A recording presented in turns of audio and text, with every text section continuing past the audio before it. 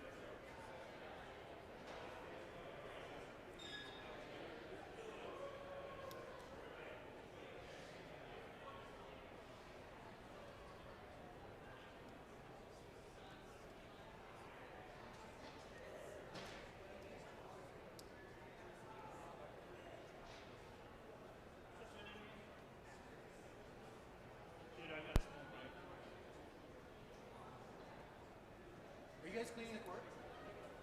You guys cleaning the court? Oh, you already did it. Okay, perfect.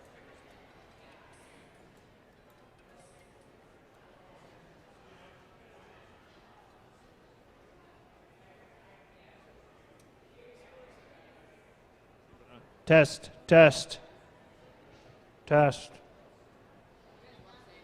Nah, he told me to, I don't want to say it.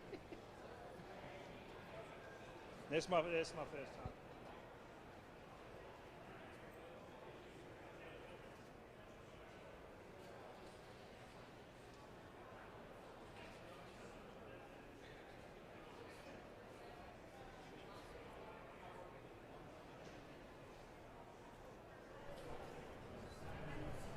Test. Mic check, test, test. Mic check, test. Test 1, 2.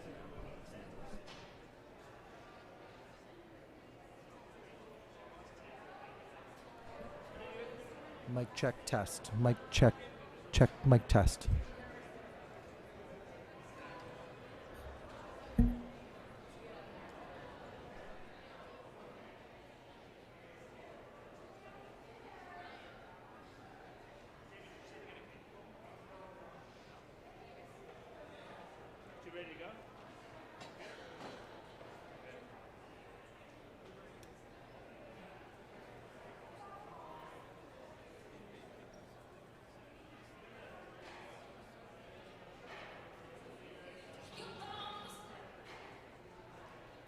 Okay, ladies and gents, welcome to the third day of the Canadian Open, Oxford Properties Canadian Open, presented by Air Sprint.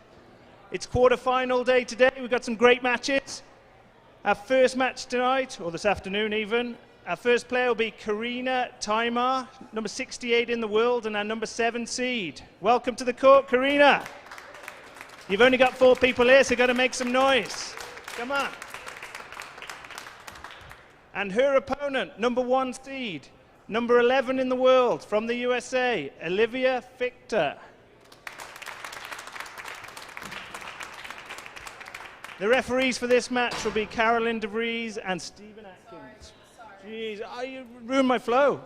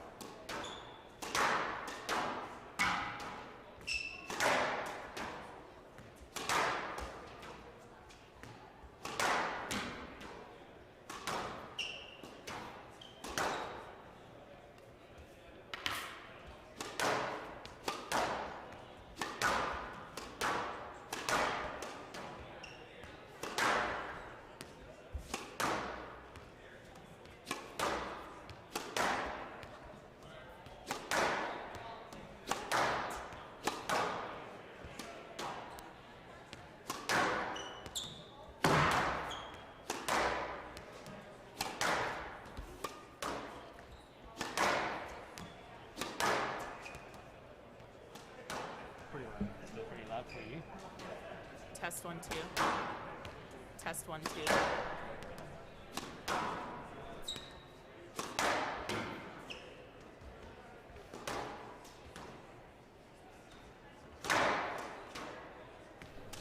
Test 1, 2.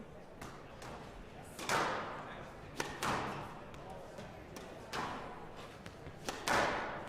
again. Test 1, 2. Okay, that's fine. I'll just deal with it.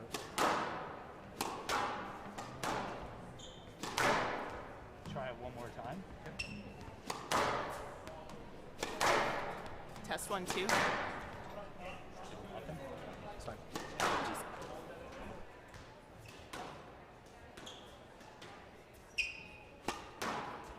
Half time.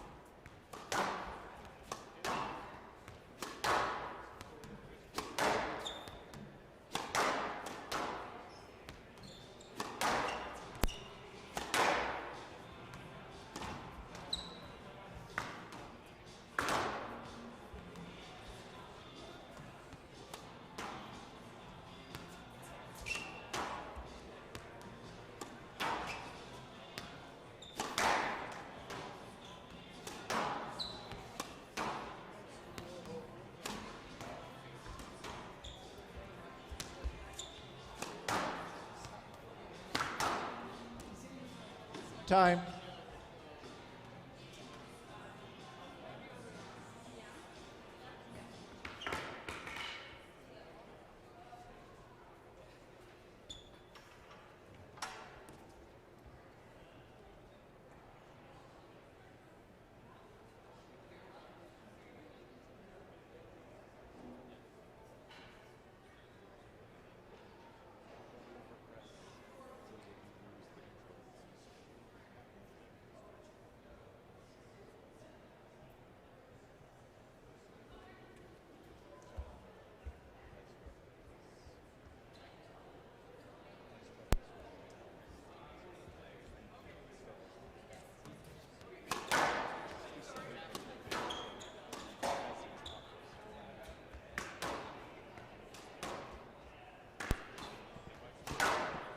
Play will start in 30 seconds.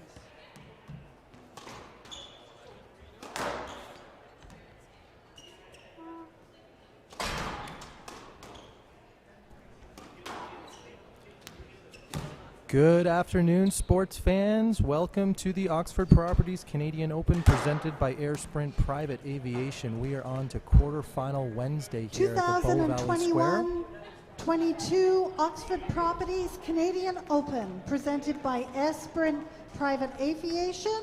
This is the women's quarterfinal match. We have Karina Tyma of Poland to serve and Olivia Fiechter of the United States to receive. Best of 5 games, love all.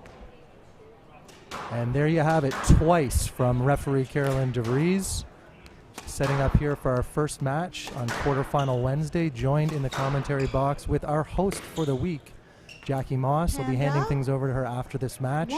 Just want to spend a little bit of time with Jackie myself personally before I hand her the reins. Welcome back, Jackie. Thanks, Jamie. Happy to be here. We have a great lineup today.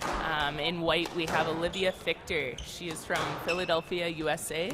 Her world rank is number 11, and she had a good 3-love win yesterday over Ali Loki of Wales, so she is raring to go today.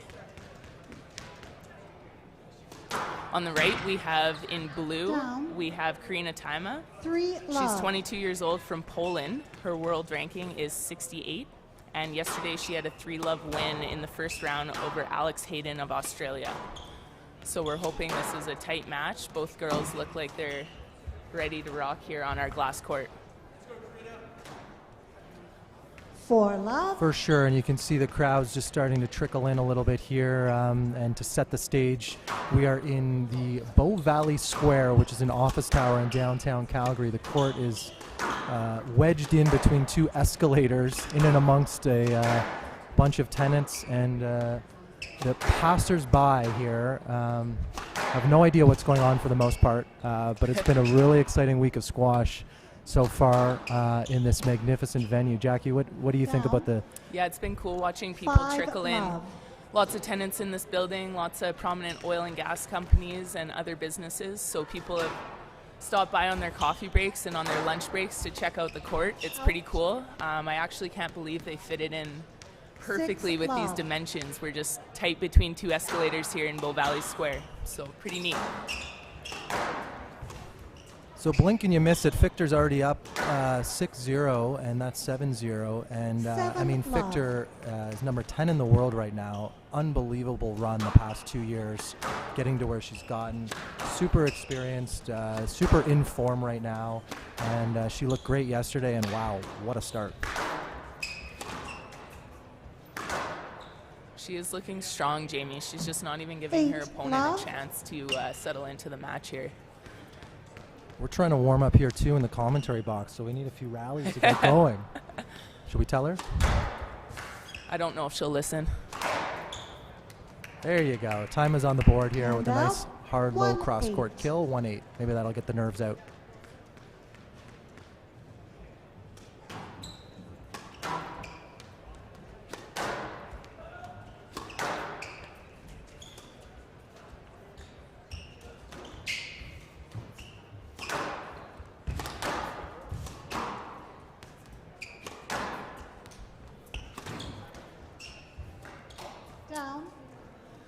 Better rally there, a little bit longer, just clipped the tin, but certainly had the right idea.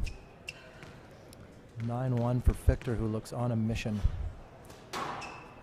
We'll talk a little bit more about this in the second game here, but of course this is the return of the Canadian Open, which we haven't seen on the women's side since the early 90s, and the field extremely strong for this $30,000 event, with Fiechter as our 1 seed and the Canadians Letourneau and Naughton and Bunyan at 2, 3, and 4.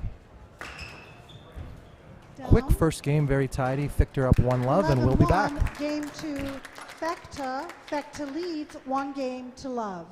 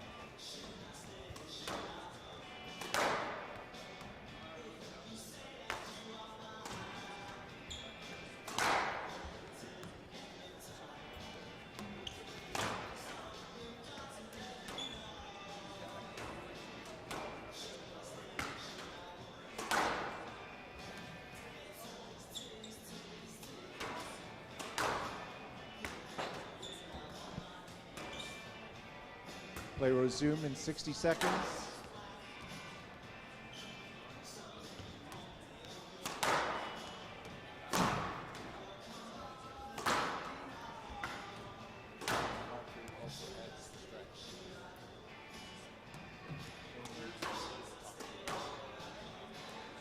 Play will resume in 30 seconds.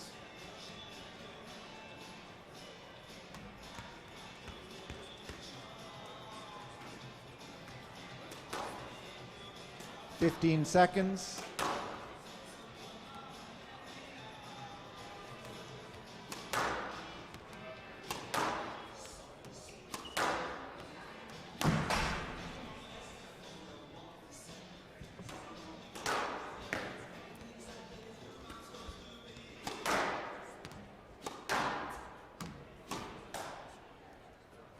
Fiechter leads 1-0. Love all.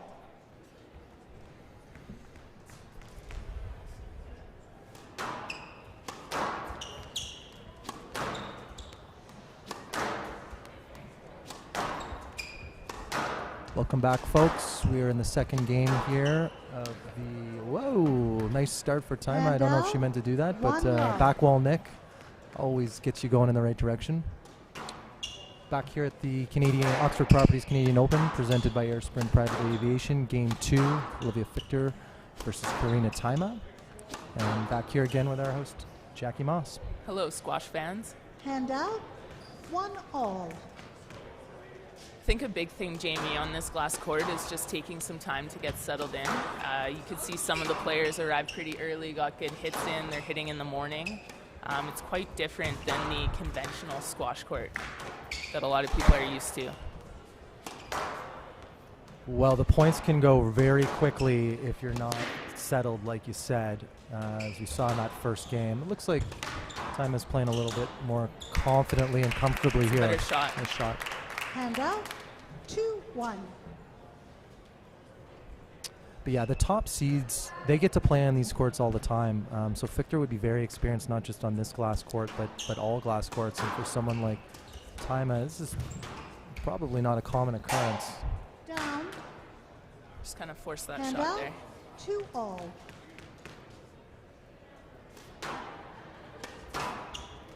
So getting back a little bit to this event here. Down. 3-2. Sorry, 3-2 Fiechter here. So yes, with our glass court here in the middle of downtown Calgary, we've had a really fun week so far. A lot of community events, a lot of juniors getting on the court. We had our corporate challenge at lunchtime every day, which has been a hoot. Our main sponsors all put in teams, and they play timed matches on the glass court, and it's actually been more entertaining than the pros in some ways. The ball can go, a lot of balls lost into the atrium. It's been really fun, but Jackie, what's this event meant so far to Calgary, and how do you think Calgary is responding? You know, Jamie, it's been so great for our squash community to be together after a couple long years. I mean, squash is such a big part of so many people's lives. And it's really just been an opportunity for us to reconnect with our friends and squash family and see some good squash and participate in the corporate challenge and all the things this tournament has to offer. So it's been really nice seeing everyone again. Of course, the headliner of this event will be Calgary's own Danielle Letourneau, who we'll be seeing a little bit later on tonight. But we also had some pleasant surprises earlier in the tournament. Andrew Schnell, former national team member, had a nice upset win in the first round, finally losing out yesterday. The up-and-coming Liam Marison, part of our next-gen squad, had a great first-round win and lost 11-9 in the fifth last night. Heartbreaking, but his form has really improved. And then, of course, Nikki Todd was the big upset winner. She's had 2 upset wins so far and booked her spot in the quarterfinals. So it's been good for Canadian squash so far. Yeah, I'm going to credit Nikki's win to her billet situation, so she's staying with me. Well fed, well rested. I also saw you giving some words of wisdom in between games too, so you're not just a pretty face here for television? Yeah, face for radio, that's why I'm here.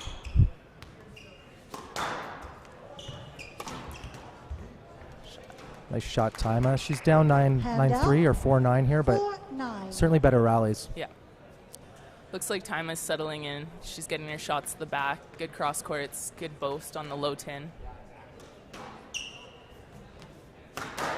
So we do have 5 Canadians in action later on today. Great shot there.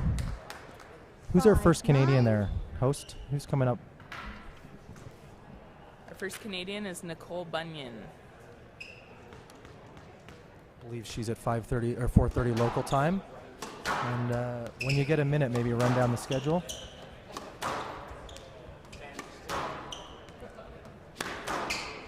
Nicole Bunyan's on at 3:45 against Saskia Beinhard of Germany. Out. Stop. Right, that's our third match of the day. Ball was out. 10-5 game ball. 10-5. Tyma, she's breathing a little bit heavy here. I have to say, I played squash earlier today, and the altitude is unforgiving here. Much better game there, but Fiechter takes a 2-0 lead, commanding 11-5, and we'll be back shortly. 2 games to love.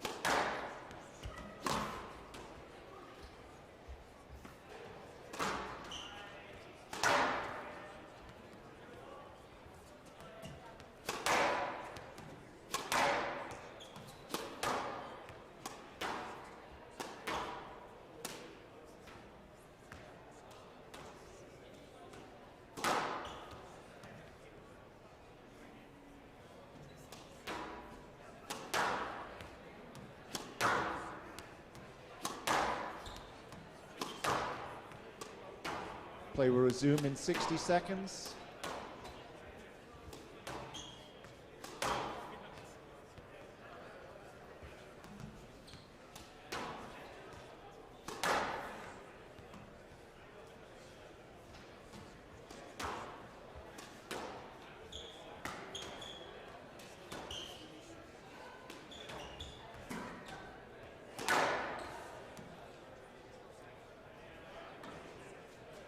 Play will resume in 30 seconds.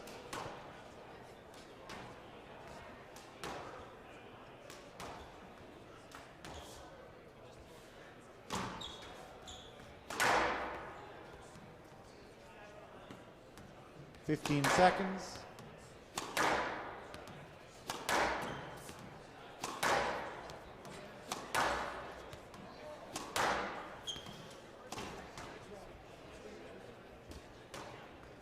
Time.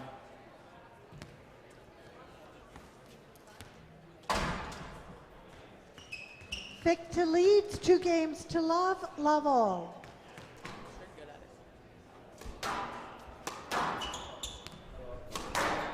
Welcome back. Game 3 here of the first match of quarterfinal Wednesday at the Oxford Properties Canadian Open, presented by Air Sprint Private Aviation. Fiechter of the United States of America with a fairly tidy and quick 2-love lead over Tyma from Poland. Jackie, what do you think Tyma needs to do here to turn the tide?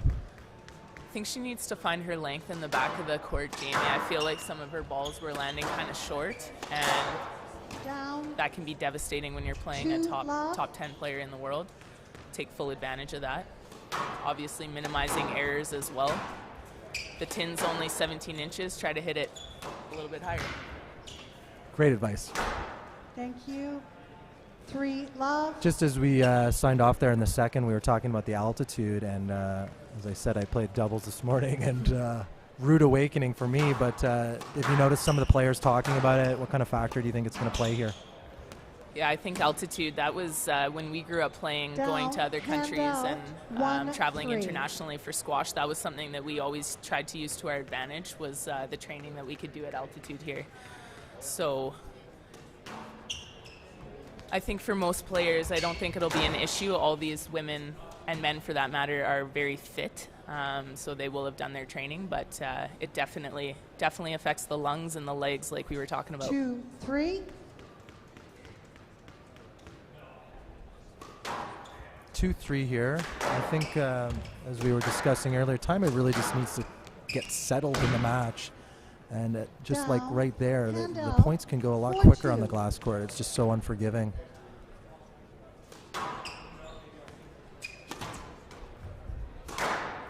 Great hold. Just a slight delay. 5-2. Froze her on the tee. Great hard low cross.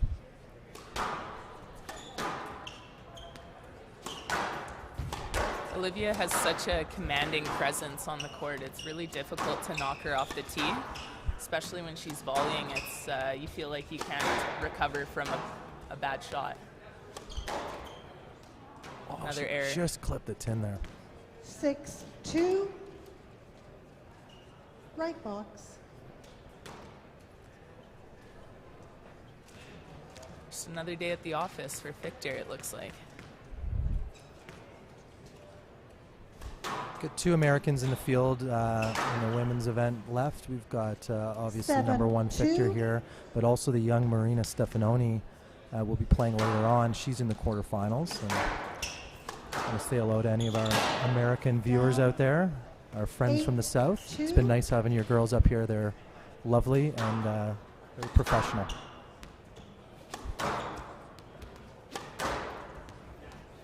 (8-2). Down. On that note, Jamie, it's been cool watching the progress of U.S. squash over the past, I guess, 7 or 8 years now. Some great players really emerging, especially on the women's side.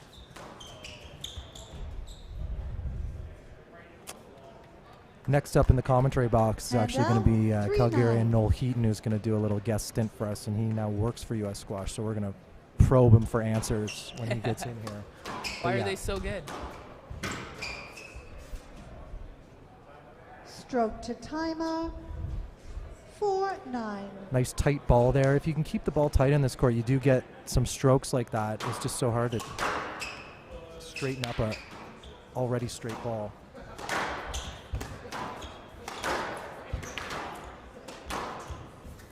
Nice shot. 5-9.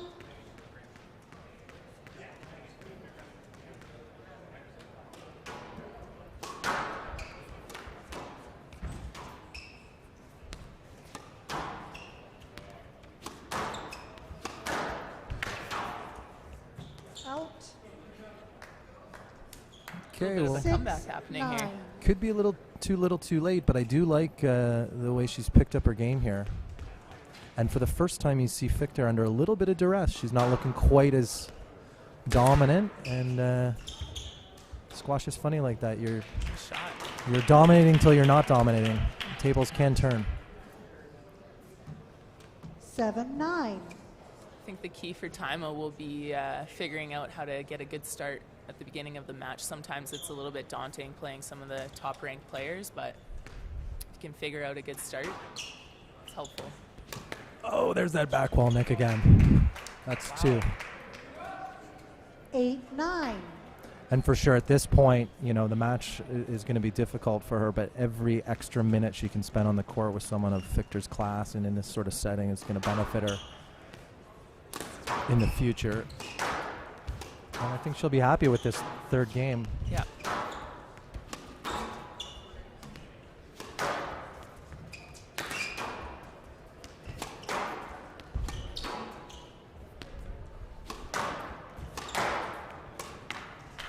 All right, 9-all.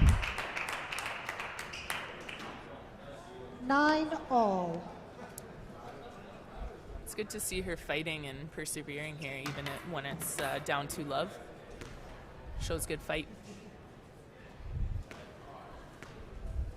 I like it, and the crowd is starting to build here a little bit, sort of doubled on the back wall. We're expecting a sellout later tonight, but it's still the afternoon here in Calgary. 10-9 match ball. And they're seeing some good stuff here. 10-9 Fiechter match ball.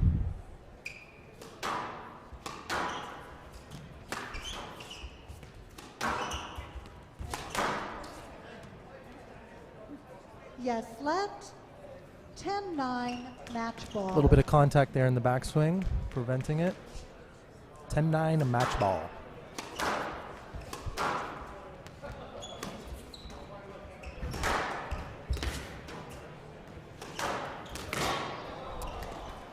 Down. Too bad, a little frustration there from Tyma, but what a great third game for her, and hopefully she can build off that and feel confident with the way she was playing there at the end.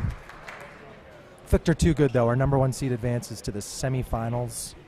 Jackie, we've got a long night ahead of us, 7 more matches, so we're going to rest up, and we'll be back with the crowd shortly. Jackie, do you want to sign off in French for our friends maybe watching in Quebec? 11-9. Nous vous voyons plus tard. Merci.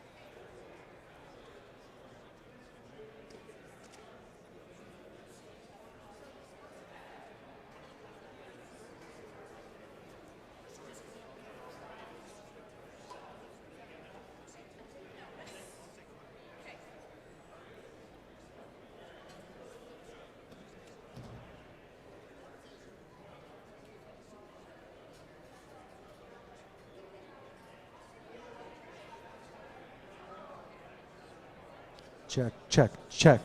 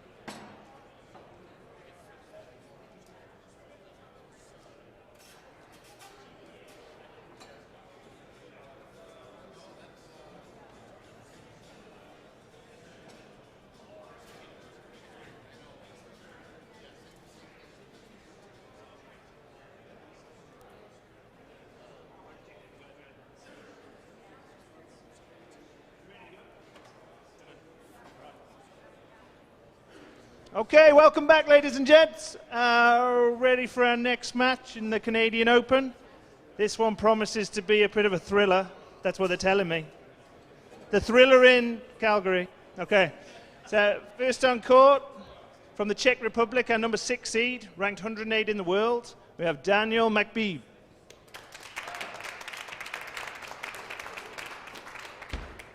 And his opponent from my home country, so I'm supporting him. Sorry, Daniel. Okay. Number 4 seed, number 68 in the world, Nicole.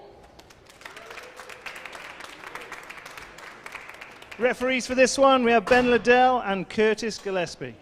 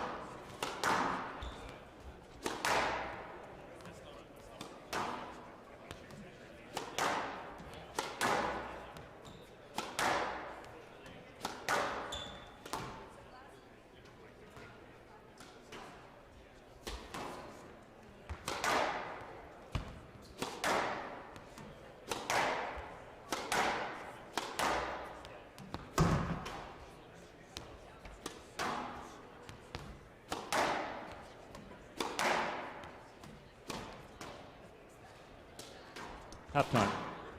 Halftime.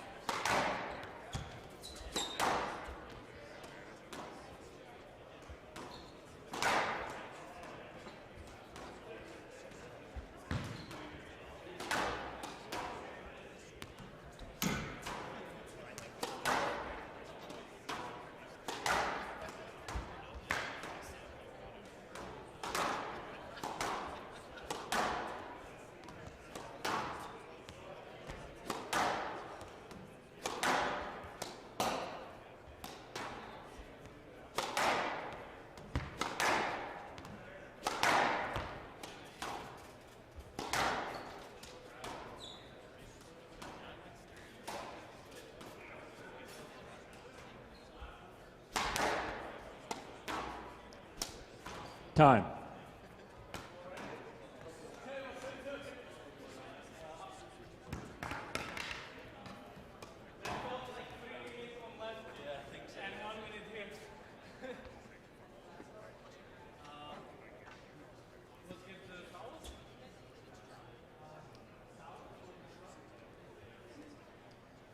Can we get some towels in the front boxes, please? Thank you.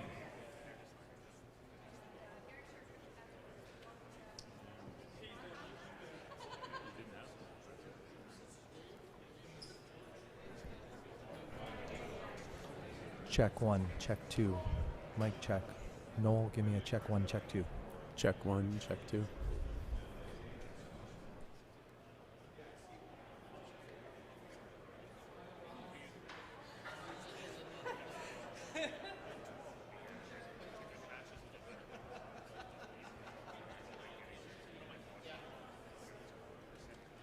'21 Oxford Properties Canadian Open presented by Air Sprint Aviation. Men's quarterfinal match, Nicole of England to serve, Danielle Mekbib of Czech Republic to receive.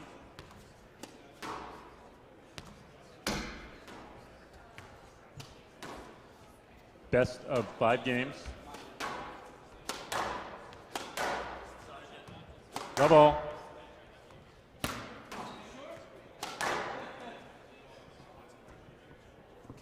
Love all.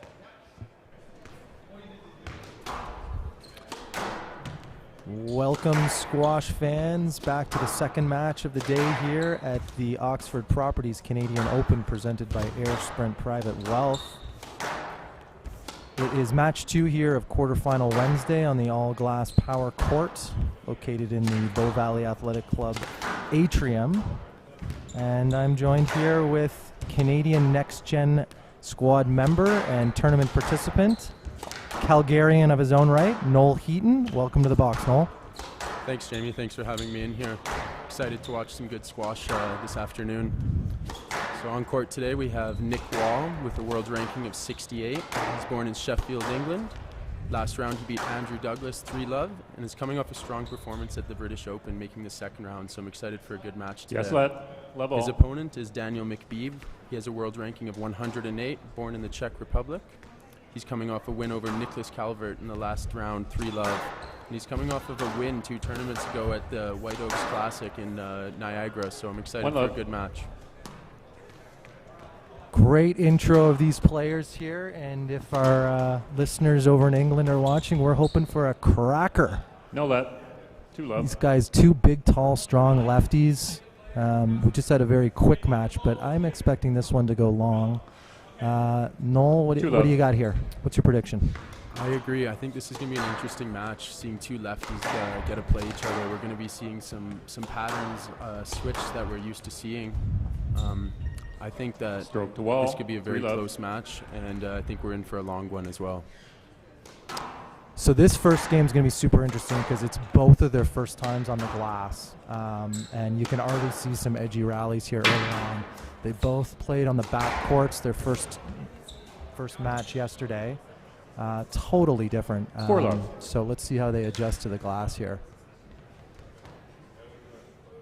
Noel, while we're settling in here for the match, why don't you give the audience here a quick introduction of yourself, who you are, why you're here, and what the future holds. Yeah, so my name is Noel Heaton. I'm from Calgary, Alberta, so I'm a local boy. I'm currently at school at Drexel University in Philadelphia. I'm going into my 5th year, playing the squash team there. And I'm hoping I'm a next-gen squad member, as Jamie said in the introduction. So hoping to keep improving and hopefully play for Canada one day.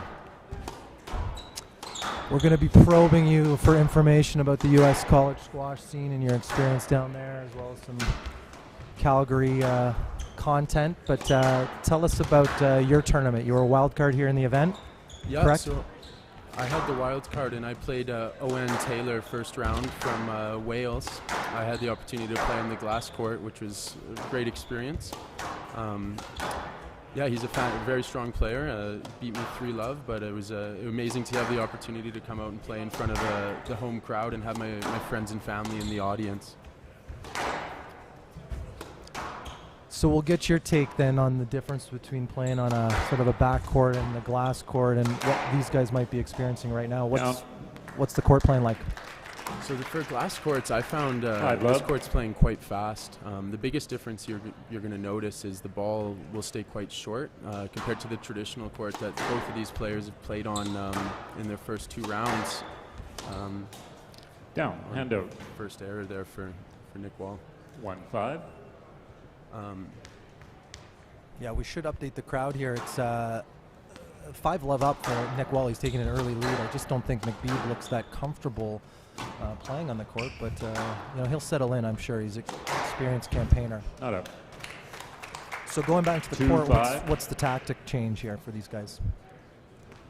So I think the ball stays extremely tight when you play on the glass court. So simple squash really will reward good shots. Just as you see right there, Nick Wall hitting a length that stays tight to the wall, and it gets a squeeze out of Mekbib. 6-2. So we've got the number 4 seed and the number 8 seed, and like you said, Mekbib's coming off a tournament victory. He's going to be playing with a little bit of confidence. How did these guys get here? Who did they beat? Do you have that? And/or down. I know Wall yesterday had a match against Andrew Douglas from the United States of America, and he looked amazing. You know, I actually picked Douglas for a potential upset win there, but Wall really impressed me with just how steady he was. His consistency, his width, really strong. And I think Mekbib had an easier match against Nicholas Calvert. 3-7. Yeah, that is correct. Although they both won in 3, Nick Wall's match was a little bit more physical than Mekbib, so we'll see if that has anything that comes into effect today. Mekbib had a match against Nicholas Calvert of Australia yesterday and won a pretty comfortable 3-love and looked very sharp on the traditional court upstairs. A lot of action on the backhand side on the right wall, which we haven't seen that much of. Both super strong forehands, but then stroke to Wall. A couple of big boys there. You got to make sure you keep the ball super tight, it looks like, with the refs Sorry, today. you're correct. Left box. 8-3. It is hand out. You are correct. Sorry, 8-3. I'm sure this is the start that Nick Wall wanted to get off to, having a 5-point lead in the first game.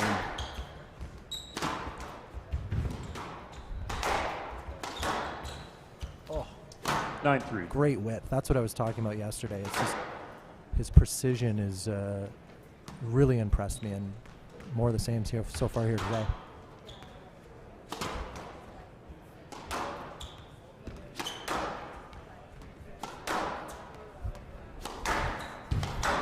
So Wall's opened up here with a 9-3 lead.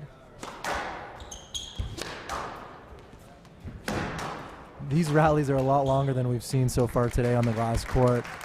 Hand out. Certainly neither of them are super attacking. Do you think that's just because their opponents are fast, or, you know, is that their style of play? I think a lot of them are just, I think they're trying to feel each other out right now. Trying to get used to the glass court perhaps a little bit as well.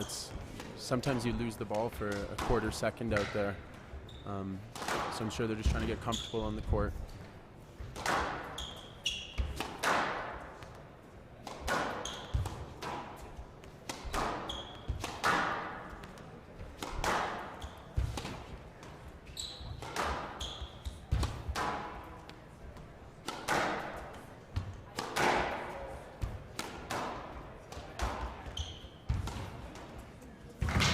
Not up.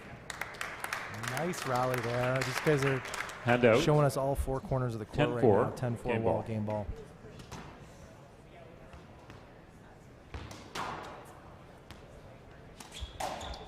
Down. Yikes! Not a great Game finish there Wall. for Wall Mekbib. He's down one game to love. We're love. going to take a little bit of a breather, and we'll be back for game 2.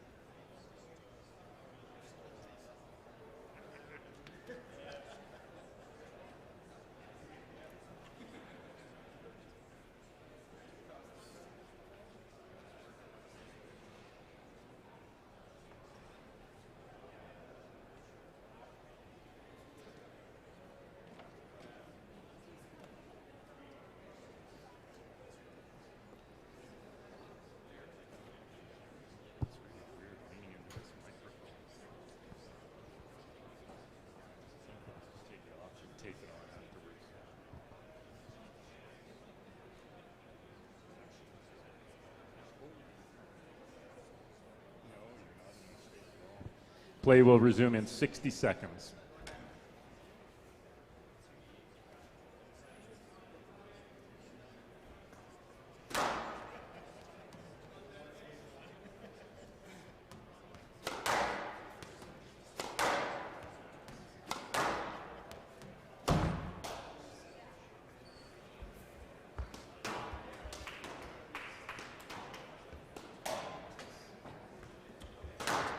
Play will resume in 30 seconds.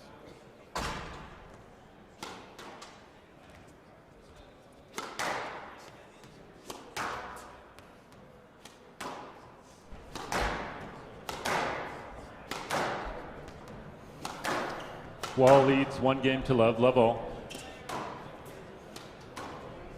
We are back here, second game of the Oxford Properties Canadian Open presented by Air Sprint Private Aviation. Quarterfinal match, second match of the day. We've got Nick Wall leading Danielle Mekbib, 1-0. Back here with Noel Heaton, and we just actually we're in the commentary booth, which is in the middle of the atrium, so we're open to the public, and a lot of people coming up to us in between games, and we just had Mekbib's billet come up to us, Daniel's billet, and so it's. The community here in Calgary is so excited for this event, and just the energy and excitement around the court right now is really cool. Noel, what's your take on what this means for Calgary and how the community is coming together? Yeah, this is amazing for squash in Canada and for the Calgary community. I grew up playing squash in Calgary, and it's a very welcoming community, and is really the reason why I've become passionate for squash. It's been great being home and talking to everybody, and excitement is very high for this event, and everybody in this Calgary community is very excited to watch some high-level squash and support a couple local players that are doing well in the event. Well, yeah, this is a little bit of a test for the glass court because we've had a ton of Canadian content here so far this week, and yourself, Brett Schiller is a local, we had Andrew Schnell who's a local. And so now this is, the first match where we've really seen two international players, and the crowd is just as big as it was, and I think they're appreciating the level of play now, not just sort of knowing the people personally. And we got a nice crowd here already at 3 p.m. Yes, let. Love all.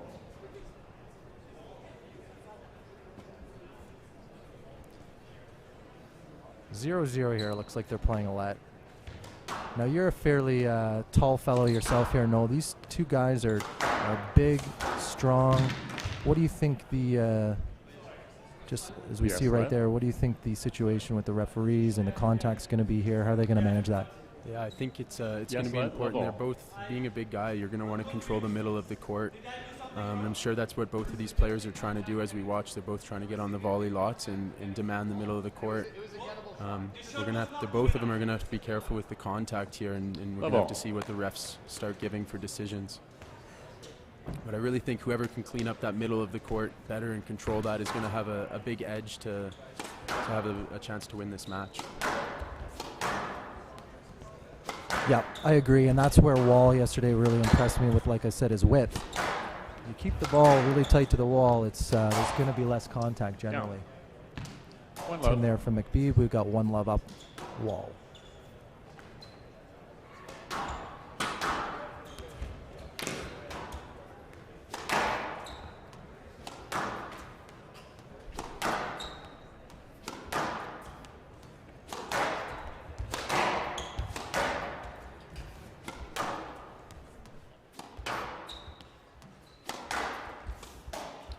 Down.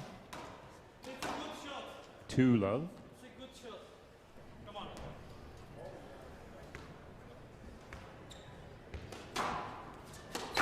So Noel, after this event, you're headed back down to Philly, is that correct? Yeah, so I'm heading back down to Philadelphia on Sunday. Like I said earlier, I have 1 year of school remaining.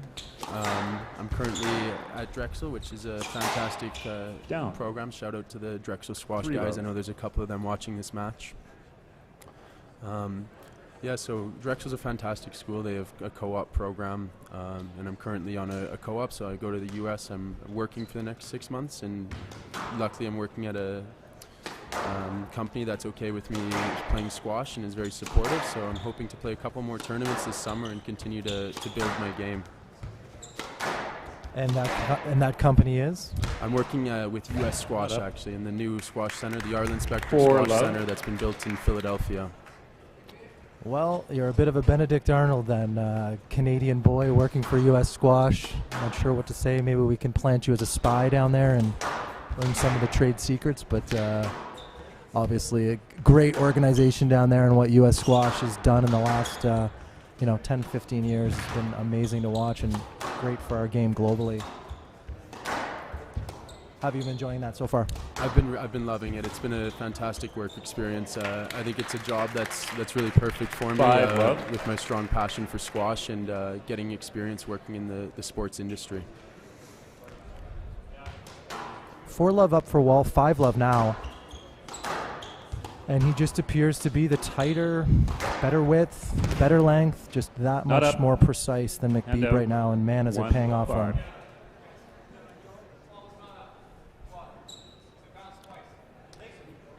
Hand out, 1-5. I think Mekbib's best chance to really get back into this is to make these rallies super physical, make them a little bit longer than they have been.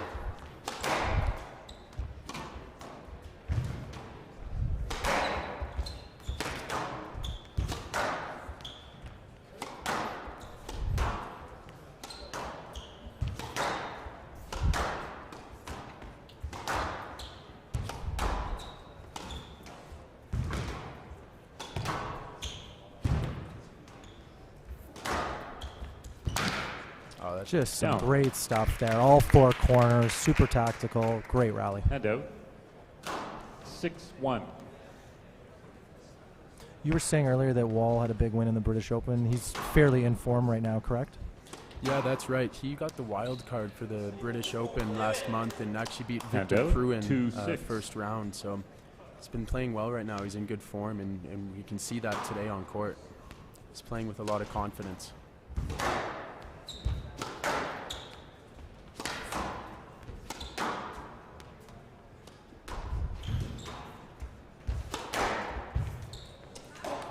That's the shot from Mekbib. That forehand kill is a weapon of his. 3-6, right box. First one he's hit for a winner in a while, and maybe that'll get him started here. Hand out. Maybe not. Not quite sure what happened there. I don't think either is Danielle. Looks okay though. Danielle's actually a bit of a Canadian fan favorite. He's played a lot of events over here in my home club in Toronto, where I coach at the cricket club.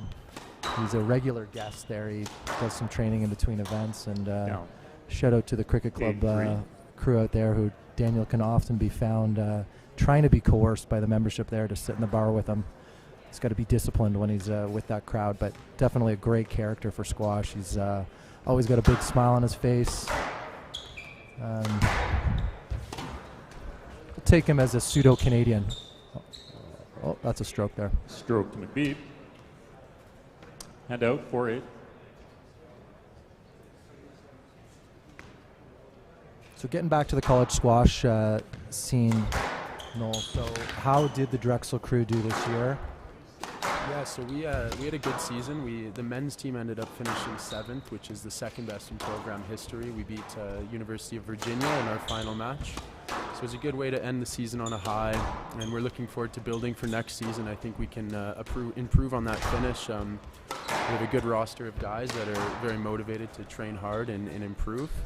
Yes, and I'm excited for what the future holds. And our women's team had a fantastic season. They finished 2nd, which was the first team to make the second team that's a non-Ivy League to make the college finals of squash besides Trinity University. So very proud of the women's team and the way that Drexel Squash is headed.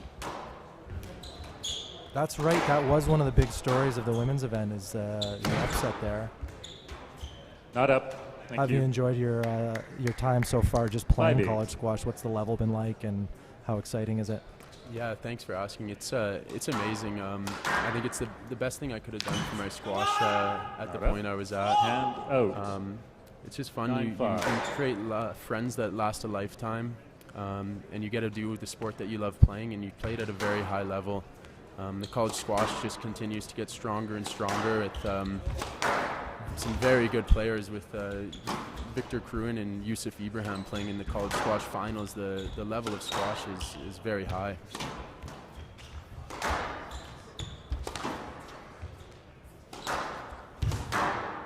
Yeah, it's certainly come a long, long way.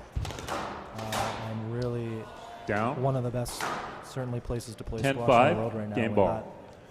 I agree, and I think it's partially due to Amanda Sobey and Ali Farag going to college and proving that you can have a very successful professional playing career after, and you can get better playing college squash. 11-5. Game to Wall. Wall leads 2 games to love. Nick Wall runs away with the second game there. A few better rallies from Mekbib, but we are 2-love up Wall, and we'll take a quick breather here.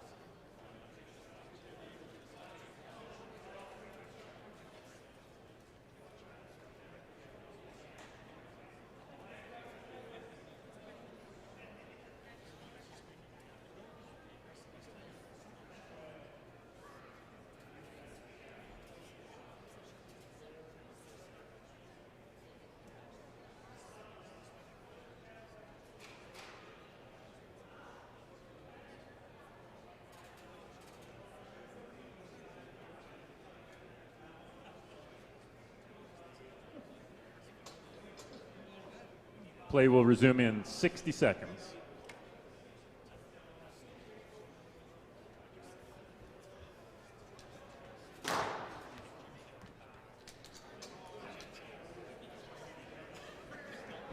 Yes.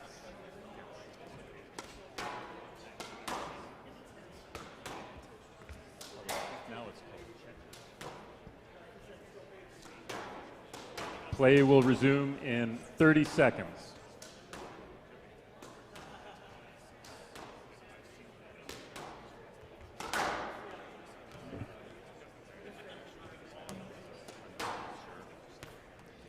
Fifteen seconds.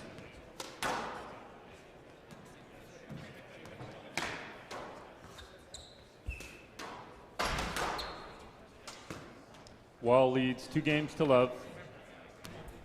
Love all.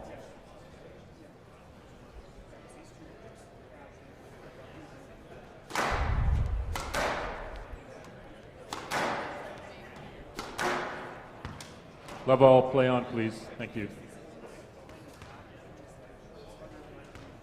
The referees told us to play on here, so off we go here for the third game of the Oxford Properties Canadian Open, presented by Air Sprint. Quarterfinal match between Danielle Mekbib and Nick Wall. 2-love up for Nick Wall. No, what does Mekbib have to do here? I think he's just got to extend the rallies and find a way to get into the games. He's been a bit of a slow starter, going down 3 or 4 point deficit at the start. So I think the key to this game is getting off to the right start and keeping it close to put yourself in a position to possibly win the game. Hand out. 1-all. A little bit of a change up there from Wall. I don't think Mekbib expected that sort of half-weighted ball. But totally agree on the start. I mean, at this level, if you go down 4 or 5 love against a player of this caliber, it's going to be tough.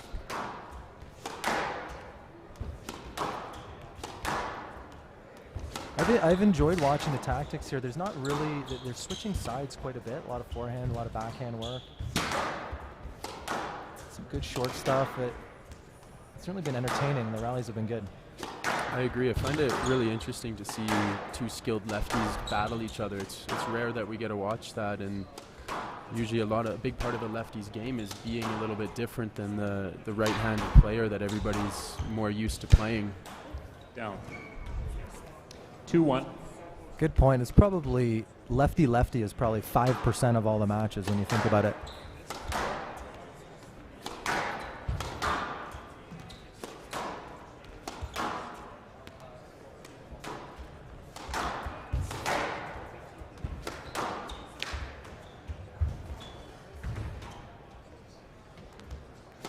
Just set the crowd up a little bit here. The next match on will be Nicole Bunyan of Canada, the number 4 seed. 3-1. First Canadian in action today. And as I said, the crowd continues to build here. Of Jackie Moss and Canadian 4-time national champion Samantha Cornett will be commentating that match. And for the folks later on, world champion Jonathan Power arrived earlier today. And he will be joining us in the commentary booth later on tonight. As this is his court, the Power Court. So it'll be a nice treat to have Jonathan here. And were you a JP fan growing up more, or a little too young? He was a little bit before my time, but obviously being a Canadian squash player, you immediately know who Jonathan Power is, and he was amazing for what he did for squash in Canada and growing the sport. One of the best to ever do it, for sure. So now as a Squash Canada Next Gen athlete, you're going to be playing on the Pro Tour, and give us a little bit of a roadmap for how that looks for somebody just sort of starting out and trying to cut their teeth. Right, so it's difficult to start on the professional tour. A lot of it has to do with getting wild cards for events like this, and players are always thankful when they're able to get the wild card to build a couple points, to be able to get a ranking that gets you into tournaments. But it's a fun path to take, and squash continues to grow. So playing the sport that you love professionally is truly a privilege. 7-1. Yeah, I've been watching these guys all week. It's not a glorious profession, certainly when you're just starting out. 8-1. Flying all over the world to play maybe 1 or 2 matches, sleeping on people's couches, but it's romantic and it's honorable, and I'm excited for you to be starting out on that path. Not up. Seeing how good you can get. Hand out. 2-8. Things are slipping away here for Mekbib. It's 2-8, and Wall, I mean, just looking totally professional, totally confident, totally comfortable. Great performance so far.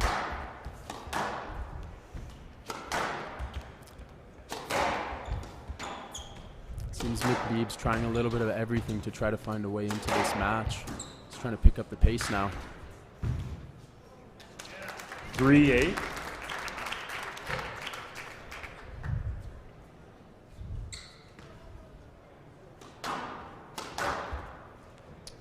Hand out. 9-3. Well, that can't help right there. Just got totally wrong-footed. Not sure if he thought the ball was going somewhere else, but he's now down 9-3, and really nothing to lose here. So maybe we'll see some shots and spirited comeback. Come on, Danielle.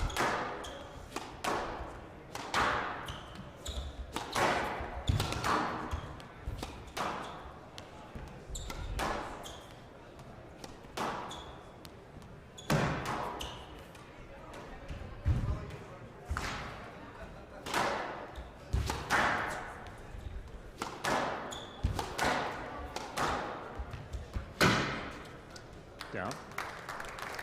10-3. Nice squeeze Match there ball. by Nick Wall. His width Right box. once again on display there. Right 10-3 box. match ball. 10-3 match ball.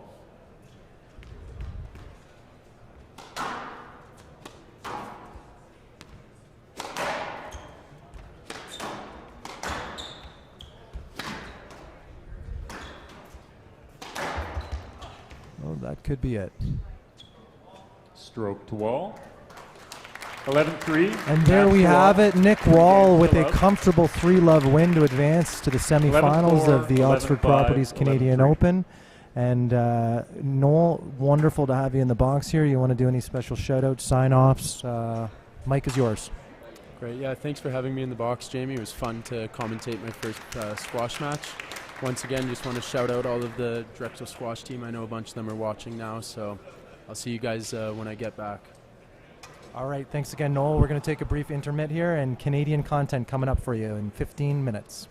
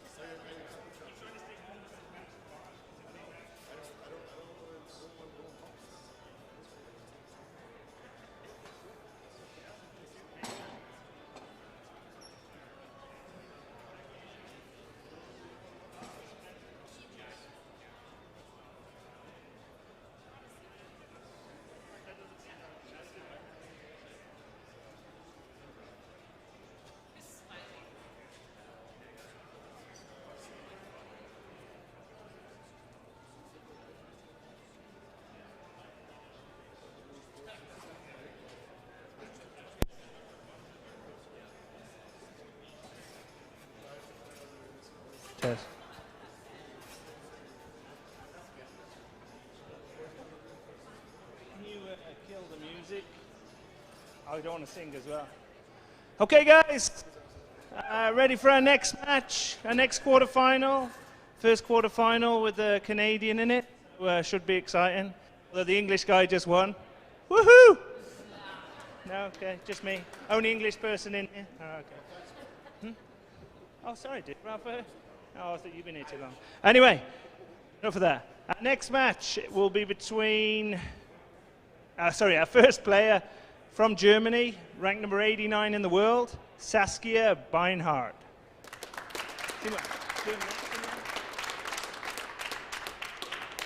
And her opponent, Canada's own world number 52, the number 4 seed. Let's give a big hand this time, rather than that lame effort we just had there, for Nicole Bunyan. There we go. Great to crowd over there.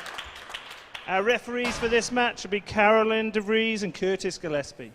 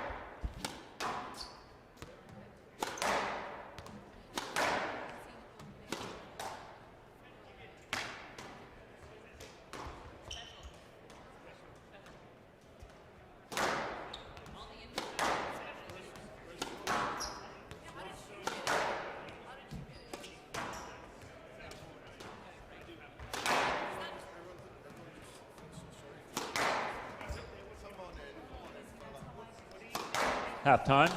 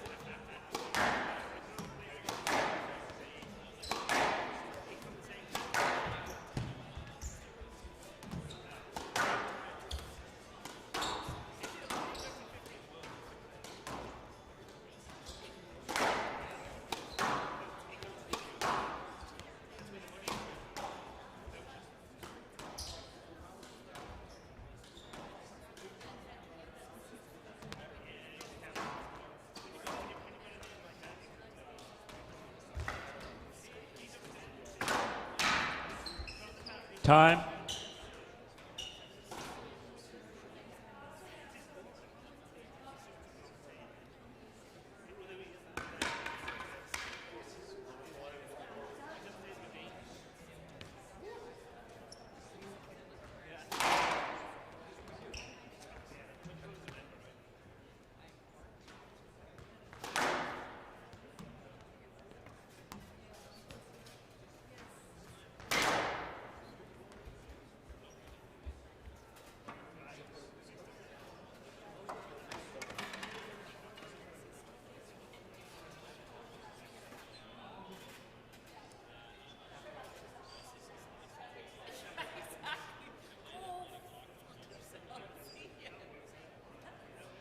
Play will start in 30 seconds.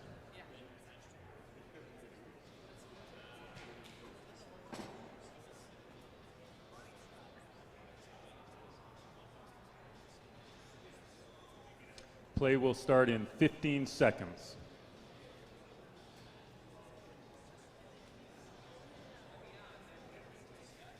Nicole, I want to make sure your towel box is flush against the front.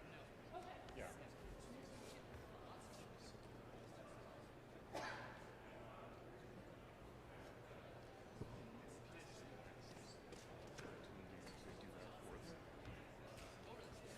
2021 Oxford Properties Canadian Open, presented by Air Sprint Private Aviation Women's quarterfinal match. Nicole Bunyan of Canada to serve, Saskia Beinhard of Canada to receive. Of Germany to receive. Best of 5 games. Love all. Hello, squash fans, and welcome back to the 2022 Oxford Properties Canadian Open Squash Championships presented by Air Sprint Private Aviation. We're back at quarterfinals day here at the Bow Valley Athletic Club in the heart of downtown Calgary. And I am honored to be joined by former Canadian champion, national team member, and squash legend, and actually a good friend of mine, Sam Cornett. Hey, Sam. Hello.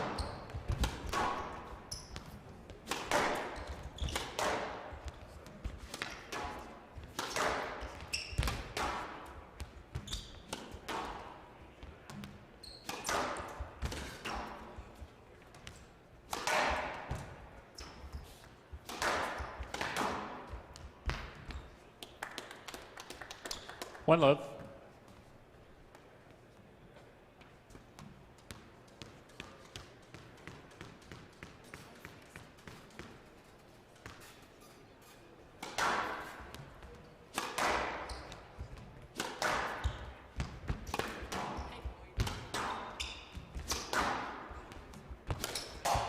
Down. Hand out. 1-all.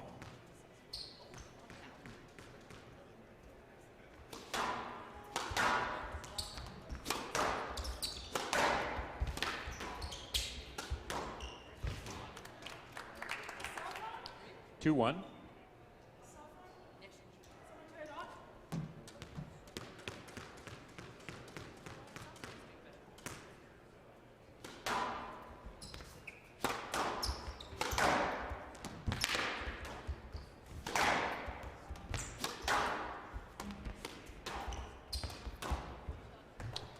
Hand out.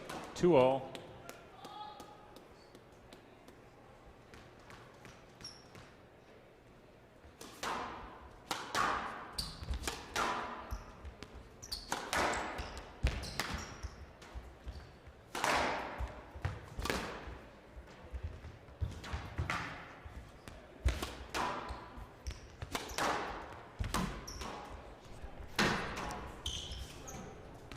Hello, squash fans, and Stroke welcome to back Beinhard. to the 2022 Oxford Properties 3-2. Canadian Open Squash Championships presented by Air Sprint Private Aviation. I'm your host, Jackie Moss, and we are at quarterfinals day here at the Bow Valley Athletic Club in the heart of Not up. downtown Calgary. I am honored to be joined by my good friend, Sam Hand out, Cornett, 3 who all. is a former Canadian champion and national team member, and of course, a legend of squash. Sam, welcome. Thanks, Jackie. Very happy to be here. I'm pumped to watch this match. It's starting out tight, so bring it on. Great. Today we have our first Canadian featured in the quarterfinals, who is Nicole Bunyan. She's in black. Nicole is 4th seed in the tournament from Victoria, BC. She had a close 3-0 against Lucy Stefanoni in the first round, and currently has a world ranking of number 52 in the world. Her opponent today is Saskia Beinhard. She's from Germany, and she's had a couple of really good matches to start the tournament. In the first round, she had young up-and-comer Hannah Blatt from Winnipeg, who she beat 3-0, followed by Australian Sarah Cardwell, who she beat in the second round yesterday 3-1. So looking forward to a great match today, I think, Sam. Yeah, definitely. I wonder how Saskia will back up a match. I believe she was a lower seed against Sarah Cardwell, so an upset win. She was also on the back court, and I'm sure she's pumped to be on the glass today. Right. And I think from your experience, Sam, playing on a conventional, normal squash court versus a glass court, there's some differences, hey? Yeah, definitely. I know you've hit on this court too, and it takes some getting used to. But I think, like anything, there's good and bad, right? If you're on a court like this, you're in a pretty cool spot. You've done some good work to get here. So there's pros and cons, even if you can't see a lob. Absolutely. So we're off to a really good start here in the first game. Nicole is up 5-3. And a good counter there against Beinhard. 6-3, left box. Some similarities in their games, hey Sam? Looks like both ladies hit a pretty good ball, hit it pretty strongly. Yeah. Heavy hitters.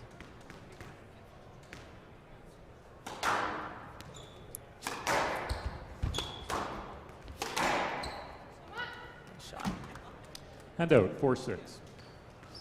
So Sam, for the folks at home who don't know, do you maybe want to talk a little bit about your involvement with Squash Canada and some of the work that you've done since you retired from the game? For sure. Just in January, I started working for Squash Canada, and I'm the events and national teams coordinator. I always have to take a second to plan out the words. It's a mouthful in my head. But I'm really happy to be doing it. I think it's a wonderful transition for me after playing. I got to get my hands into the Yorkdale event back in October as well.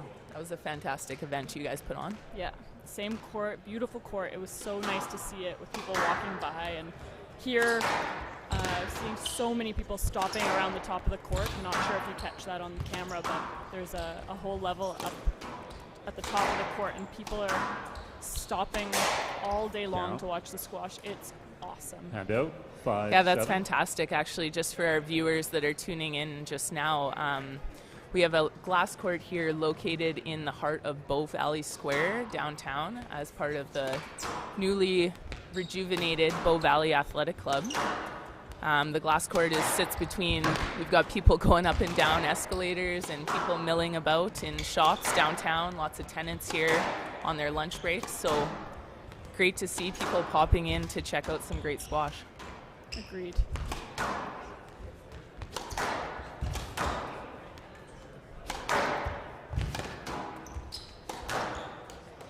Nice shot. Hand out, 8-5.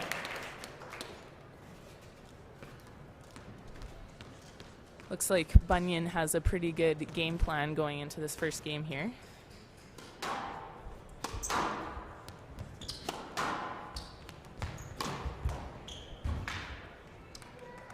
Hand out, 6-8.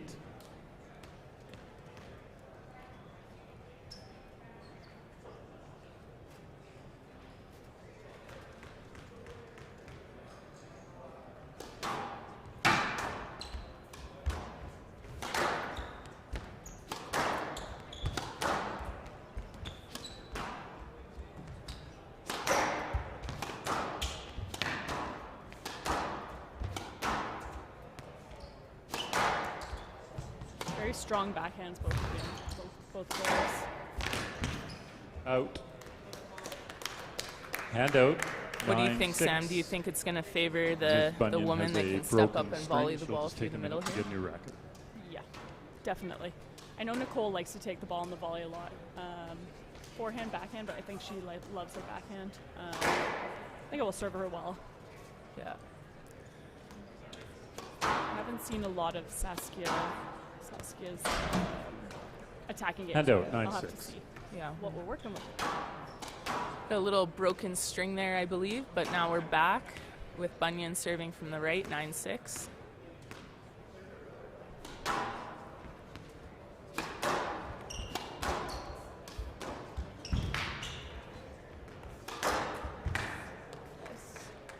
Handout, 7-9. Anything that sits up in the middle seems deadly, hey? Yeah, severe, nice.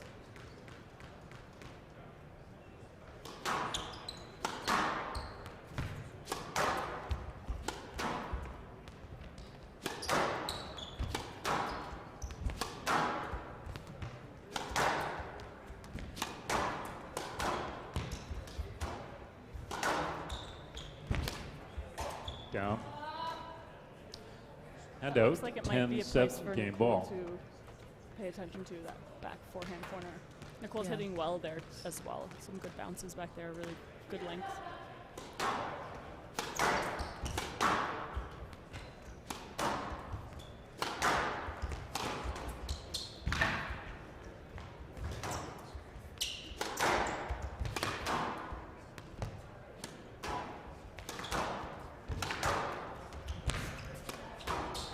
Out, 11-7. Game to Well, Bunyan. first game to Bunyan leads in the 1 game books. to love. We'll be back after a short break.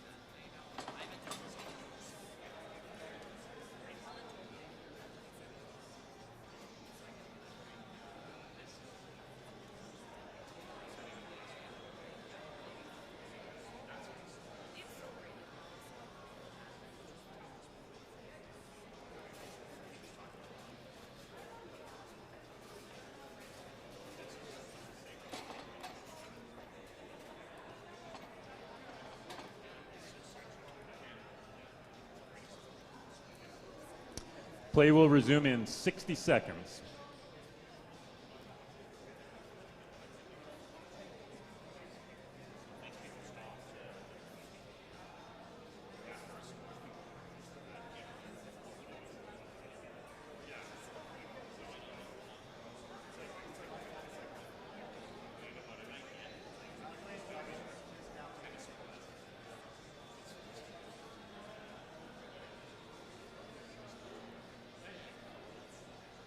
Play will resume in 30 seconds.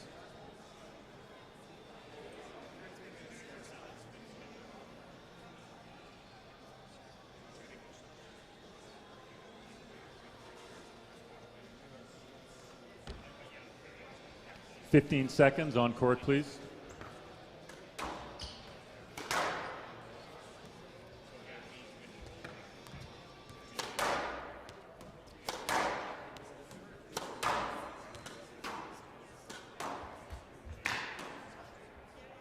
Bunyan leads 1 game to love. Love all.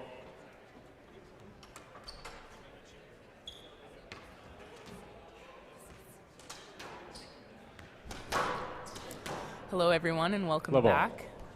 Bunyan leads 1 game to love. Back with Sam here in the commentating booth. Hey, Sam. Hello, Jackie. So strong serve 1 love. and start for our Canadian here. It's always good getting that first game in the books. You feel a little more relaxed, a little better, ups your confidence. Yep.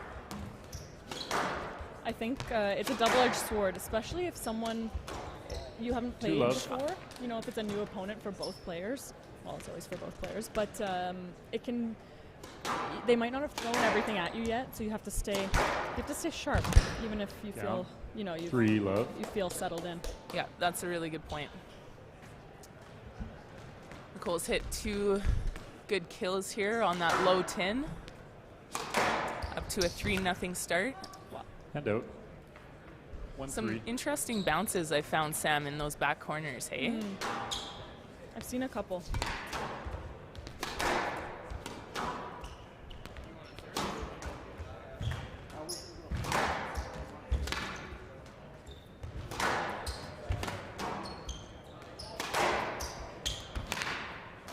Down.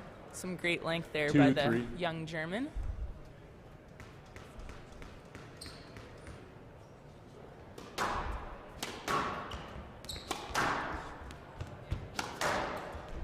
Her intensity is, I really like it. She looks like she's not gonna ever stop trying to win this match. Down. Even, I know 1-0 is And nothing, out, but 4, you can tell 2. this isn't gonna be a quick match. She's gonna fight. I like that, yeah. Often, you know, you get down a game, you might feel a little discouraged, but it's really, squash is all about the fighters, right? Something like yourself, my friend. Yeah, and you. We've shared a battle or two on the squash court. Oh yeah. Oh, there's that bounce. A shot. 5-2. I find I'm always amazed by these girls and their ability to get on those low working boasts to the front. Yeah. I always watch those go by me hoping I'll get to it, but they're so quick and so strong. There it is 6-2. again. It's a great shot. 6-2, Bunyan continuing her strong start here. Quarterfinals, Canadian.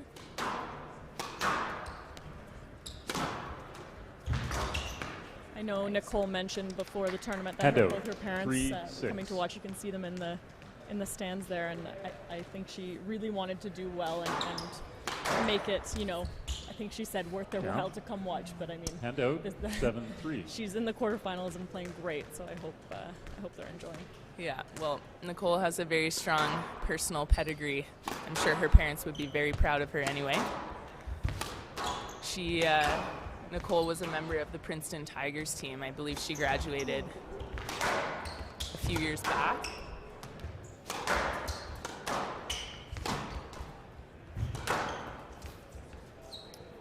Stroke to Beinhard. Yeah, just a bit loose on that wall there. Hand out. 4-7. Fun between the legs. Yeah. You can hit those, right, Sam? 5-7. More of a behind the back kind of gal. Yeah.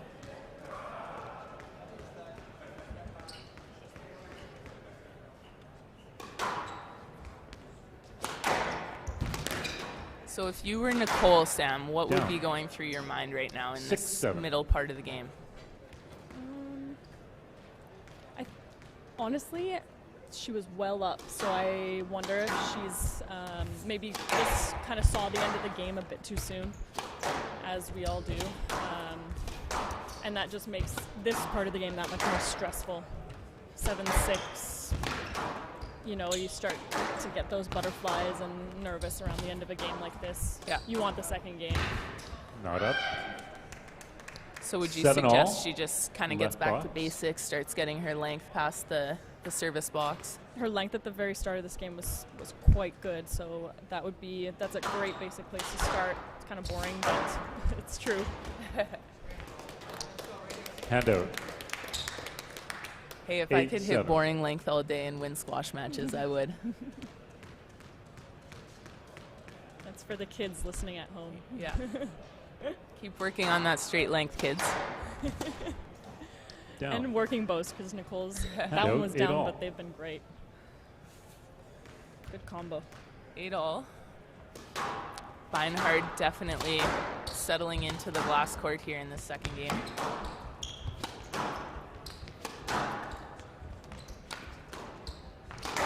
Not up. I've seen her catch her Hand a out, couple 9-8. times, you know, a low working boast or a straight drop to the front like that kind of catches her off guard.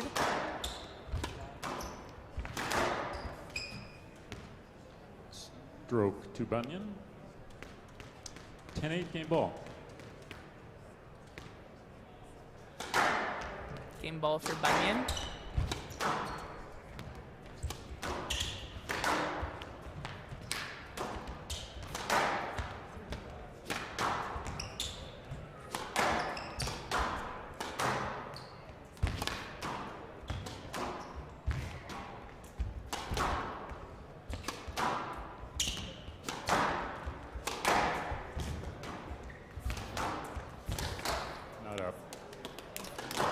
Hand out.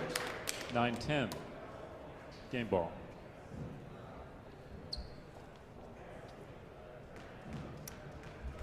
You know, sorry, speaking of length though, I do know Nicole can have a tendency to just go to length. So as you say, I think there is a space for some attack here at the front. I don't know if Beinhard moves to the front as fast. So I think it's going to be a balance of finding better length and stepping forward, because you said who's going to volley, right? That's going to be really important. Yeah, and the combo there, like taking her forward, then taking it short off the volley. Not up. Thank you. Really good work by Beinhard there to tie it up 10 at all. 10-all. Player must win by 2 points. I think she escaped 2 game balls, Left so box. good on her for fighting through that.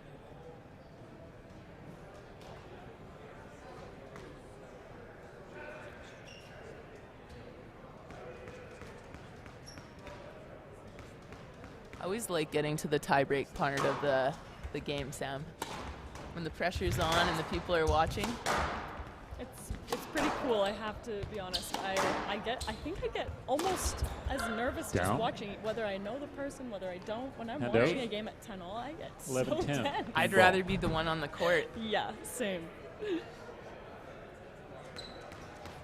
Especially when it's a friend of yours and you care.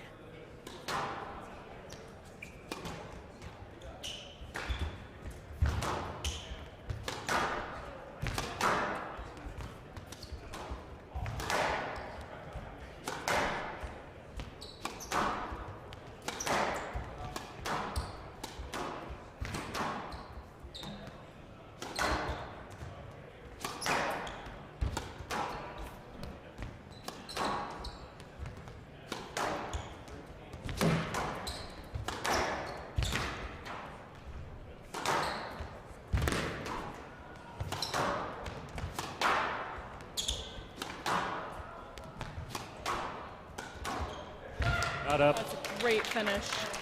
Great work by 12-10. Bunyan to Game close to that out. Bunyan. We're going to take a short break and we'll Bunyan see you back leads for 2 game games 3. to love.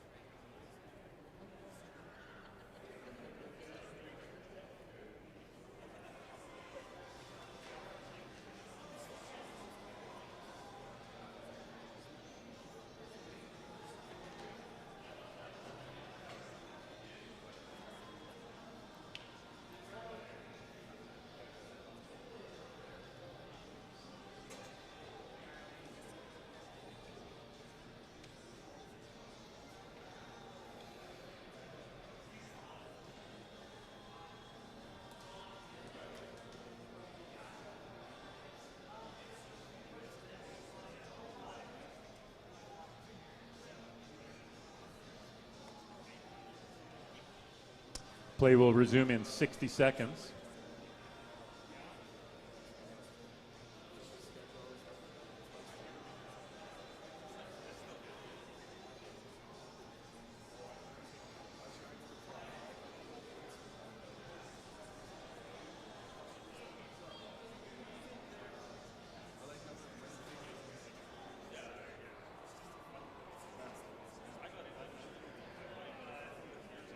Play will resume in 30 seconds.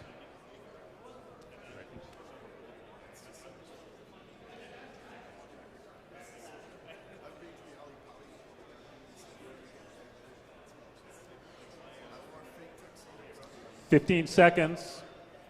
On court, please."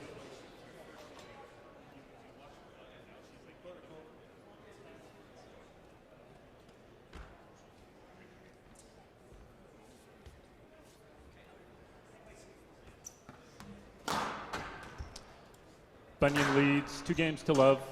Love all. Play on, please. Love all.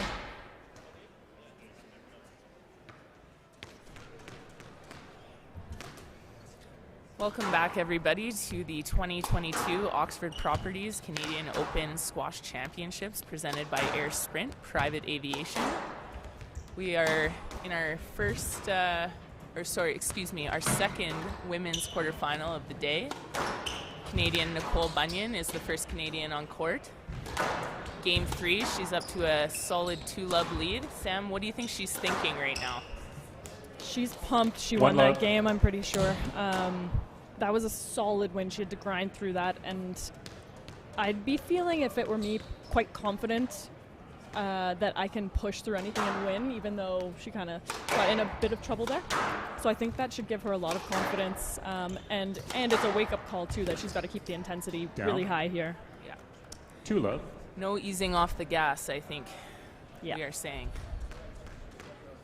Good start here to this third game, 2-love. She seems focused and dialed. Down. Hand out. 1-2. I'd like to take a quick minute and thank some of our court sponsors: Slate Music, Sierra Holdings, Sing Family, AMJ Campbell, Richardson Wealth, the Power Court, and the Government of Canada. 3-1. A couple of our event sponsors as well: Tourmaline, Renfrew Chrysler, Birchcliff Energy, Hemisphere Energy, Sano Stante Real Estate, McDaniel and Partners, and Calgary Tourism. I know the Bow Valley Athletic Club and crew really appreciates all the fundraising and donations and all the support from volunteers throughout the tournament. It's really been incredible to see the community come together.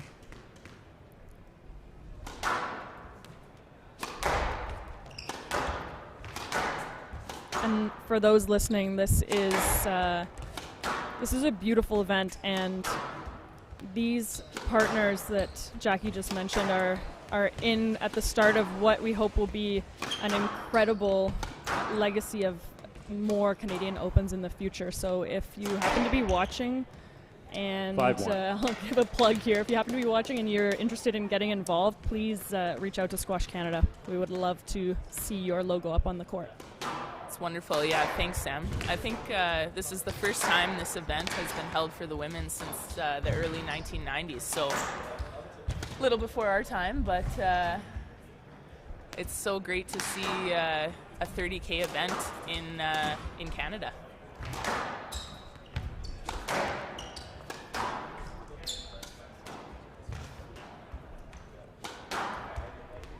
Along with Nicole here with along with her, we've got some of the top players in the world that are Canadian, so it's a good time to have events like this. There's a reason we're having events of this stature, and it's because of the likes of Nicole Bunyan on court now.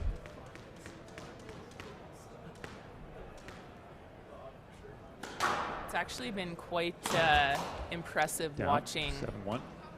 This women's event. I think, Sam, if you could speak to this a little bit, but the quality of women's squash in general has just really skyrocketed over the past little bit, not only at the very top of the PSA, but also in kind of the middle category as well.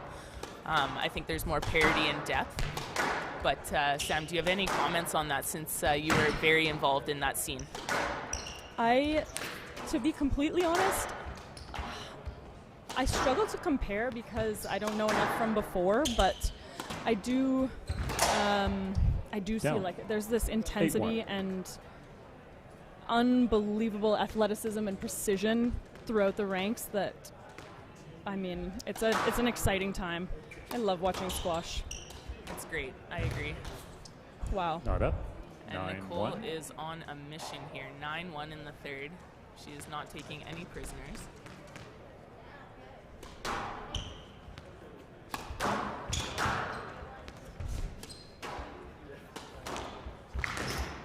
Down.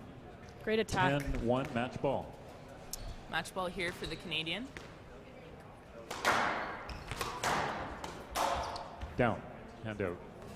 2-10 match ball.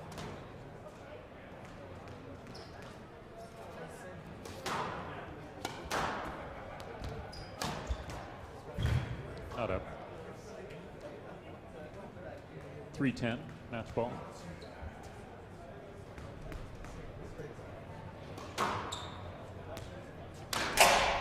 Down. She wants it. 4-10 Yeah, match couple ball. of errors here at the end. I think a little bit of impatience, but she'll get back to the game plan here. I'm confident.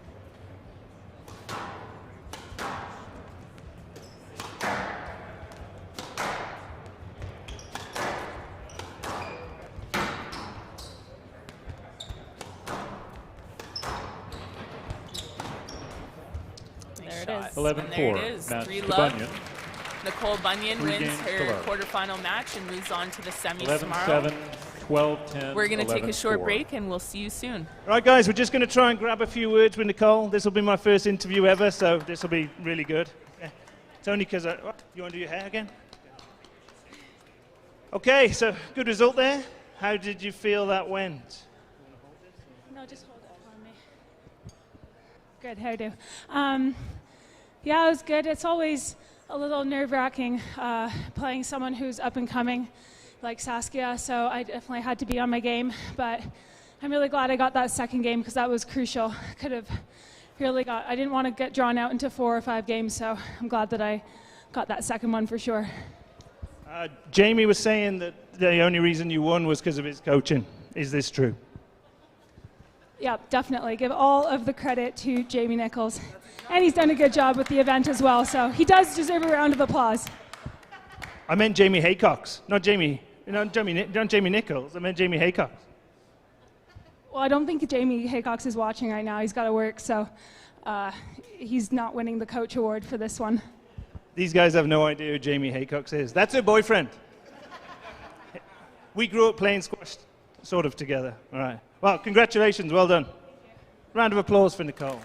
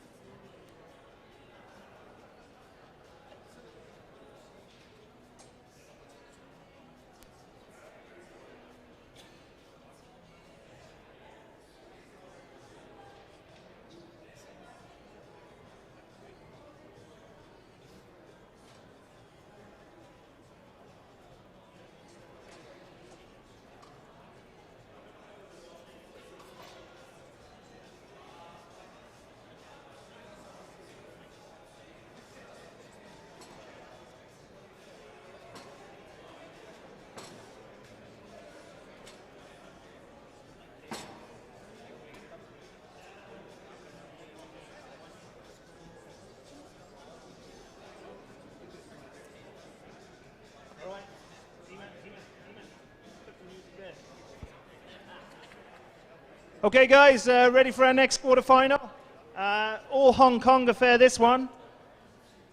First on court, currently ranked number 73 in the world, has been as high as number 12 in the world, the number 5 seed, Max Lee. And his opponent, number 60 in the world, number 2 seed, Tsz Kwan Lau. The referees for this is Rob Eaton and Stephen Atkins.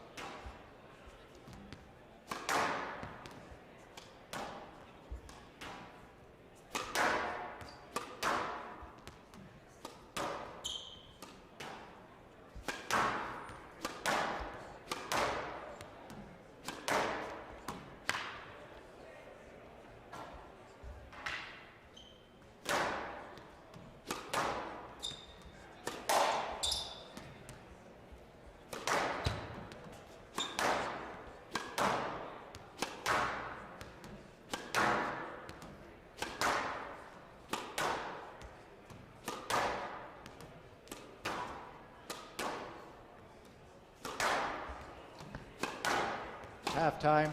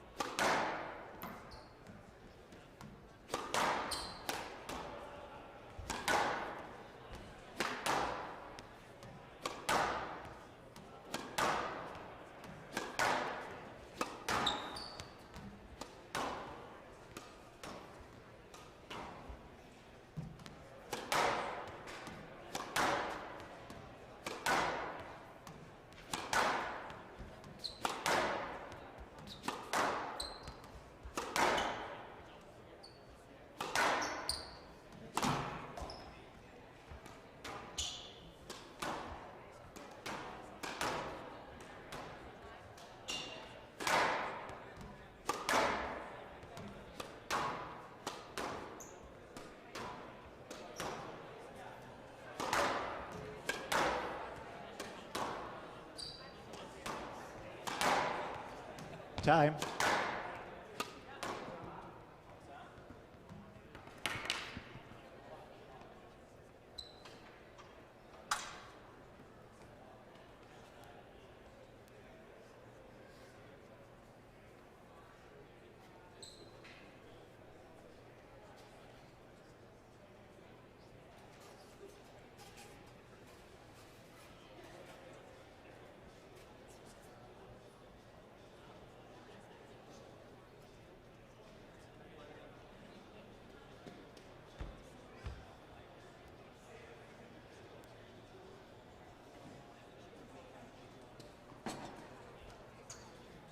Play will start in 30 seconds.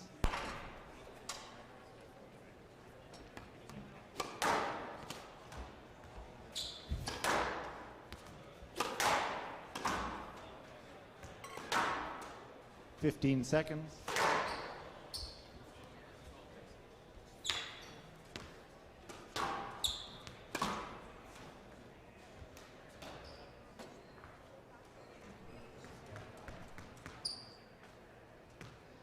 (2021-22) Oxford Properties Canadian Open, presented by Air Sprint Private Aviation.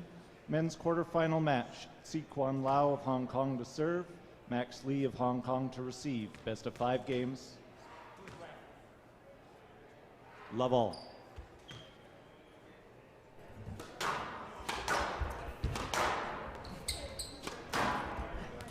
Welcome, squash fans. Back to the action here at the Oxford Properties Canadian Open, presented by Air Sprint Private Aviation. We are here for our 4th match of the day. Sorry, check that, 3rd match of the day between Max Lee and Lau, both of Hong Kong, and what should be a great quarterfinal match here. I'm joined in the commentary box with Calgary legend, Canadian legend, 2-time national champion, 5-time Pan Am champion, also a legend in his own mind, Andrew Schnell. Welcome, Andrew. You forgot the 4 PSA titles there, Jamie, but I appreciate the introduction. And let's not forget that you're a legend yourself. You've coached a lot of great players. I've seen you on the doubles court, and it's a pleasure to be here with you. Out 1-3. Well, thank you. I don't get enough credit for my mediocre doubles play, so I'm glad somebody has mentioned it. I've told Andrew less is more here, but he only has 1 session, so we do want to hear all his stories and all his accolades as well. But we're also going to focus on the match. So Andrew's going to set it up for us here. He actually played Lau yesterday as a wild card, and he's certainly known Max Lee for his time on the tour. And Andrew, set this baby up for us. 2-4. Yeah, I'm really excited to watch this match, actually. I've been watching Max Lee since actually for the entirety of my short-lived squash career. One thing you're going to notice is he hits the ball incredibly purely and incredibly heavy. He's got a very simple technique. I think he was coached by David Palmer for a long time. So it makes a different sound when he strikes the ball like there. Like it's such an impressive, hard-hitting, heavy shot. And it's just a real pleasure to watch. He's a veteran on the tour now. I think he's 34 years old, and he's probably in the waning years of his squash career. Whereas Lau is an up-and-coming player. I was lucky to play him yesterday, or maybe unlucky because he chopped me up pretty easily. But what he's good at is he's just so relaxed. He never seems rushed. He always seems like he's just on top of the ball and on top of whatever shot you're going to hit next. He's already there. So it's going to be a really interesting match to watch these guys. I think they've played a couple times before. In my preparation to play Lau, I watched the 2 of them play actually, and Lau beat Max in that game. But it's looking like Max has the upper hand so far here, and altitude has a unique role to play in these kinds of tournaments. So we'll see how it goes. Who do you got here, Jamie? Well, I just want to say you came as advertised. That was impressive. Now talking about, we'll get to this match in a second, my thoughts, but talking about players in the twilight of their careers, tell us about your career right now. And you thrilled the fans here on Monday night with a huge upset win as a wild card. What's going on in your life, Andrew? Very briefly. It's not twilight, Jamie. It's midnight where I'm at.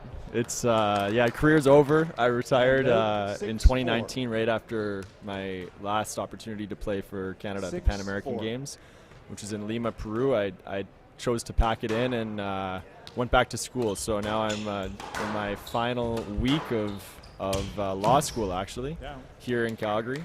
And it's been great. I mean, a lot, what I've noticed is the lessons that I learned from squash have really transferred well to law, because you got to stay in your own lane and focus on your own accolades and your own abilities. But you're also competing with other students for articling positions and then associate positions and then partnerships even if I ever get there. But so it's squash feels like yesterday, but it feels like a long time ago. And I have to say I really miss playing on the tour, and I miss the competition in the physical realm anyway. And don't forget about pleading your case to the referees. You've got some experience there when you get in front of the judge. I have to say, Jamie, 2 days ago, my law school has paid off. I convinced a ref to change the call. If you can believe it. He went from a stroke to a let, and it could have been because my opponent was incredibly kind and chose to play a let himself, but I'm going to say that it was because I demonstrated advocacy skills that I'd learned in law school. So, you know, it's a good thing. Well, the world needs more squash players, but not more lawyers. So glad you got a little bit of both there.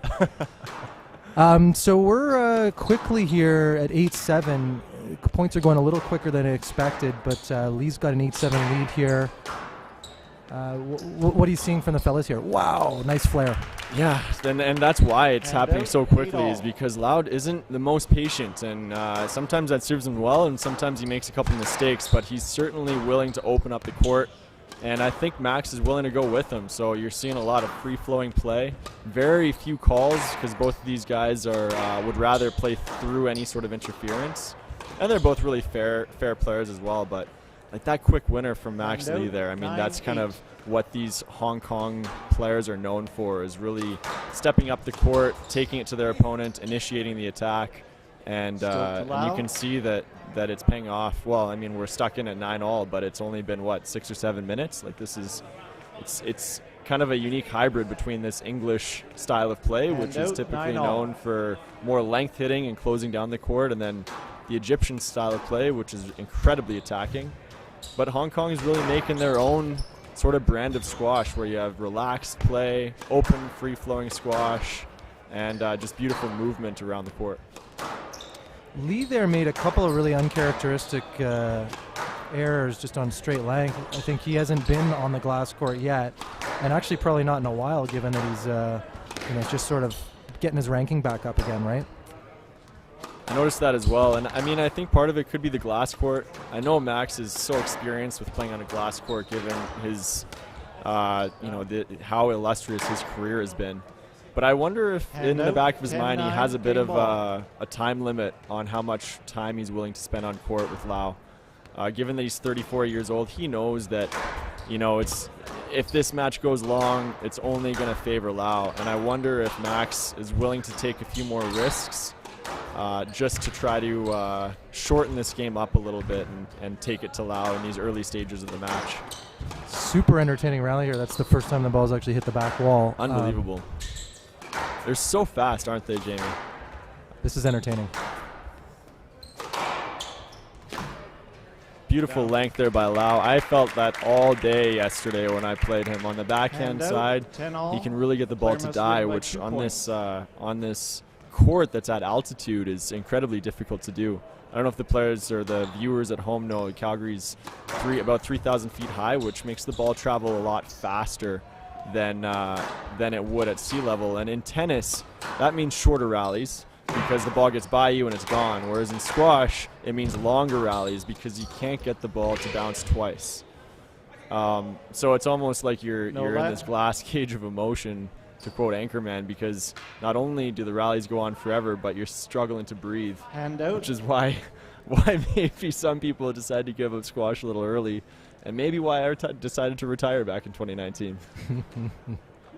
You pulled out the glass cage of emotion a little earlier than I thought, so hopefully you've saved some material, but great analysis there. I appreciate it. I've got lots coming. Okay, good. 11-10 game ball. Lau got a no let there. He's racing around the court like a cannonball, and got the no let. This is right back with a nick.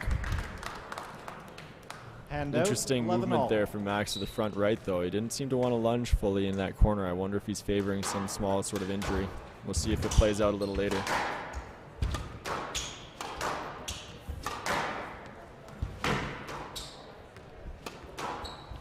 Jamie, if you were coaching one of these guys coming off court, what would you be saying to them? I mean, I don't know if I've coached anybody quite with this skill set, just this quick and this aggressive. I tell them to slow it down, but that's probably not their game. Oh, there you go. Nice lob from there. I think probably the first game is more important for Lee than Lau, correct? I would say so, yeah. But I mean, who knows? Max is so experienced. I think part of it is really just dependent upon him. Like, if he comes out and plays the level that he's able to play at, I mean, he's probably the best player in this tournament, but it gets harder and harder to reproduce those same performances as you get a little older. He's getting tested here. This is great stuff.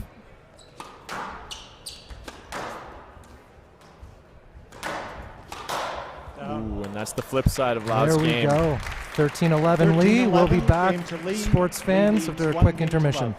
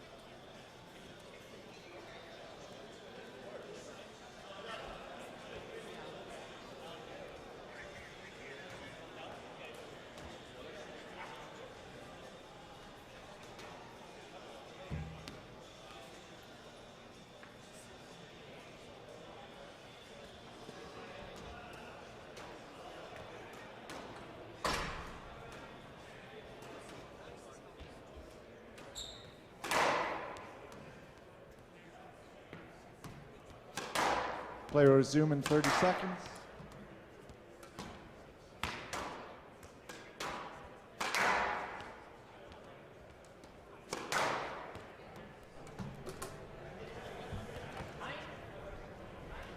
Fifteen seconds.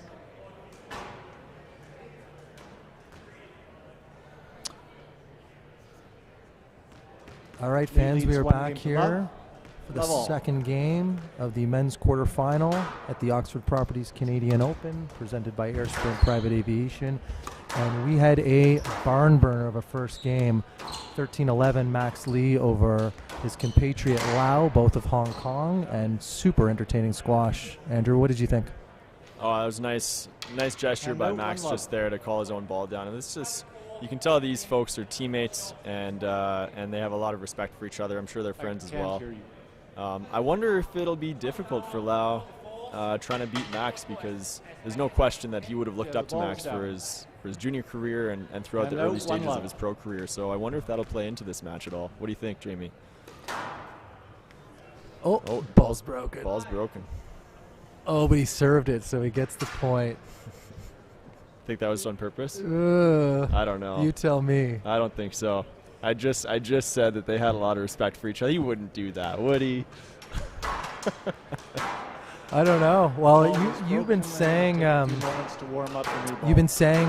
backstory between the Hong Kong team is they've been out of Hong Kong since September. Is that right? Yeah, I was chatting with Max yesterday. He was saying that due to some of the national protocols in Hong Kong and mainland China, that they would have had to have quarantined for over a month before being allowed back into Hong Kong. And so that would have meant essentially a month without any sort of squash or physical activity. So rather than sacrificing that time, they've opted to stay on the road, effectively moving from place to place since September. And Max has 2 young kids, I mean, there's no question that he's being paid generously and is having to do this to support his family, but gosh, that's gotta be tough and tiring after a long time. For sure. So to your point, they've been cooped up together for the last 7 months. Maybe they are getting on each other's nerves a little. That's a long time. If he did that deliberately, that's showing strategy on a whole different level to serve it so you can get that let. Now, did you have a guy like that you ran up against, that you sort of had to get over the hump, someone you looked up to, that you had to run up against and Yeah, there were definitely a few guys. Actually, funny story, Jamie. I don't know if you know, my brother is also a 3-1. professional squash player. Was for a long time, and yeah, him and I, we competed against each other, and I always hated playing him. It was like playing against my shadow. Really, it was like he was going for the ball before he even struck it. Yeah. What a shot there by Max. And I always had a tough time getting by him. But then, it worked out in the end, because once he stopped playing professionally, he became my coach. So, and now he's my chiropractor. So it's even better. Big shout out to Graham, and he is our tournament chiropractor, actually, and he's in the back working on some of the players. Hope to get a little treatment myself later, but yeah, Graham, obviously a Canadian squash royalty, and it's great to see him giving back to the game now after playing it for so long. The other guy I always had troubles with, actually, when I was younger, was a guy named David Phillips from Montreal. When I was first coming up, he was one of the guys I really looked up to. He's such a nice guy, and always, made time to chat with me and stuff. And I struggled with his game for a long time. He'd get me off court in about 15 minutes. Then when you finally get that first win, everything feels right in the world for a brief moment. Well, yeah, shout out to Dave Phillips. He's a legend. He's the person in my career who's beaten me the most. I believe he's 26-0 against me. We played the finals of almost every junior tournament. And were you the same year? Very similar. And he was almost unbeatable as a young player, and then a great pro and great Team Canada member. But you probably also would have run up against Power, Razik, that group, or was that just a bit beyond? Yeah, I got to play Jonathan once. I probably would have been 16 or 17, and obviously that was pretty quick in his favor, just to clarify, in case anyone wanted to know. But then I got to play against Shahir quite a bit, and yeah, I got him the last couple of times. But that would have been when he was in the twilight of his career, because he made it to 19 in the world was his highest ranking, I think, and. He was brutal to play in any sort of fast court or any sort of altitude game. Talk about smooth movement. Probably one of the smoothest movers out there. Absolutely. He used to torment you guys. I know that, watching the younger players try and break him down. It was and waterboarding. There was just no relentless. Squash is such an interesting sport, because you can try to win a rally, or you can just try not to lose a rally. And Shahir would create such pressure with his movement. What a shot by Max. He's just on top of the ball right now. 7-3. Anyway, Shahir would create such pressure with his movement, a lot like Paul Cole's doing to a lot of players now. That he'd make you feel impatient and a little desperate. You'd make more and more mistakes, and then you're in your own little world of misery. Glass cage. Yeah, glass cage of emotion, exactly. Did you ever play Graham Riding, Jamie? I didn't. Graham is a few years older than me, and by that point, he was top 10 in the world, or top 20 in the world, certainly. So, but I watched those guys growing up, and just a total golden era for Canadian squash. And of course, we're here playing on the Power court. And the last event we had a picture with Graham, Jonathan, and Shahir, and really one of the things that we're trying to accomplish in Canadian squash with this court and a bit of a rebuild of the program is to getting back to being where we were perennially sort of top 5 in the world with those guys. 9-4. So I have a lot of respect for what they did, and they're still giving back to the game. Jonathan's here, he'll be commentating later. Shahir's doing tons of coaching, and Graham is his kids are now playing. His kids were playing at the Provincial Open last weekend.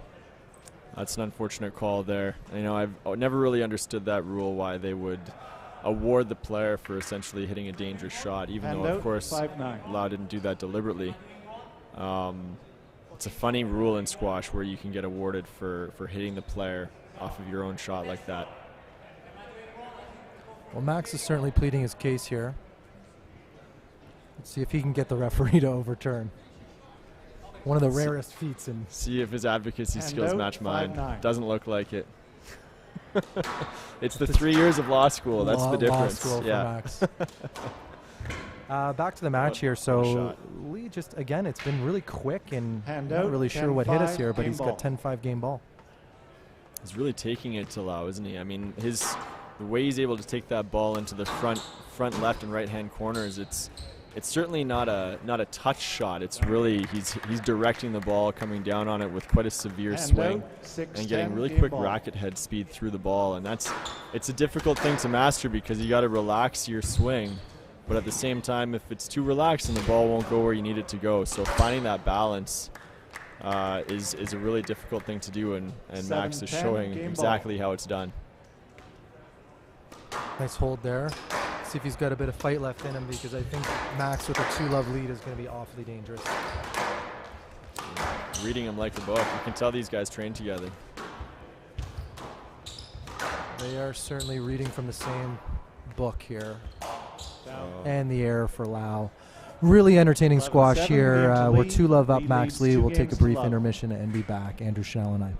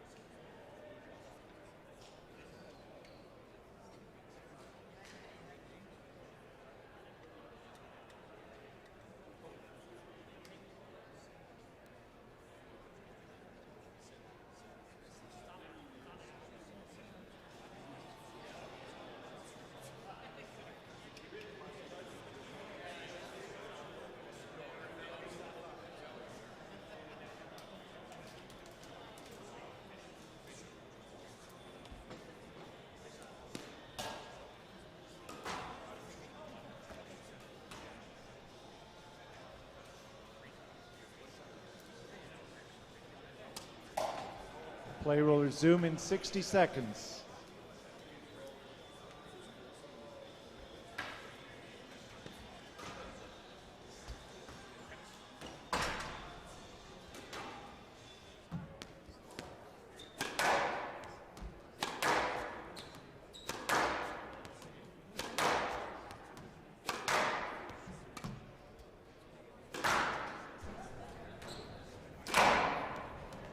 Resume in 30 seconds.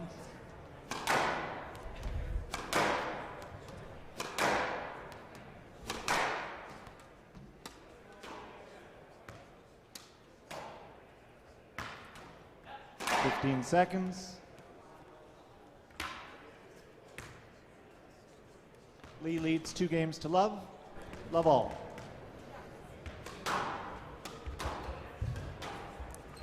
Well, it's looking like quite a hill to climb for Lau at this point. Being down 2 games to love, it might feel like a bit of a Mount Everest for him. He might need to pull a 14 peaks and see if he can climb out of this hole that he's in. Well, he's going to need 11 at least. Hand out, 1 all. It's a good one. I like that. Just trying to keep up. Welcome back, folks. Third game here. We're at the Oxford Properties Canadian Open, presented by Air Sprint. And we've been treated to a really entertaining match here. I don't think we've seen this sort of squash this week yet. Very entertaining. And we've got Max Lee up over his compatriot Lau 2-0, and just starting the third game here. Andrew, what's your take on? Oh, really nice shot. I have to say I'm a bit surprised at how this is going. I mean, I thought that Lau might have the upper hand given their track record, but I'm pleased to see Max playing this level of squash again, because we know that he's capable of playing top 20 and even at times top 10 squash. And when he's in this kind of form, he's just an absolute pleasure to watch. But Lau's getting in there right now. He's got him with 2 beautifully deceptive shots, and maybe he's going to try to come out here to try to just break up the rhythm of play a little bit and try something different. We'll see how it goes. Hand out 2-4. Before we forget here, we were taking some Q&A from the crowd in between games there. A lot of people have a lot of questions for Andrew, and we got a question coming in from another squash legend, Willie Hosey, and we were talking about the golden era of squash, and we forgot to mention Willie because he's Irish, but he's Canadian now, and just want to shout out to Willie. You are a legend as well, and thanks for the great questions.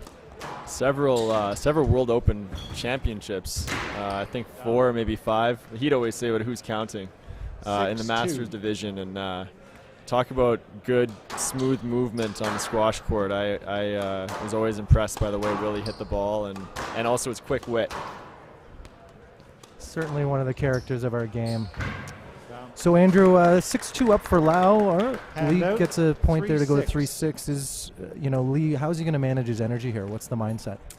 That's a good question. I think Max is you can tell he's going for some riskier shots, and right now they're coming off, or they have been for the first 2 games. But as your energy starts to deplete a little bit, you lose that crispness and that sharpness that might have caused you success at the beginning of the match. So we'll see if he's able to respond here. If I were him, I'd probably, I lost to Lau, so maybe this isn't good advice, but if I were in his position, I'd probably take a couple rallies just to slow the pace down a little bit, straighten up, restructure, and come back and begin those attacks once you've got your breath a little bit. But we'll see what happens here. At this point, it might be wise for him just to let this game go, come out for a fresh 4th game, and that's looking like it's what he's doing now. 9-3. I think he's listening to you here, Andrew, because this one's going to be quick, and he's going to regroup for the 4th. I do have a booming voice. 10-3, game ball. Just kidding.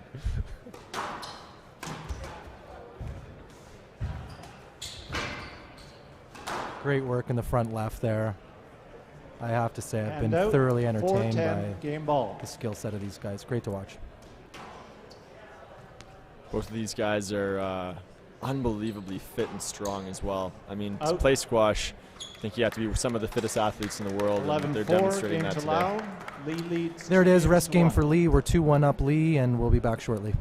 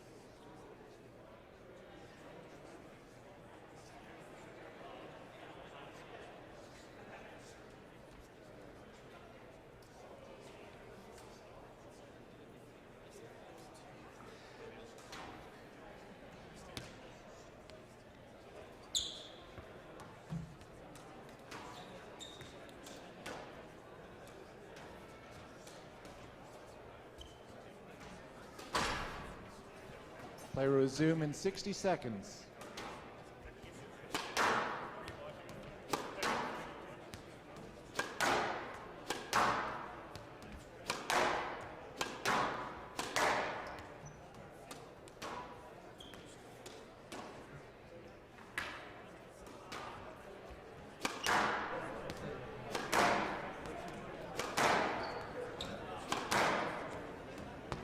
Play resume in 30 seconds.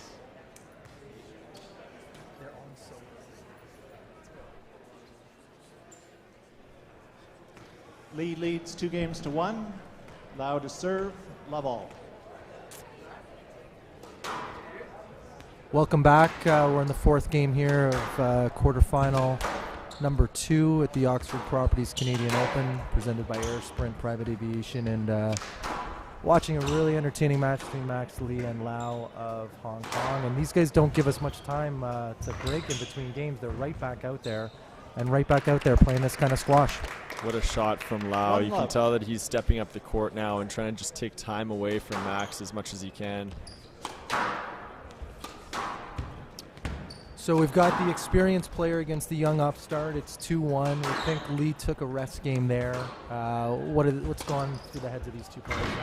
Well, we'll see how this game starts, and I think that'll demonstrate exactly what's going through these folks' mind here. I think you can tell from that first rally that Lau is trying to step up the court, just try to take time from Max and make this match as physical as he can at this point.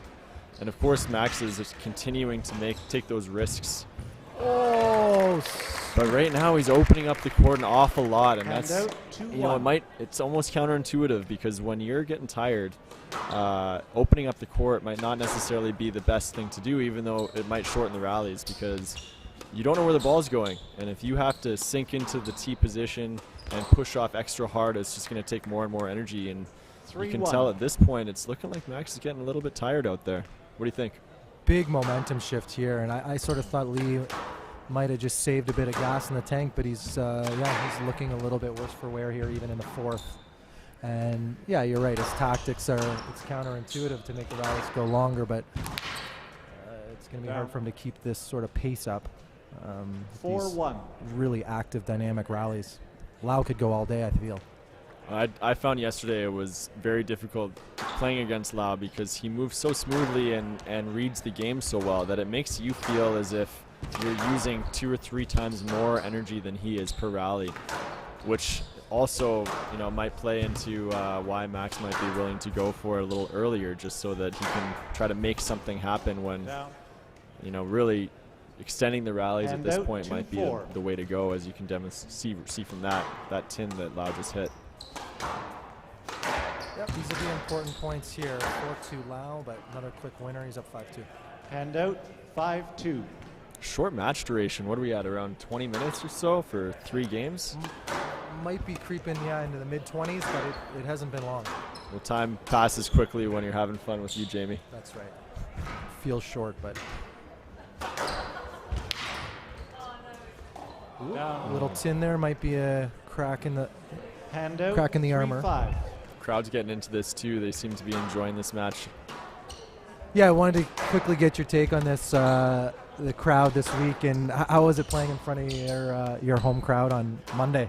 Oh, it's been really fun. It's nice to see a glass court back in Calgary and just this exposure to squash. Squash took a bit of a hit through COVID because you're sharing the same space and it's difficult to isolate given the nature of the game. Unlike other sports like pickleball and tennis, where you can play rather safely.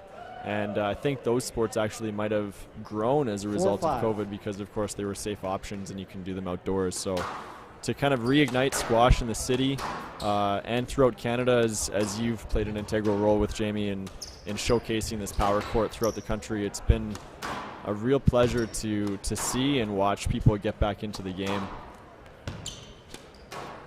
Yeah, one of the big comments I hear, and it's my favorite thing, is coming to the court really early in the morning as people are coming to work and people stop, the players are practicing, and it's always, somebody always says, oh, I used to play squash, or I know somebody who plays squash, and they hang around, they linger, and I do feel like this is going to help get the sport back to the participation we had. I just think the energy around the court this week has been, people are like, wow, this is really cool. I want to play this, and yeah, I'm excited. I sure hope so. I actually had the pleasure of playing in Hong Kong at the Hong Kong Open. Back then it was called the Cathay Pacific Hong Kong Open, and I remember talking to some people there who was saying that squash was actually growing more quickly. I should say this is pre-COVID times, but squash was growing more quickly in highly densely populated cities like Hong Kong than sports like tennis and pickleball, because it takes less space and you can play a match in 45 minutes to an hour, or in these guys' case maybe half an hour, but it's really great in these kinds of cities where you might have a lunch break or a short amount of time before getting home, of course, to enjoy your evening, to really go out there and get an insane workout over the course of about 45 minutes. Well, I've been really impressed with the amount of activity at the Bow Valley Athletic Club. So this is our partner host, and Dean Brown and Darren Thompson are two of the directors there, and they're playing host to this event. And the club has been buzzing, but the courts have been buzzing as well. All sorts of, business types, juniors, women. The courts have been full, like nonstop, and people are having fun. They're getting a great sweat, and yeah, to your point, it's a great downtown type of sport because you can come from work, get in and out, have some fun, and burn some calories. It's also such a great sport from a networking standpoint and even from an educational standpoint, because you're exposed to some really interesting people from all different walks of life, and you get to see top-end squash being played from countries that may not necessarily have prominent Olympic or even sporting activities such as Egypt and Pakistan that really seem to dominate the sport of squash. It's nice to see And these out kinds 6-8. of these kinds of athletes really showcase their skills. This is getting towards the business end here. Lee's hanging around. 6-8, 7-8. Here we go. Yes. Does he have a push here, Andrew? This is interesting. You saw Lau hanging out at the back of the court at the end of that rally, and he's also doubled over a bit. I wonder if Lee's continual attacking is starting to get into the legs of Lau a little bit. These next 2 or 3 points are pivotal. Well, we've been talking, it's been a short match, but it's unbelievably dynamic. Like, there's not any fluff here. It's all really high-level attacking athletic squash, so he could be getting tired. You just hear that relentless pressure from Max as he hits the ball, hey? I mean, it just makes a different sound. It puts you on edge, and it's paying off right now. I mean, Lau's getting a little tired, and I don't care how fit you are. If you're on the wrong end of 5 or 6 rallies, you're kind of toast for the game. 8-all. We are in the business end now? I would say we're in the business end of this game. What would Joey game. and PJ say? This is the business end? It's the business end of this match. Down. I would say there's nothing in it except it's 9-8 and 2-1, so there's something in it. Okay, we'll save that one. I don't want to steal their trademark either. They're much better commentators than I am. I don't know about you, Jamie. Down. Oh, boy. I'm just filling a place 10-8, here until we match get ball. the world champion, Jonathan Power, and Samantha Cornett and Jackie Moss back. But I think we've filled the place. Thank you. I appreciate the compliment. I'm going to take that as a compliment, Jamie. It's been a pleasure working with you. Known each other a long time, and I have not complimented you often, so hopefully that works. Match ball for Lee. Is it a stroke? Yes, let. Oh, that's a desperate let. I don't think he was going to take that ball 10-8. before the back wall. What do you think? I think it's probably got to be a let. I mean, he could have gotten the ball. Yes, let. 10-8, match ball. Bit of veteran savvy there, though.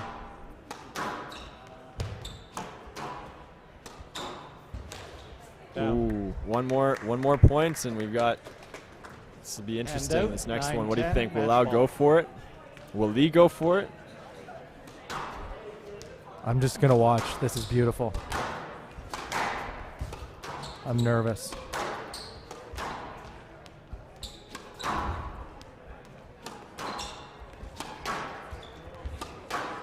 This is probably the first structured rally we've seen, actually.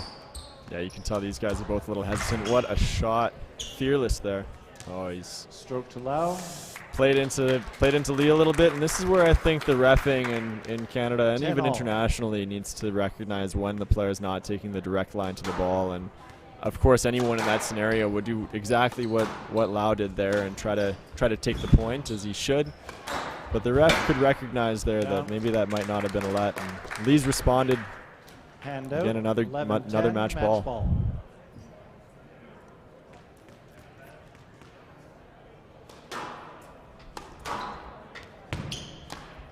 Down. No. And the show Hand goes out. on. 11-all. Lau just had a chuckle to himself there. Bit of a gift from his compatriot.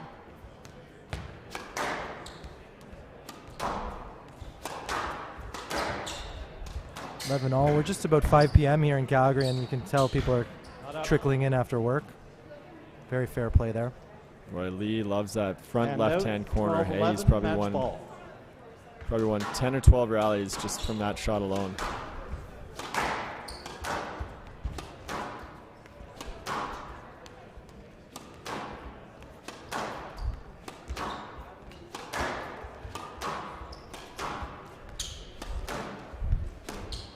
Down. Nice squeeze.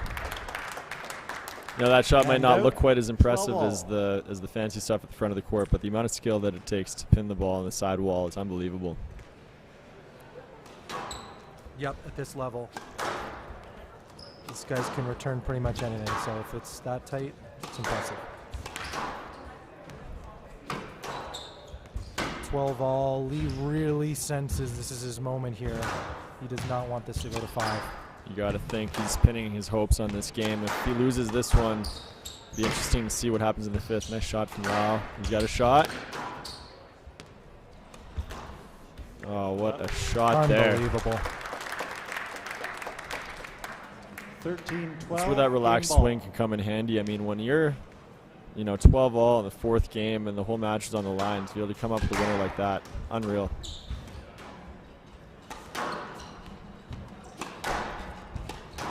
First game ball opportunity for Lau after saving 4 match points.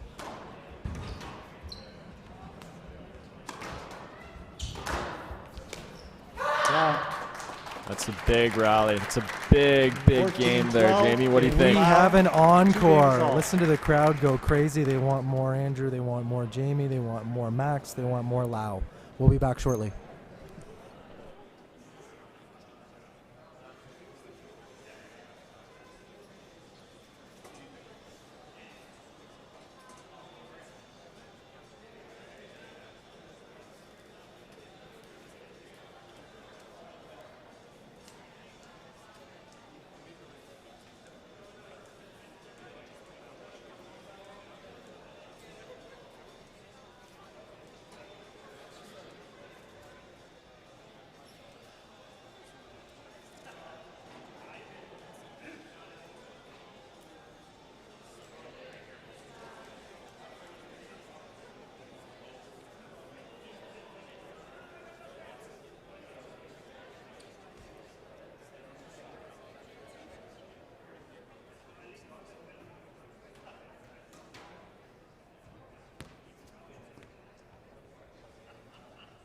Play will resume in 60 seconds.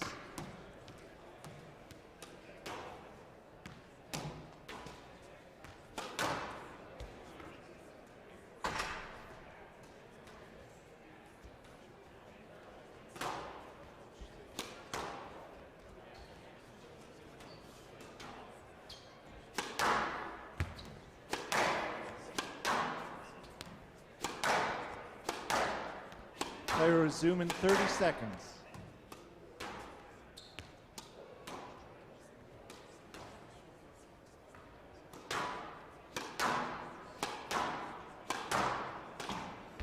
Fifteen seconds.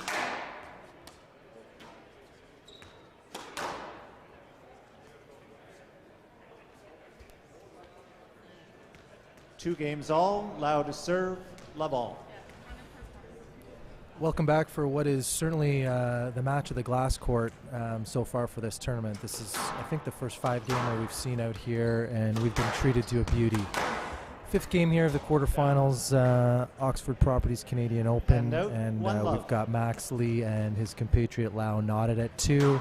Back here with Andrew Schnell for an encore game. Andrew, who's your pick? Well, I mean, it's hard to say that Lau won't win this after being down 2-love. The momentum's in his favor. He saved 4 match points in the last game. I wonder if Max is a little bit tired, and I wonder if Lau can make the beginning of this game really difficult. I think he's got it in the bag at this point. Yep, bit heartbreaking for Lee. We saw him sort of put everything into that 4th game there, but I don't think you can ever count out someone who's been as high as 12 in the world, and I don't know who to pick here. Certainly, he'll be drawing on all of his experience to pull this out, and I mean, that's an unfortunate miss there. 2-1. Just love the way Max hits the ball, though. Such a simple swing, beautiful technique, comes through the ball beautifully well. Looks like he was coached by you. Me or David Palmer, I'm not sure. 6 to 1, half a dozen to the other, right, Jamie? Similar. Speaking of David Palmer, we do have Hollie Naughton waiting on deck here. More Canadian content for you. The next matchup will be a women's quarterfinal.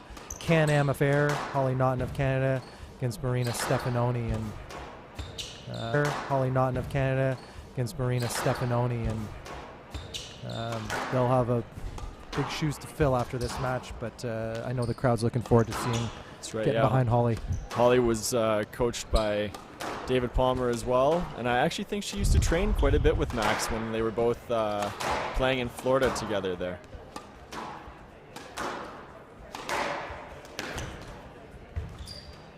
Oh, beautiful shot from Lau. He explodes onto that ball, slight hold, puts in the feathered 3-1. forehand counter drop.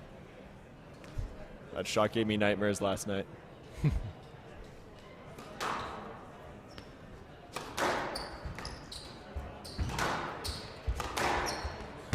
And again, that backhand length, he's just got that ball 4-1. dialed. Yeah, his technique might not be as polished as Max's, but the way he gets through that backhand and pushes it into the back of the court is very effective. It reminds me, I had the pleasure of playing against another Hong Kong trailblazer, 2-4. Leo Au, several times. Didn't have any success against him either.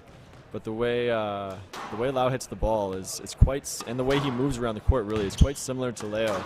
Very relaxed but explosive. Slaps the ball with his swing. Doesn't use too much cut on the ball. Hand out, Tends to 5-2. put it in more directly. And very dynamic squash player. Leo and his sister were both incredibly good players. And really, Leo and Max were the two first prominent squash players to come out of Hong Kong. And they've led the way to this contingency of players that's having an ever more dominant presence on the tour. Couldn't be a nicer group of young men and women as well. They've been around the club all week, and very professional, Stroke to very Lau. respectful, and just a pleasure to have here. So great to actually 6-2. have the entire Hong Kong team here, a good chunk of it. It's been great. Yeah, fun to have around the courts. Not fun to play. Well, yeah. I mean, fun, like pleasure to play, but not fun to lose to. If they win the Canadian Open, Hong Kong player wins the Canadian Open, I might not have the same nice things to say, but no. Really fair players and just nice people. Nice shot. And Lee didn't go for that one. 8-2 up for Lau now. 8-2. 8-2. Andrew, it's going to take him something heroic here from Max Lee. Or that. Hand out, 3-8. Yeah, we'll see. Max might have a last push in the tank here to come back, but the signs For are... the old guys out there, Max, let's go, buddy.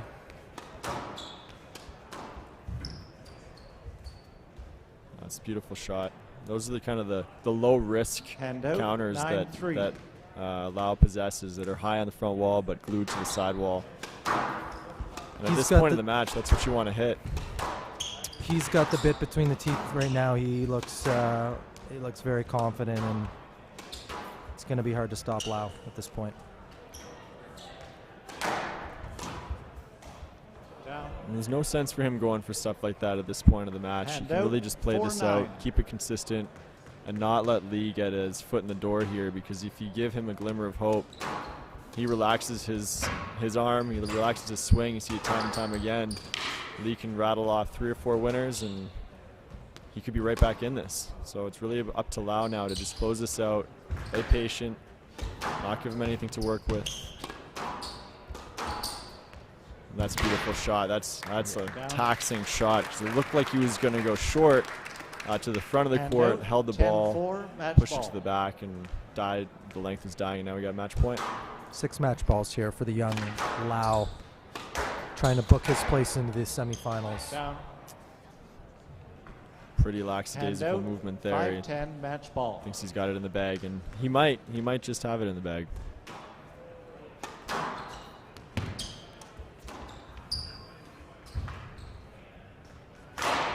There you have it. Beautiful finish. Wonderful match here. As I said, the match of the glass court certainly, and a really fair fight, really entertaining for the crowd. Lau is off to the semifinals after beating Max Lee 3-2, 11-5 in the fifth. And just want to thank our Canadian legend here, Andrew Schnell. He's in the midnight of his squash career, but in the daylight of his lawyer career, so we want to wish him all the best of luck. And Andrew, sign off to the fans. This is it for you. Thanks for the generous outro, Jamie. It's been a pleasure being here with you, and I appreciate the last-minute call to fill in for Jonathan Power. He's going to be a lot more entertaining to listen to than I have been. And gosh, I feel for you, Jamie, because he's certainly going to overshadow anything you have to offer. Just kidding. Well, there you have it. Our placeholders are now no longer placeholders. We'll be turning the mics over to Jackie Moss and Jonathan Power for your next match. Thanks again, Andrew. See you shortly. Thank you.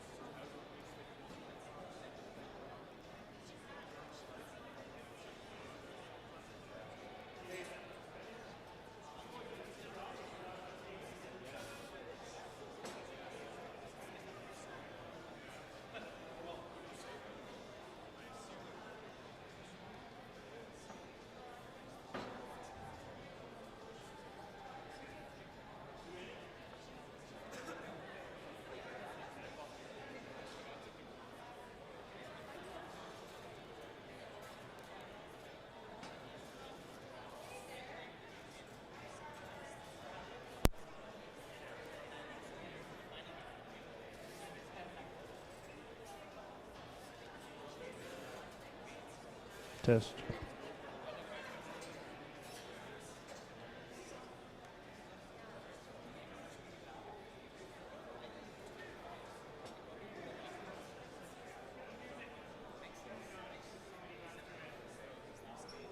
Okay, ladies and gents, quickly on to our next match. That was a bit of a long one, okay? Got a ladies quarterfinal this time. From the USA, ranked number 67 in the world, Marina Stefanoni.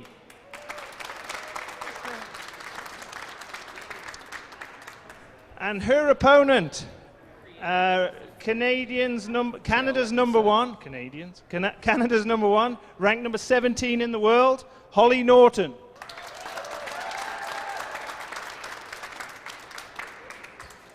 Our referees for this one are Curtis Gillespie and Carolyn DeVries.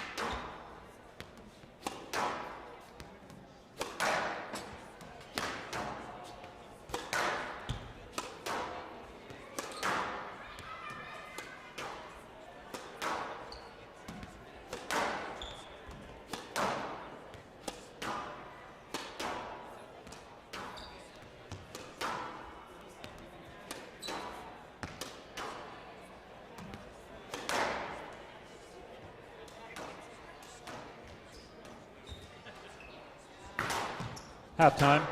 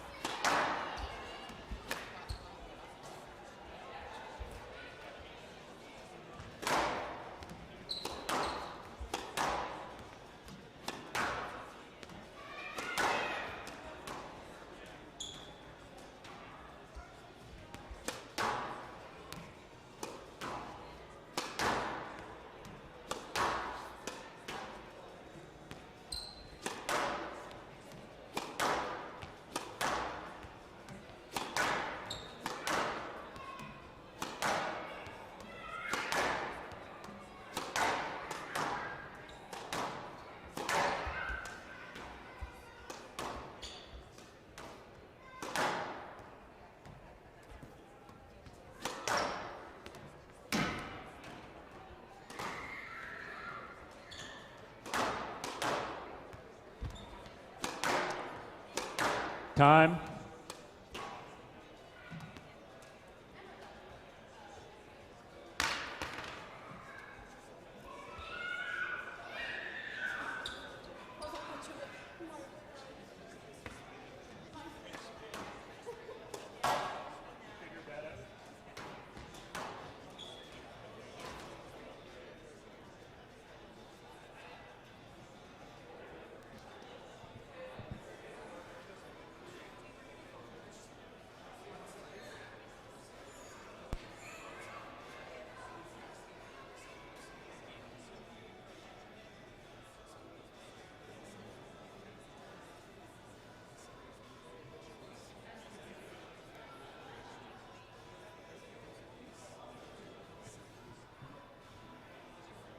Play will start in 30 seconds.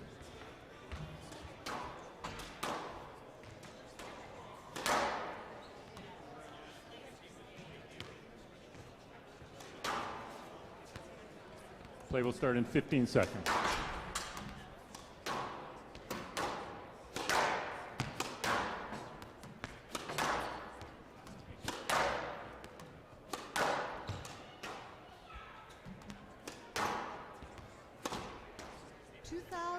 '21, '22 Oxford Properties Canadian Open, presented by Esperant Private Aviation.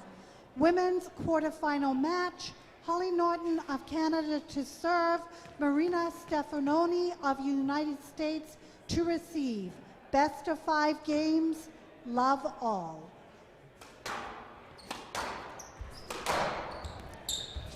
Hello, squash fans, and welcome to the 2022 Oxford Properties Canadian Open Squash Championships presented by Air Sprint Private Aviation. We're continuing our quarterfinal action here at the Bow Valley Athletic Club in the downtown heart of Calgary. Today I am honored and privileged to be joined by squash legend and first North American to reach world #1, the master of the topspin forehand drop and occasional hammer throw, Jonathan Power. Hey, thanks, Chuck. Yeah, I wasn't aware of that hammer throw expertise, but it was one of my the favorites. topspin drop has come into play once or twice. But here we are in Calgary watching some top ladies squash, one of the top Americans versus one of the top Canadians. So this is kind of fun stuff. We're just getting going here, and Hollie's off to a storming start, the heavy favorite so far, and yeah, looking really fit and solid. Wonderful. Welcome to Calgary, Jonathan. So thank you. Today's action, we have Marina Stefanoni, world rank number 67 from Stamford, Connecticut. She had a close 3-2 victory in her second round match yesterday against Margot Crow of England. So we're excited to see what she has to offer in this match today. She's playing our very own Canadian, Hollie Naughton, top-ranked Canadian in our rankings here, born in England but came up through the junior squash ranks in Canada. Current world ranking of number 17, member of Canadian national team. Hollie had a strong start to her tournament, beating a pretty easy victory over a young Egyptian, Nadine Kot, yesterday, 3-0. So lots in the tank for Hollie, I think. All right, well, we got Marina on the board here with a nice forehand drop shot. She was a great junior with beautiful strokes and sort of just trying to settle into the pro game. I think she's trying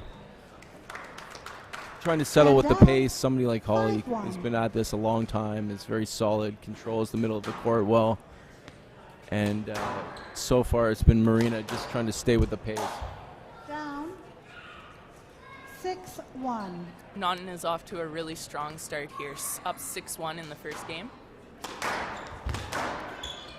It's just strong on the ball there, not letting her through and kind of showing her what pro squash is all about, a little treatment there in the middle. Nice strong drive and stood on it and let her know, let her feel it.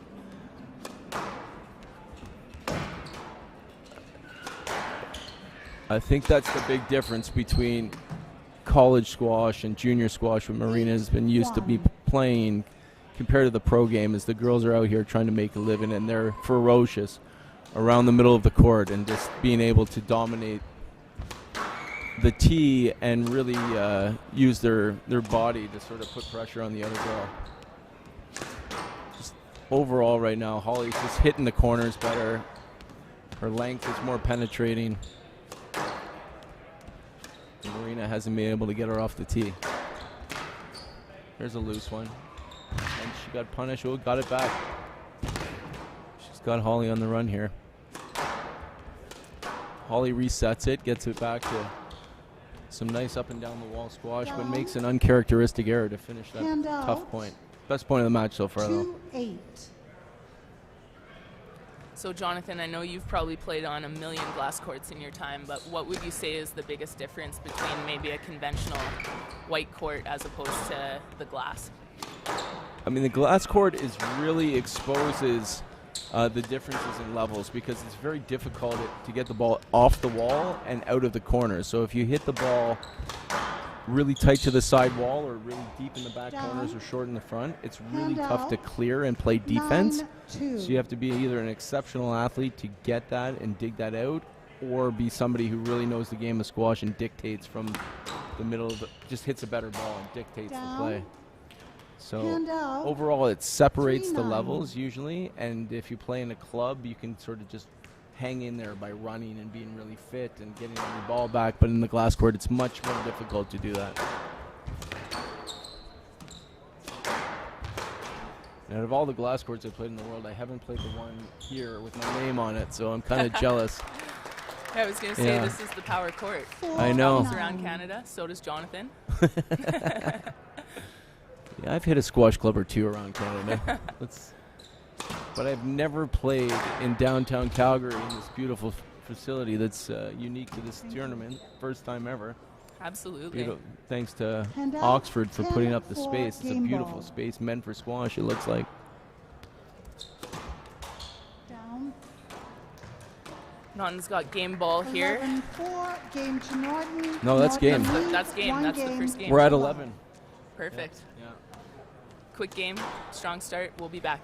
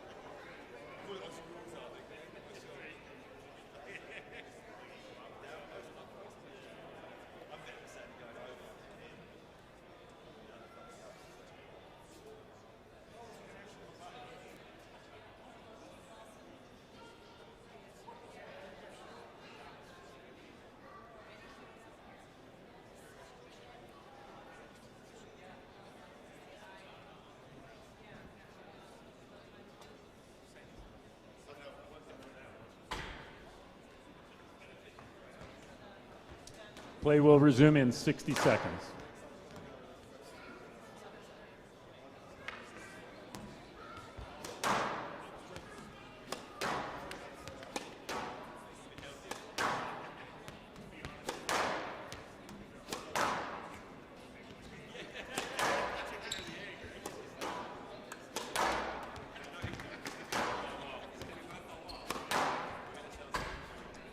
Play will resume in 30 seconds.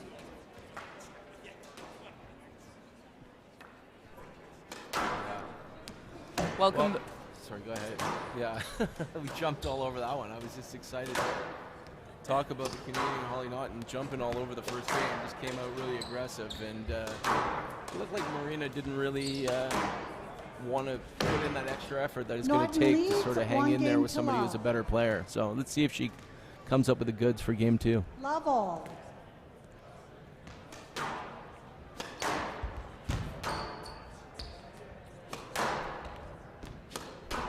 It's a little bit all one pace from Marina. She's just not driving through the ball, just hitting it at a medium pace, trying to keep it tight to the wall. There's a little change of pace, a little high one to the backhand, volley drop. Down. Hand out. I think One Hollie love. wants to get back to where she was playing before. High pace, hit the ball hard, dominate the middle of the court like that. There we go. Get in front of her.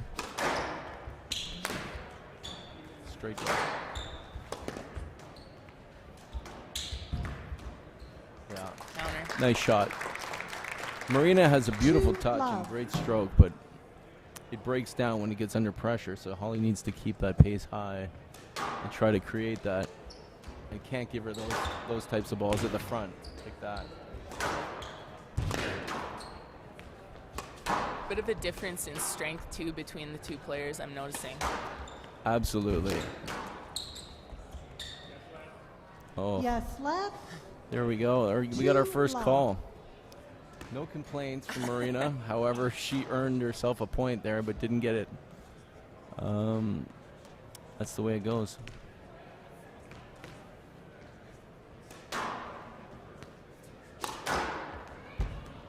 That's a beautiful length. Hand out. Especially on this court, if you can find that second bounce into the back nick, it's very difficult to get it out of there. You see the weak reply by Marina, and Hollie finished it right away. So what you're looking to do, and what Hollie's been looking to do, is bury that ball in the back of the court, then get the easy one at the front or the middle, and then finish it. So here's the tough one to the back. Look for the weak reply. Good clear.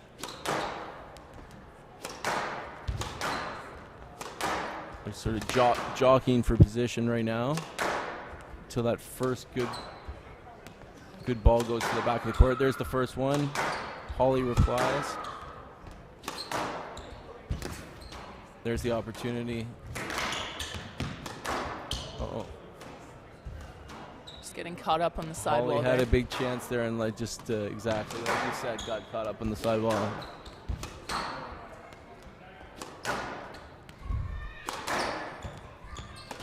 So Jonathan, if you were coaching Marina between games there, what would you have suggested? Maybe a tactical difference or change up the game a bit? Yeah, 100%. I'm not going to give anything away or give her free advice, but there needs to be a severe tactical change, and she has the ability to do it. She's just not looking to change the game mid-match, right? Like you have to be if something's not working, you got to be looking to solve the problem. And I just don't see her out there trying to imply anything that's different than she did in game one. Totally. Although she's had a little more success this game, but nothing fundamentally different in her game. Like just not enough pace, too many loose balls around the middle of the court. Hand up. 4-3. Bit of a closer start to this second game here. Yeah. But just look the body language and the overall strength that Hollie's going to get a bit of wind in her sails and run away right now in the middle of the game, is my guess. But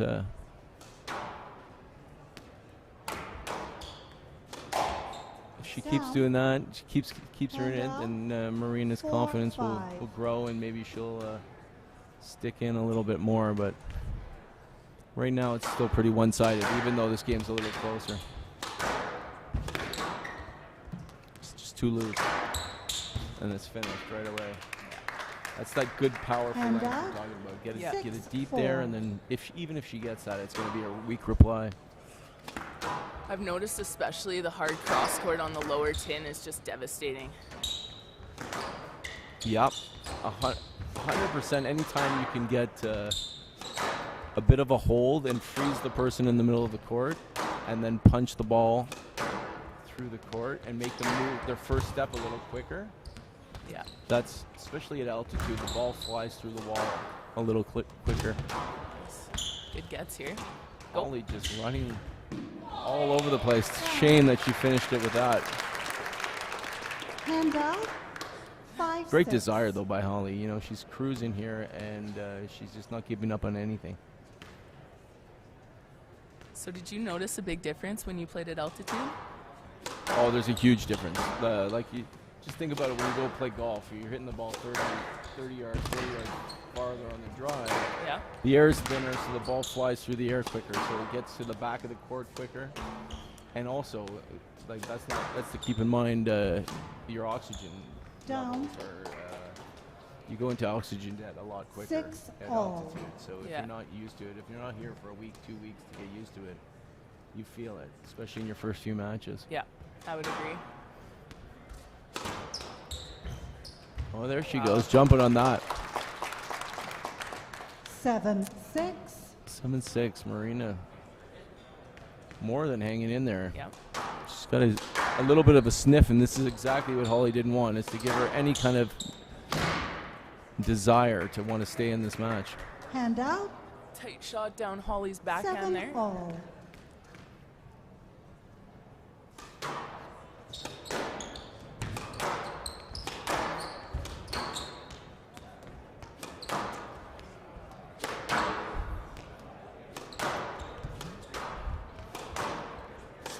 little bit too close to the ball.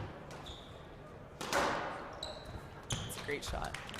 Yeah, see how she held that ball a little bit on her forehand, and when you can 8-7. put a little hold on it and then quickly accelerate through the ball, like it's very difficult with the speed of this court to catch up to it.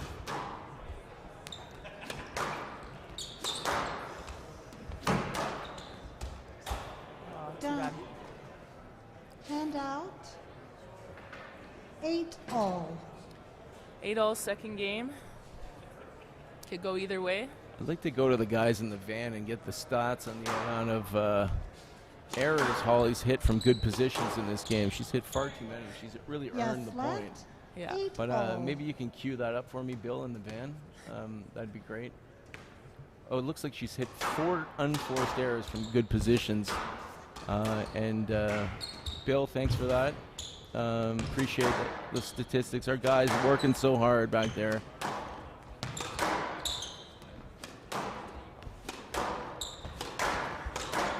There we go. Hollie's on it now, taking the volley. It's a great shot. That's good. And she controlled the middle beautifully there. Hand out. 9-8.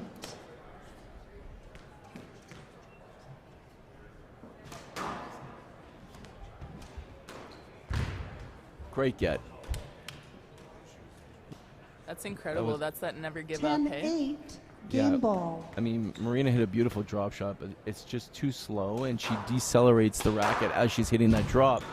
So for somebody like Hollie, who's playing all the time, she reads that so early, and she's moving before she's even finished the shot. So even though the drop to is Stefanoni. beautiful to look at, Hand out. she telegraphs 9-10. and that makes game it ball. makes all the difference. That's how Hollie got on that ball. That's why it's so crucial to disguise your shot before you play it.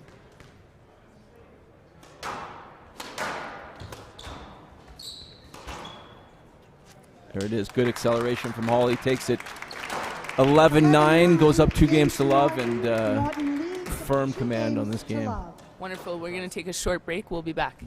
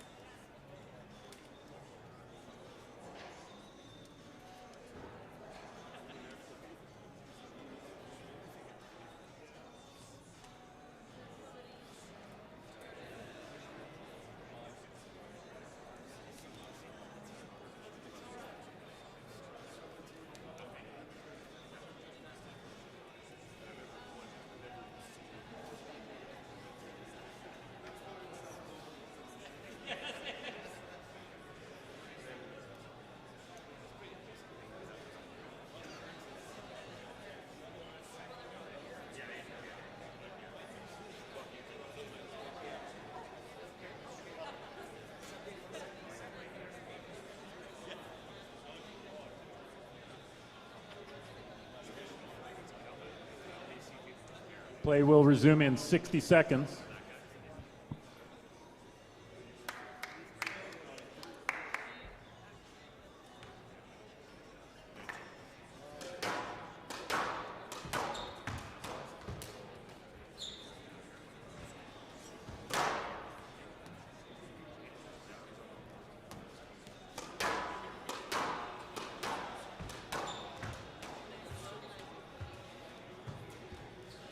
Play will resume in 30 seconds.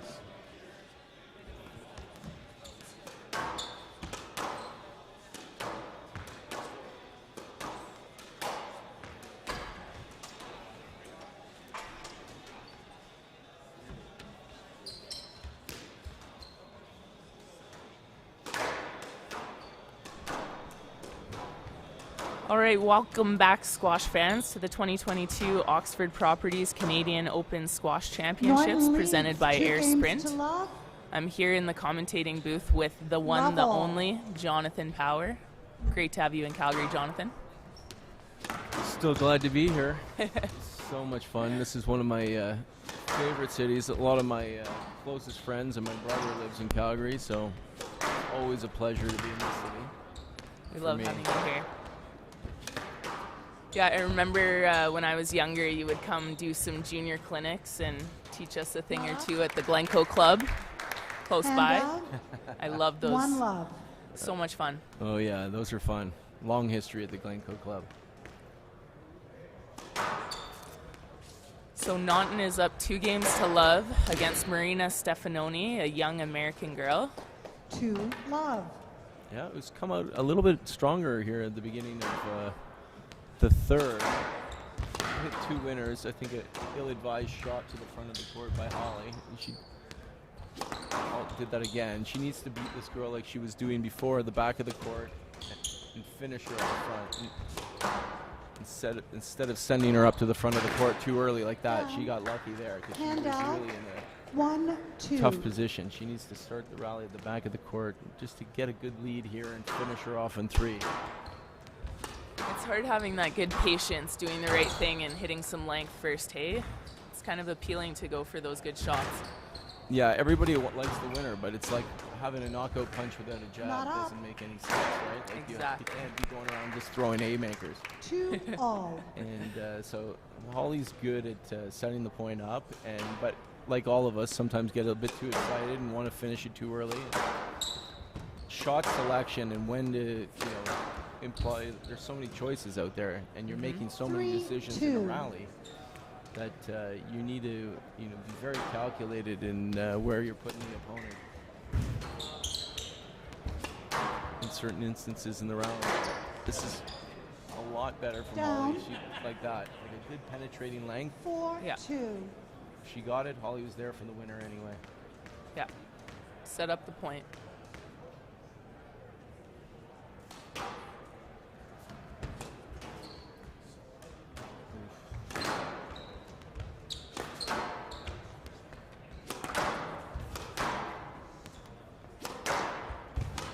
It's a little more aggressive from Marina.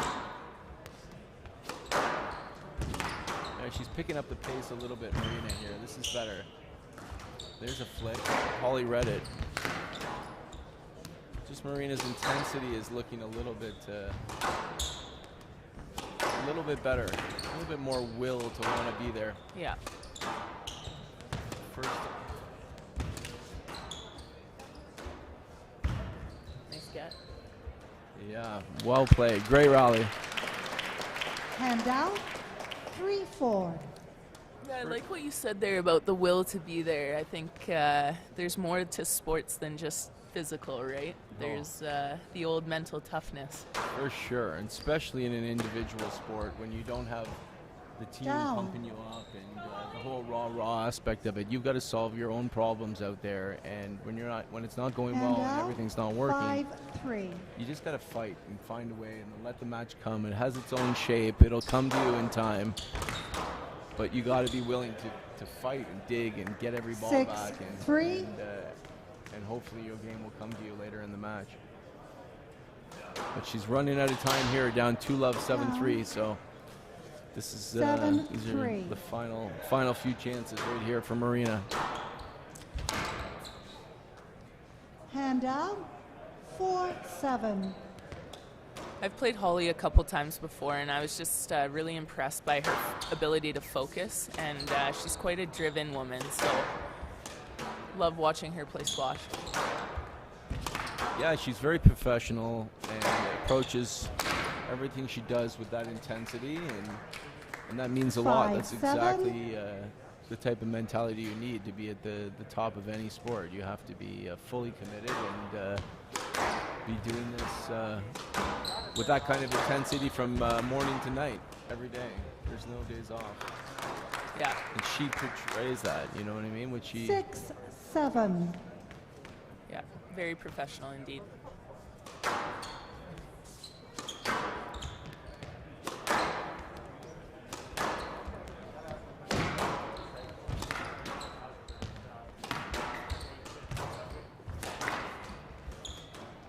That's a great shot.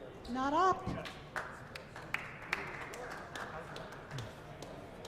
Gives yourself a 2-point cushion and a little breathing room here to try to finish her off right here.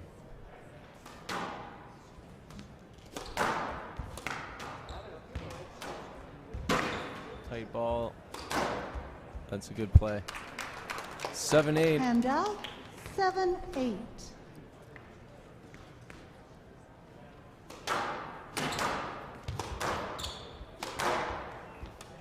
this length, landing a little bit shorter than it was in the first 2 games right here. Just not getting the same penetration.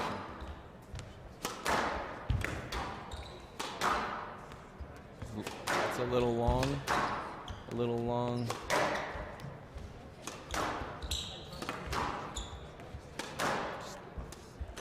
There it is. Oh, it's the same thing. All those balls are landing at the back of the service box. They're not getting through the court. They're catching the side wall, and then Marina's got such a great touch, both of them, in fact, and can just bury it from those positions. So again, same spot by Hollie. She just lost her length a little bit. That's better. Now she can jump on it, attack. And stroke to Hollie. Yeah. 9-8. Stroke to Stefanoni. I'm sorry, to Naughton. Hand out. 9-8. Hollie looking to close out the match here. 9-8 in the third. Second. Okay, this is big right here.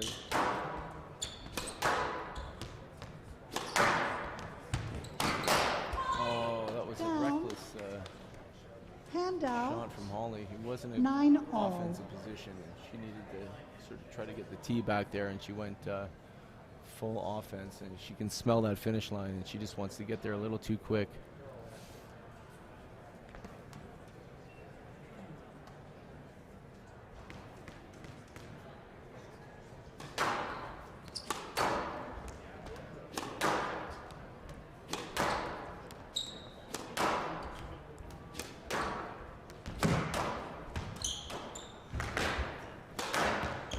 That's great play. Nice finish by Hollie, giving herself her first match point. 10-9 match ball. Start rolling the credits here, Jackie. Maybe you want to get a few sponsors' names in there in the last minute again. Yeah, a couple of great sponsors here, presented by Air Sprint Private Aviation. We have some court sponsors: Slate Music, Birchcliff Energy, San Ostante, the Bow Valley Athletic Club, Richardson Wealth, Sierra Group. Just ruthless. Running the credits on Marina, but it's over. Hollie Naughton through to the semifinals. Canada's #1 ranked player. We'll be back at 6:15 with another Canadian. Don't go anywhere, Hollie. We've got to talk. Baillargeon. See you shortly. 11-9.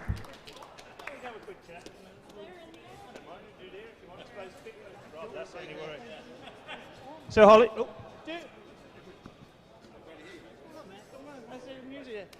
A great win there. A couple of tougher games 2 and 3. Game 1 looked pretty easy, but she got into it a little bit. How'd it go for you? Yeah, I'm happy to get through in 3. She's a very steady player. Knew that it could be dangerous if I let it get there. So just happy with the mental side to keep pushing and get through it. How are you finding the court here? Yeah, it's all right actually. Feel a lot better on it than I thought I would. It's a little bouncy, but it's okay. It's the altitude. You're all right. Round of applause for Hollie Naughton. Great job. Okay, everyone, if everyone could just stay seated for a second. Dean Brown is a few words. Just a few. Thanks, Colin. Thanks, everybody. As you know, so this was a lot of effort from a lot of people to get this going. You can see all the sponsors we have here, so thank them all. But a special thank you to Oxford Properties for putting this on, not only this event, but 3 events across the country. Mike Knapp, thank you from Air Sprint Private Aviation.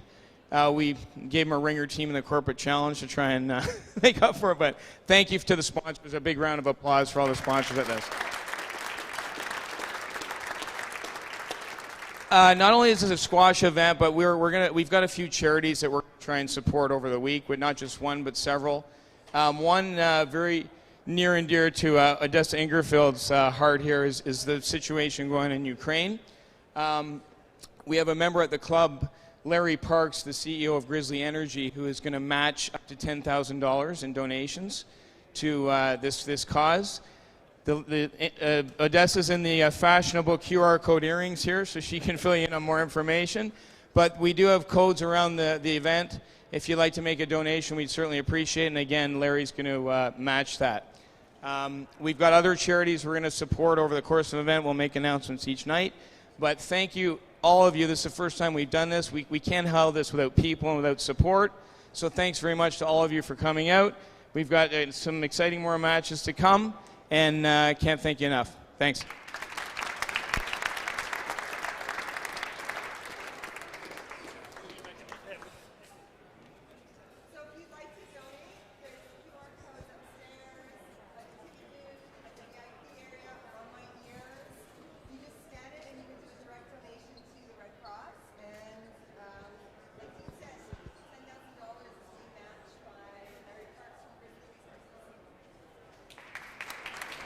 The next match will be in 10 minutes, guys, so if you want to grab a quick drink, you might have to down it. Might have to be a shot. Shot time, back in 10 minutes.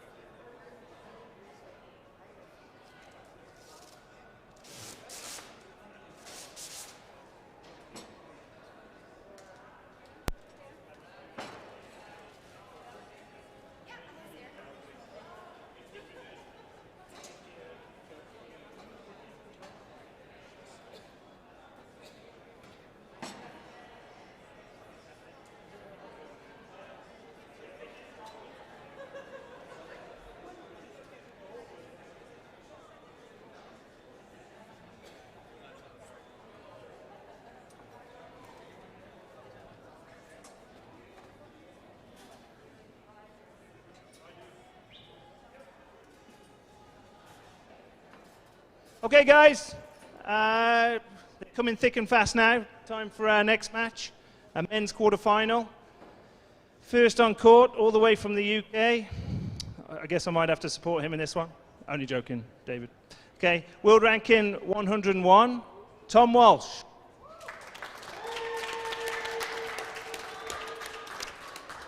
And his opponent, Canadian number 1, number 3 seed, number 65 in the world, from Quebec, David Baillargeon.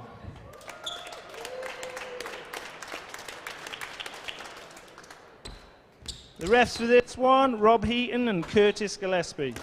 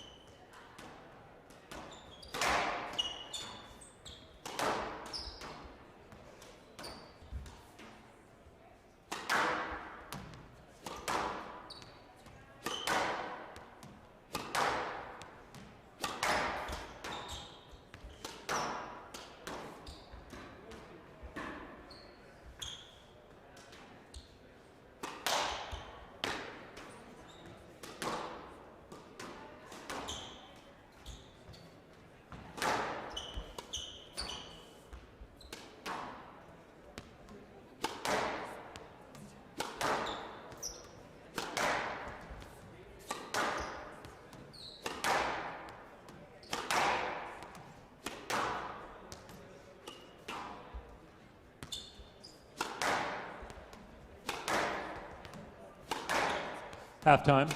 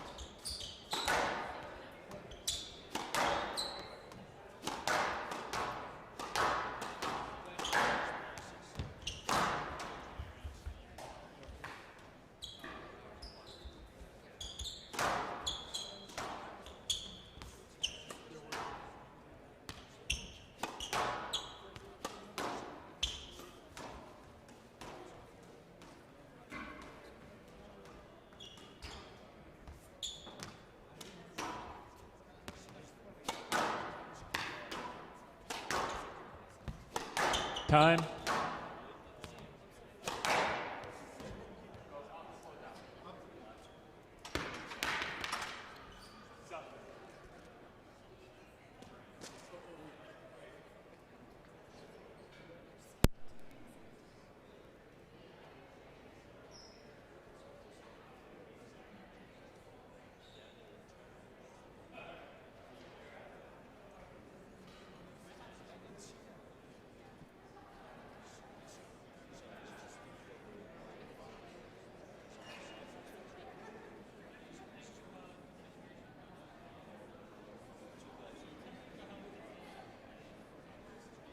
Play will start in 30 seconds.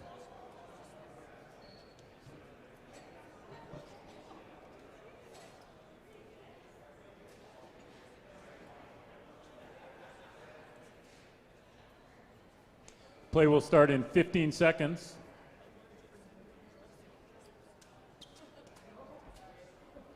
On court, please.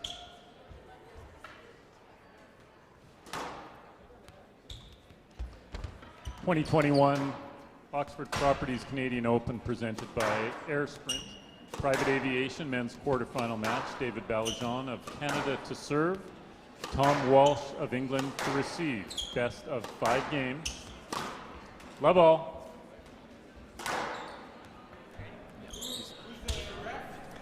Hello, squash fans. Welcome back to quarterfinals day at the Bow Valley Athletic Club, to the 2022 Oxford Properties Canadian Open Squash Championships presented by Air Sprint Private Aviation.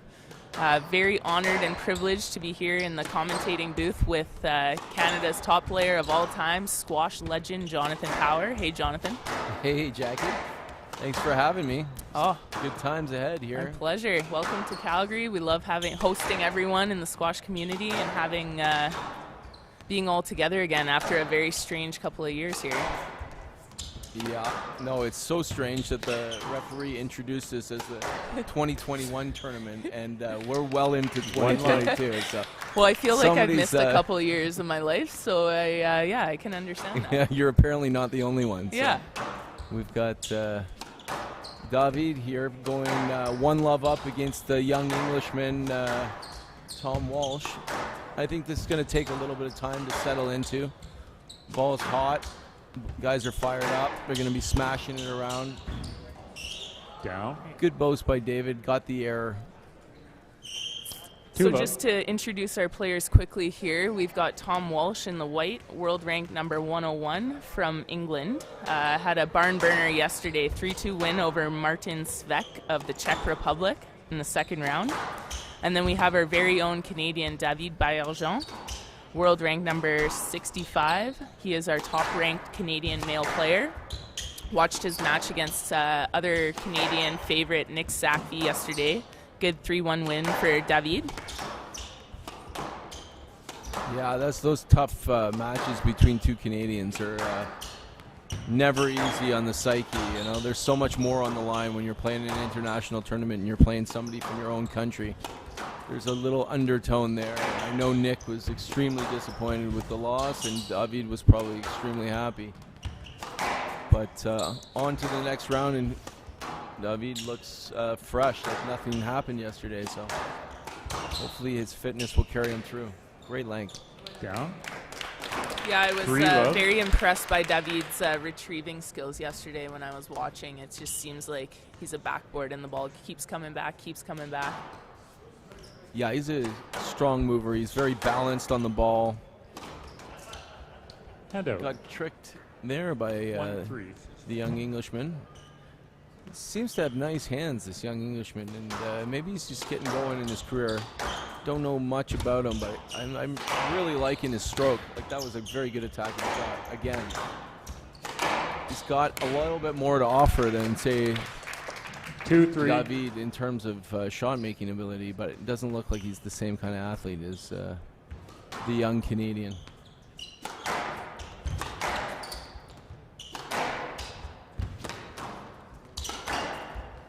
So Jonathan, for our listeners here, do you want to tell them a little bit about our setup here? We've got a glass court in between 2 escalators at the Bow Valley Club downtown. Oh, yes. Pretty cool venue. This is a ridiculous venue. The way the court just fit in seamlessly in this office building / retail environment. And it's great because you can showcase squash to some of the people in the building and some of the people that wouldn't otherwise get to see top-level squash. And it's been great for the people that have gotten to see it, just to see what kind of level these guys are playing at. It's pretty impressive. Yeah, well orchestrated by the Englishman, just put a body on him, held out. the ball, and just 3, played it into 4. the open corner. But really, it was about getting on the ball early with the racket up and forcing David to run behind him. If I'm Baillargeon, the Canadian, I want to be making this very physical. I want to get this guy behind me in the back of the court and dominate the middle. If you leave him up there, you're going to be in a bit of trouble, I think, until you take the gas out of him. So you make this hard, long, physical battle. There it is.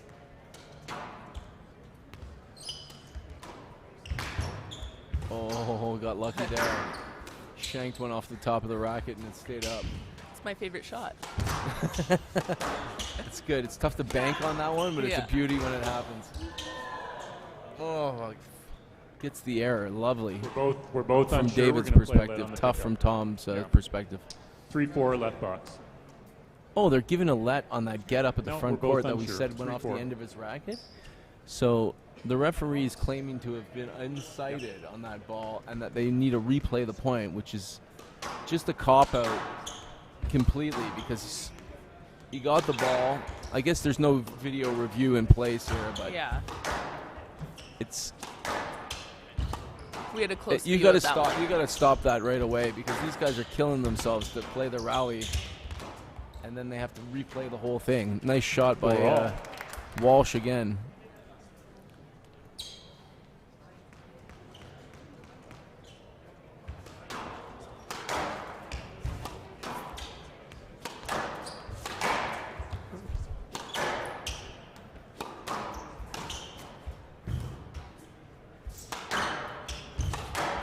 I remember watching David as a junior, and he was always at the top of his age categories. But Yes, he Score told all, me he right, spent the Bob. last couple of years training overseas, and it really shows in his game. Yeah, I mean, he really needed to go look for the competition, get out of Canada, and try to find what's out there in the pro game to sort of get his level of physicality and mental toughness to the level it needs to be to compete at the top level. And he went and seeked that and got that. And it's still a work in progress, but it's certainly paid dividends in his results so far. Still, I know he wants to climb higher. I know he's got a ways to go. But it definitely helped him. He's getting run around a little bit right now by Walsh. 5-4. He's lost control of the middle of the court and has fewer options on the ball than Tom Walsh. But he's quicker and he's strong and balanced on the ball. But like that's what he needs to do right there. No let. The whole control the middle, make it physical. Use Hand his out. strength. He's built like he's strong. He Yeah. needs to be strong in the ball. Force the guy to go around him. Force the guy Hand to out, fight 5-all. through that contact. I mean, squash is a physical game. There's two Yeah. guys sharing the space out there, and there's going to be a lot of contact. So, if I'm David, I want to make this guy feel me out there. Yeah. Faut continuer un peu en français, Jackie, parce que en fait, David il est français, il vient du Québec.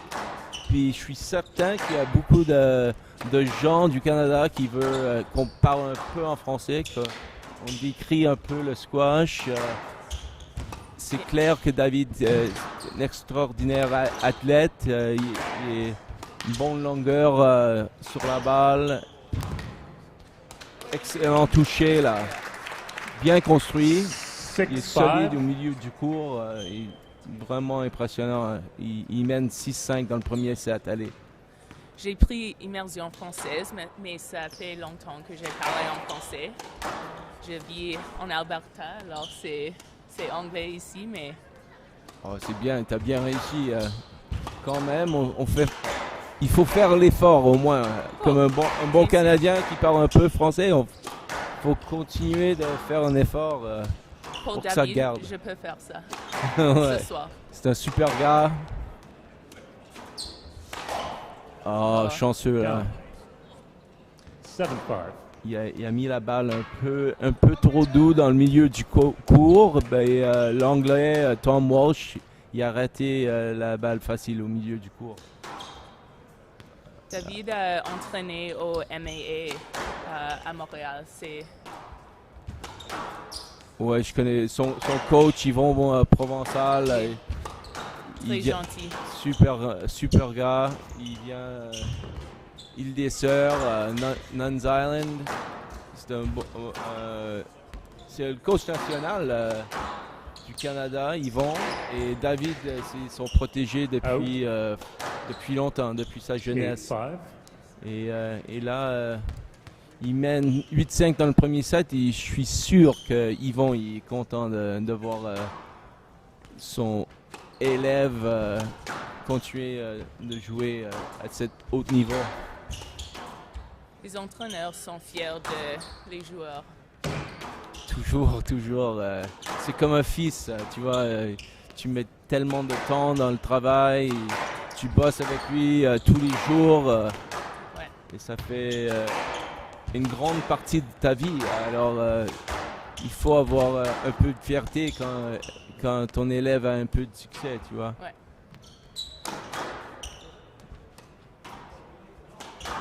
What do we say in English? A crazy bond? Crazy bond between coach and student, for Yeah. sure. That was a great drop. Handout. He got on that ball early, Tom, 6-8. and he's really got a nice touch in the front. And David's got to be careful putting that ball in the middle of the court. Right, 8-6 for Baillargeon. That's better. Hold. Just too much in rhythm there. I want to see him spread out a little bit more. Okay, and that's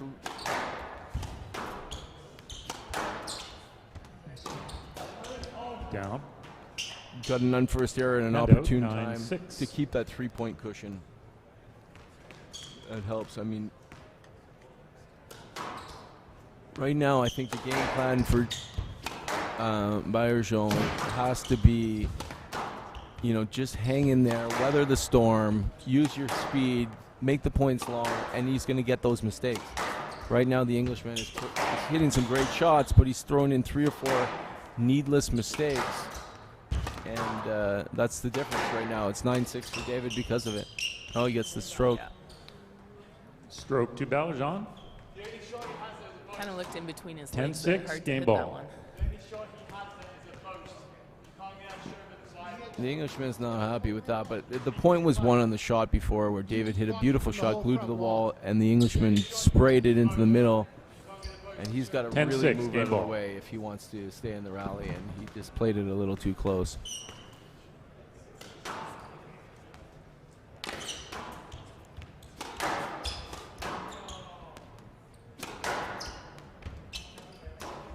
Oh, that's a beautiful Not drop. He caught a little bit of a Handout. funny 7-10 bounce on the game power ball. court. I'm going to have to talk to the guy in charge there. I don't know if that was a clean bounce, but it was a great drop shot.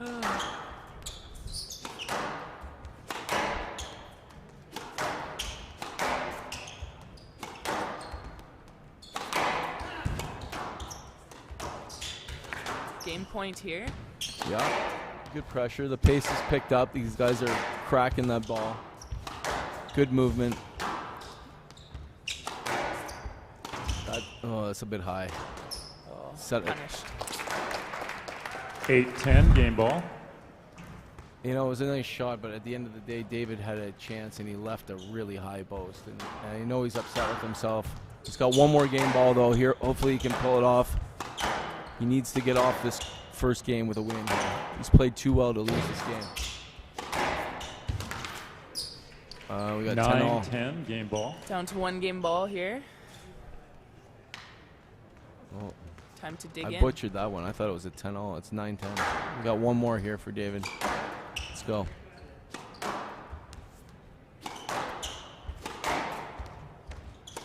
No. Down. Unforced. Where did that come from there? 10-all. Player must win by 2 points. Goes to the tall. He's got to reset himself a little bit. Yeah. He can't lose confidence here. He's got to stick in, make this rally long, hard, fight his way off the court here.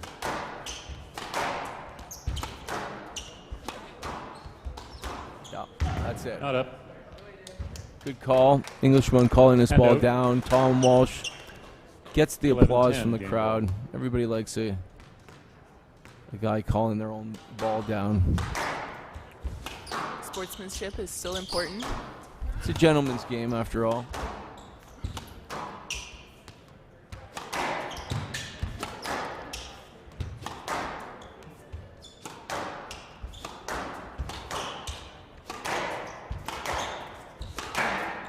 Some heavy hitting here.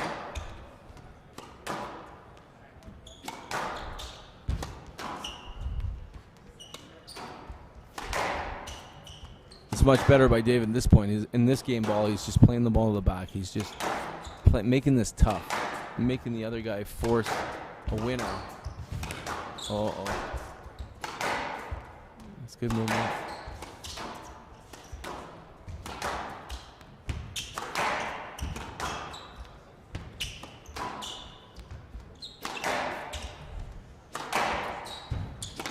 Oh, barely got that one.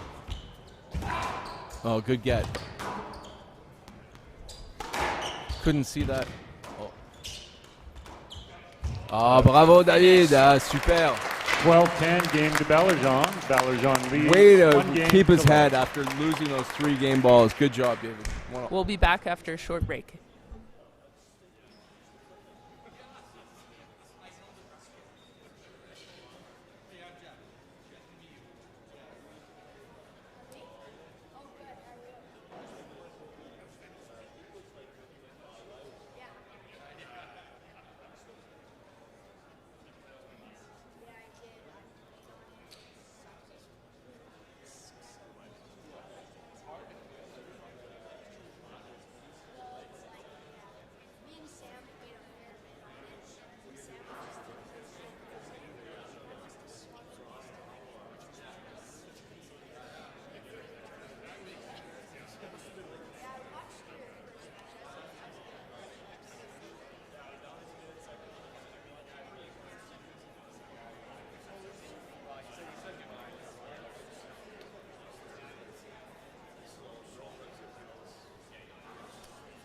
Play will resume in 60 seconds.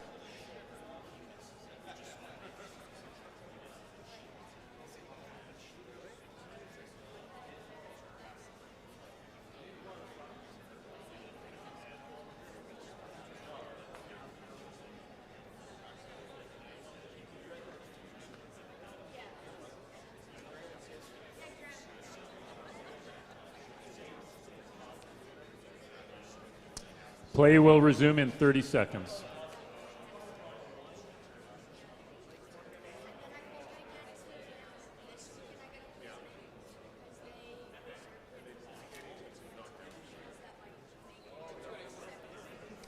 Fifteen seconds.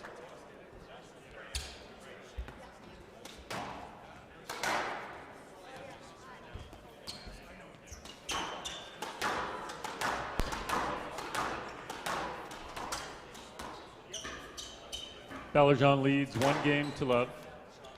Love all.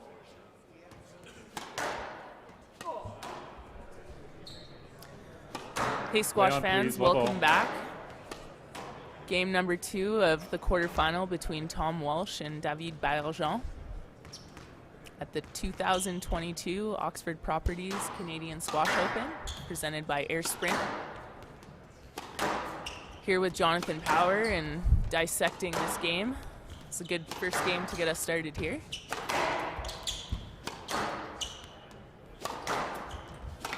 David's got to set the tone early that this is going to be hard and long, and if this guy wants to come back in this match, that Tom needs to really stick in and fight.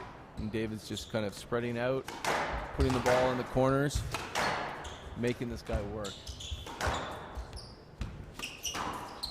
And when I say this guy, I mean the legendary Tom Walsh. Maybe one day, you never know. Well, he's got the skill. He's got silky skills. Just has to be a little bit more consistent. Find a little bit. Down. He's setting the point up beautifully and One love. and making the final error. And I think that comes with time and experience. But he's certainly got a nice game and a lot to offer. Yeah. But that's exactly the type of rally. It's long, hard rally, wait for the air. Down. It just gives him an Hand unforced out. error for no reason. 1-all. The opposite of what he's trying to accomplish, but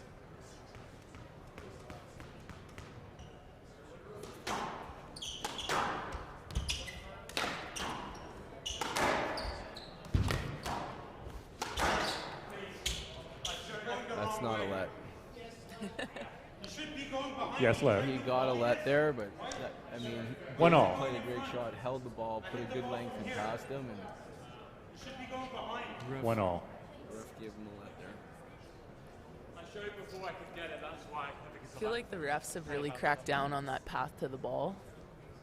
Yeah, so exactly. If they're 1-all. dragging down, then he should have definitely had a no let. You know, they have more severe and giving no lets and making people go and play the ball and look at it. Down. To the back of the player, Hand out. you Yeah. call the 2-1. let. I love that. So, but the thing is you have to understand that whatever rule you make, whatever rule change you make in any sport, the players are 50 times further ahead than anybody who makes the rules. Absolutely. So they know how to take those Down. rules and make them work in their favor. So it really doesn't matter 3-1. what the rules are, because the players will work within the so-called rules and find the loophole to make it work for them. You sound like you're speaking from experience, John.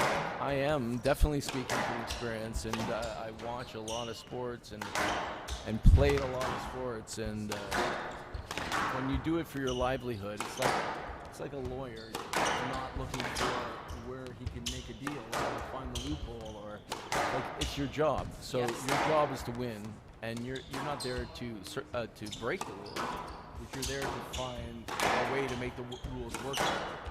So it doesn't matter if you're in any industry, you want to find some Down. kind of way Hand to out. make those 2-3. rules work for you and your business. And it's not about cheating the other guy, it's about knowing the play space that you're in and being able to operate in that space better than the next guy, right? And that's in every capacity of the game. Certainly referee included.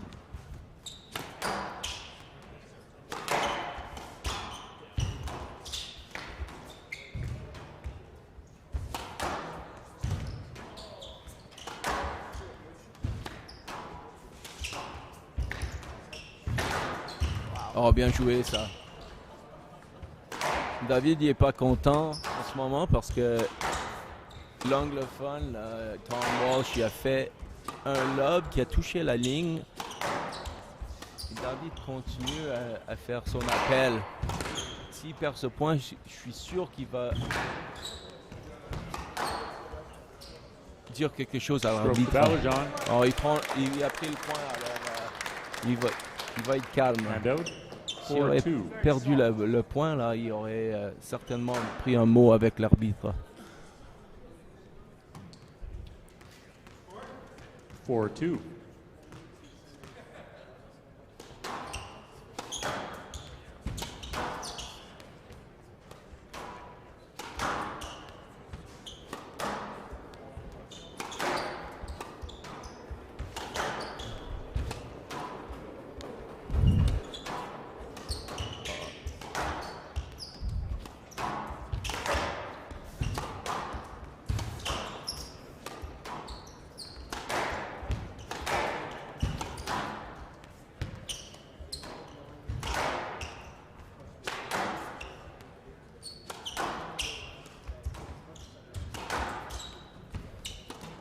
He's playing the perfect game right now. It's really just 5-2. pushing him to the back, keeping the tempo and pace really high, and trying to suffocate his opponent right now.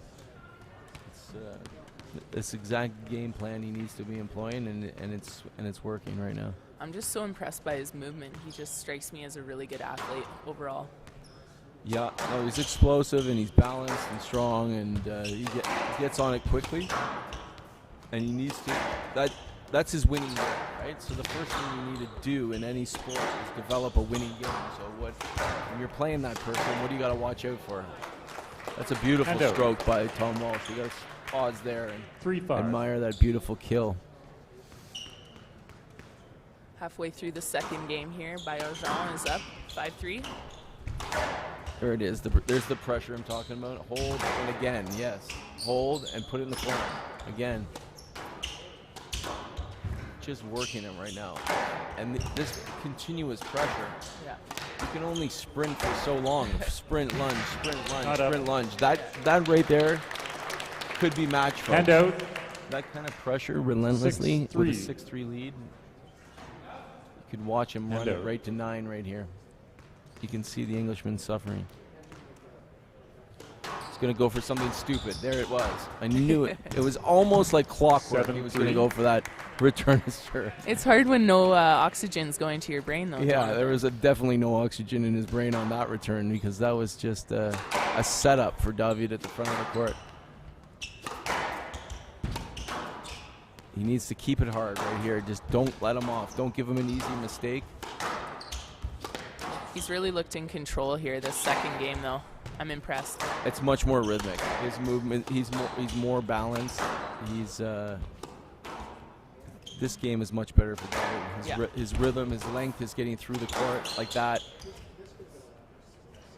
Yes, let. That one came off the back wall. You got to left give him a bar. let there, but you got to make him make an effort as well, right? When you're tired, you're going to run into the guy, stop the point, restart, get your breath a little bit. And David wants to just start right back in and put the pressure on him, suck the life out of him. Good bow.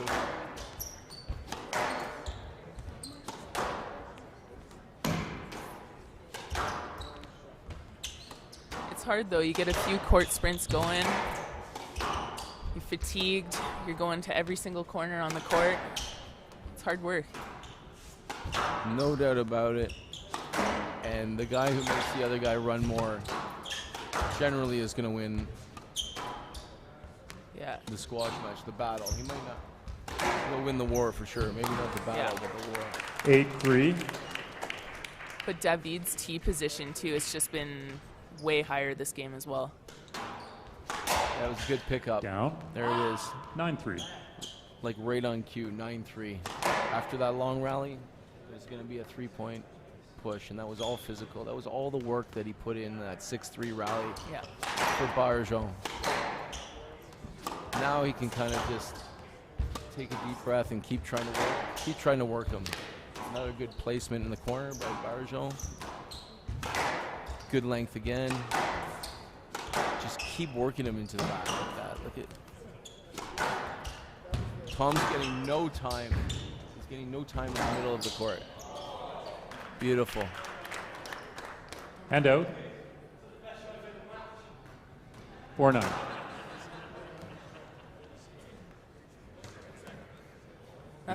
He got fooled there. Nothing like a random middle ball, I was going to say. 4-9. That was a pop-up, and I think every other shot, but straight down the middle is what David was thinking, and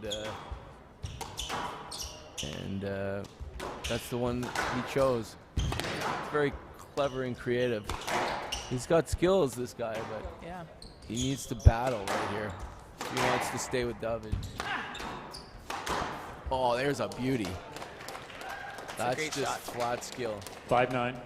It's pretty satisfying hitting a Nick roller, hey, Jonathan? I wouldn't know. I wouldn't know. I've seen you do it. Never my game. I've seen it.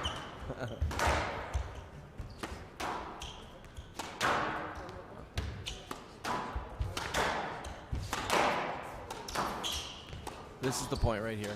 Put some work in. That's it. Great shot. Hold and deep again. That's it. Beauty. Hand out. 10-5. Game ball. That's it. Don't hit to a lefty's forehand. Devastating. No. Notoriously weak backhands like that because they don't know how to turn the shoulder. It's really interesting. I have no lefty in the history of the game. We've had world champions that were lefty, lots of them. And they never learned to turn the shoulder to the backhand because most of the play is on the left wall, squash, and their forehands are always unbelievable. And their backhand's weak. Great finish by David. 11-5, game to Baillargeon. Baillargeon leads 2 games to love. Well, the young Canadian is up 2-0. We'll be back after a short break.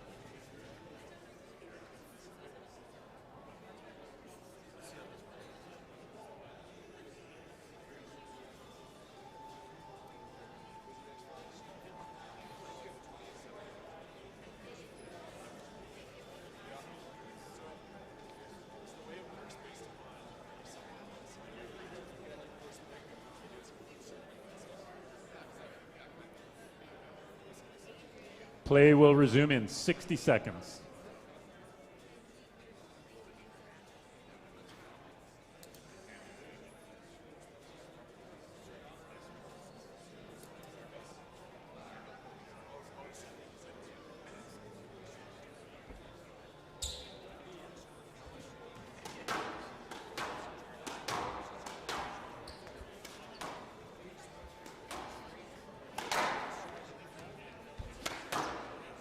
Play will resume in 30 seconds.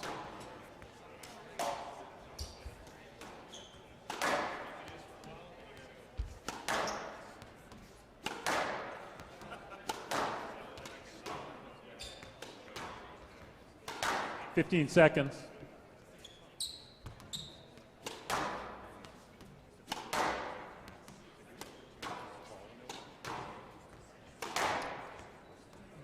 Time. Baillargeon leads 2-0. Love all. Play, please. Love all.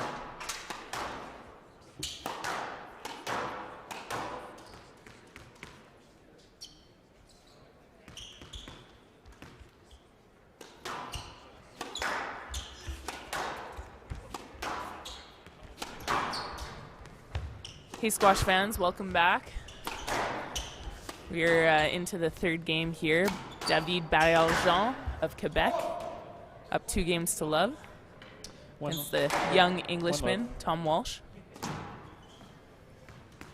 Yeah, got the unforced error right from the first point, so he needs a good start right here, and then he can see the finish line. He just needs to stick in with some long, hard rallies. Beginning of his third, get his nose in front. So I wanted to take a quick second here to thank some of our sponsors. So court sponsors, we have Slate Music, Sierra Holdings and the Singh family, AMJ Campbell, Richardson Wealth, the Power Court, and the Government of Canada. For event sponsors, we have Tourmaline, Renfrew Chrysler, Birchcliff Energy, Hemisphere Energy, Sano Stante Real Estate, McDaniel and Partners, and Calgary Tourism. And having been at a few of these events over the years, they're not possible without the support of sponsors. That's the power chord, baby. Right there. Dropped into the corner. Look at, unhappy. Come talk to me.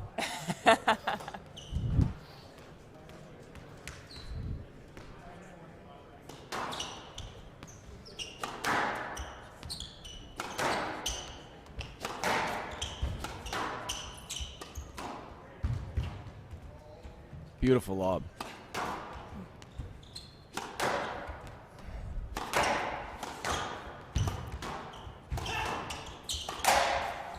Down.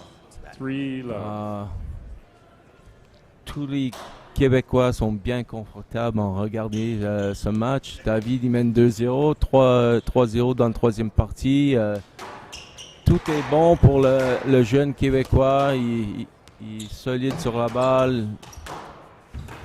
Il perd le prochain point. Il faut que je me ferme la gueule un peu, puis the commentator's jinx, je sais pas comment dire ça en français.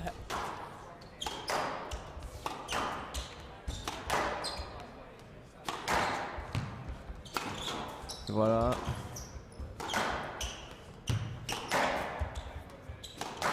continuer de mettre un peu plus de pression sur la balle, comme il a fait sur le deuxième set. Il tape fort, il tape sec, il contrôle le milieu du court. David, il faut continuer à faire ça.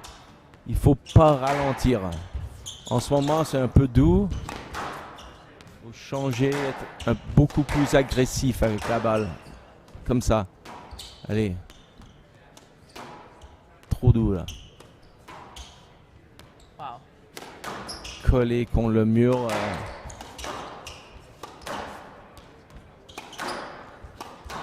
Comment on dit ça en français? Serré contre le mur? Ouais, collé, serré. Bien dit.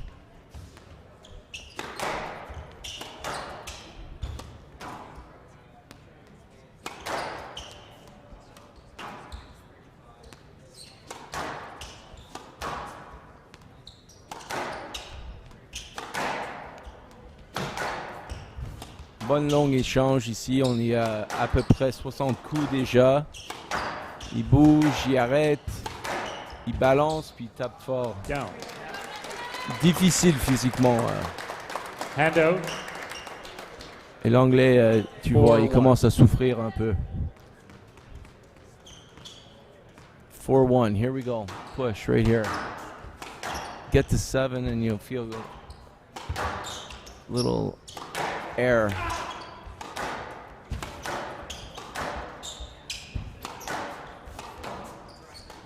Oh.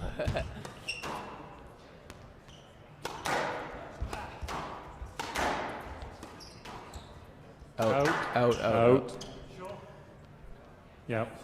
Ball touched the line. 5-1, left box. Well, commanding lead by David here in this third game.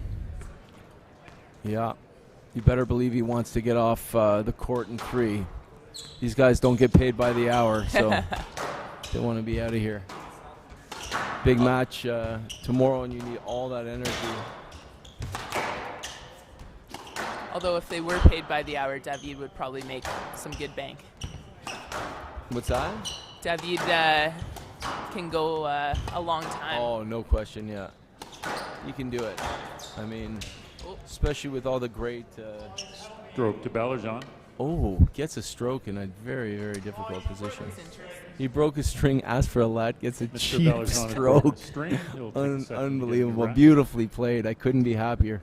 Score is 6-1 from the That right was box. literally, he called a lat because he broke his strings, just tried to create some interference, thinking he was going to get a lat. And then the referee goes and gives him a stroke where he had no business getting a stroke. So a little hometown reffing for the good guy, and none of us are too upset about it. Nope. Tom Walsh, however, not as happy. 6-1. Or should I say, the fully grown Andrew Schnell. Right box. Cousin. Cousin. Oh, okay. I thought it was... I hadn't seen Andrew in a few years, and I just thought he finally grew up.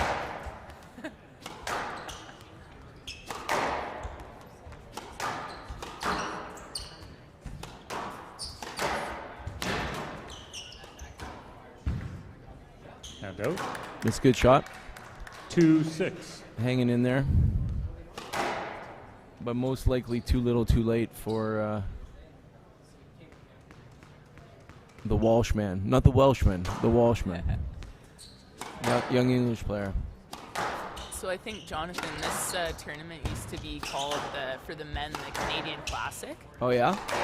Which you are a multiple-time winner, I believe, back in your day. Oh, really? They're taking that title, the one we used to do. It's very similar to the venue that we used to do the Canadian Classic in Toronto. It was in a beautiful atrium in Toronto, in the BCE place. And here we are in a beautiful atrium in Calgary with the same title. However, that one was a major tournament on the circuit at the time, and it was all the top players in the world. That's pretty cool. So we're building towards that again. We need a little bit more Canadian content, and we'll get there again. This is a great start. I know the volunteers and all the Dean Brown and Darren Thompson, all the partners at the Bow Valley Athletic Club, put a lot of time and preparation into getting this event ready. Oh, and it shows. I mean, those guys are first class at running events, and they know squash, and they know athletic clubs like you wouldn't believe, and they've done a phenomenal job putting this together. But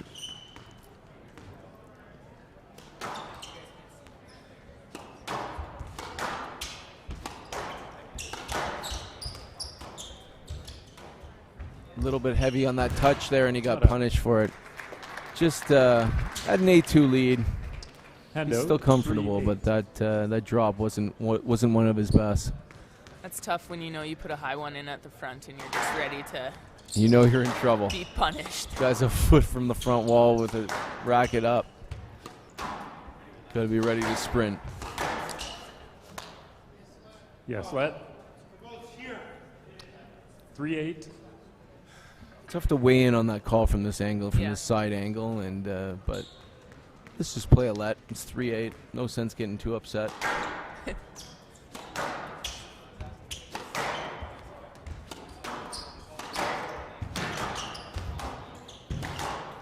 Okay, he needs to dig in right here because this is where you get a little tight, and this guy, Tom Walsh, has some beautiful shots. You don't want to get into trying to finish this at 9-all in the third when you've been playing so well this game. There it is. Hold and do it again. Stroke to Baillargeon. Too loose in the middle.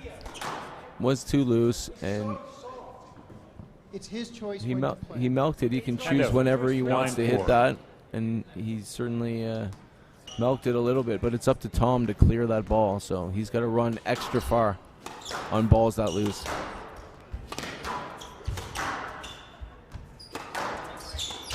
Oh.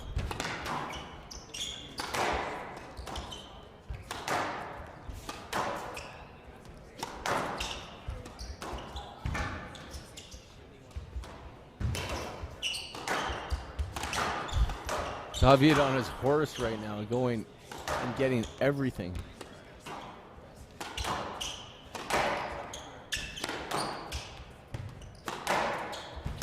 Oh, great rally. Down.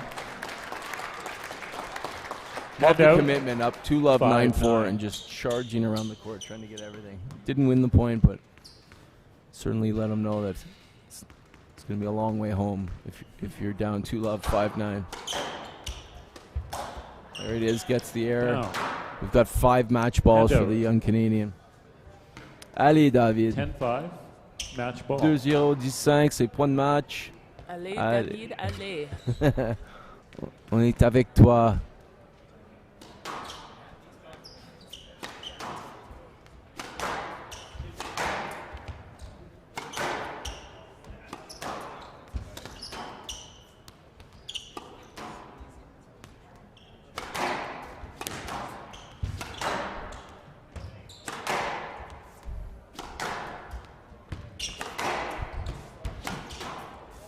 Oh, I thought he was going to go for his patented nick.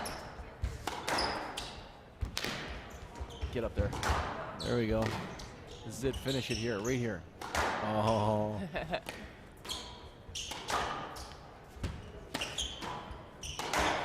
He's just finding great length, though, even in this last point. Oh, gets the lucky bounce. And the, I would say, sarcastic fist pump. That old power cord, you sure all those glass fittings are on tight? I've loosened them generally to benefit the Canadians, but... Stroke to Baillargeon. Oh, gets the call to finish the match. 3-love. 3-love. With that, David Baillargeon. Beautiful. Advance. 12 Semifinals 11, tomorrow. 5, 11-6. We're going to take a short break, and we'll be back with you shortly. Quick chat.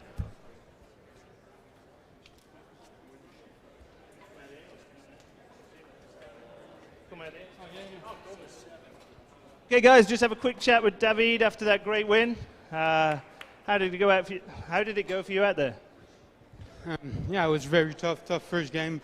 Tom came out with a lot of pace, hunting the ball, hitting hard shots. I wanted to just stay in there and try to break him down because I didn't think anybody could sustain a pace that high. So yeah, that's what happened, and then I stayed focused. Got hit good lengths all match long, and didn't make too many tens. Anytime he won a few points in a row, I was able to kind of get my focus back and start gaining a few more points after. So yeah, I thought I played really well, and I'm looking forward for semis tomorrow. That's great, man. That's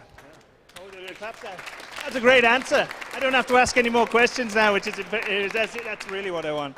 The other thing was, I'm sure there's a lot of people watching online in Quebec. Is there anything you want to say to those guys in French? Oui, ben merci pour le support, tout le support au Québec. Je retourne à Montréal vendredi. Ça fait plus que 3 mois que je suis à l'étranger, donc ça va faire du bien. Puis j'ai hâte de retourner au club puis de m'entraîner à Montréal. Sounds good to me. Great job, man. Well done.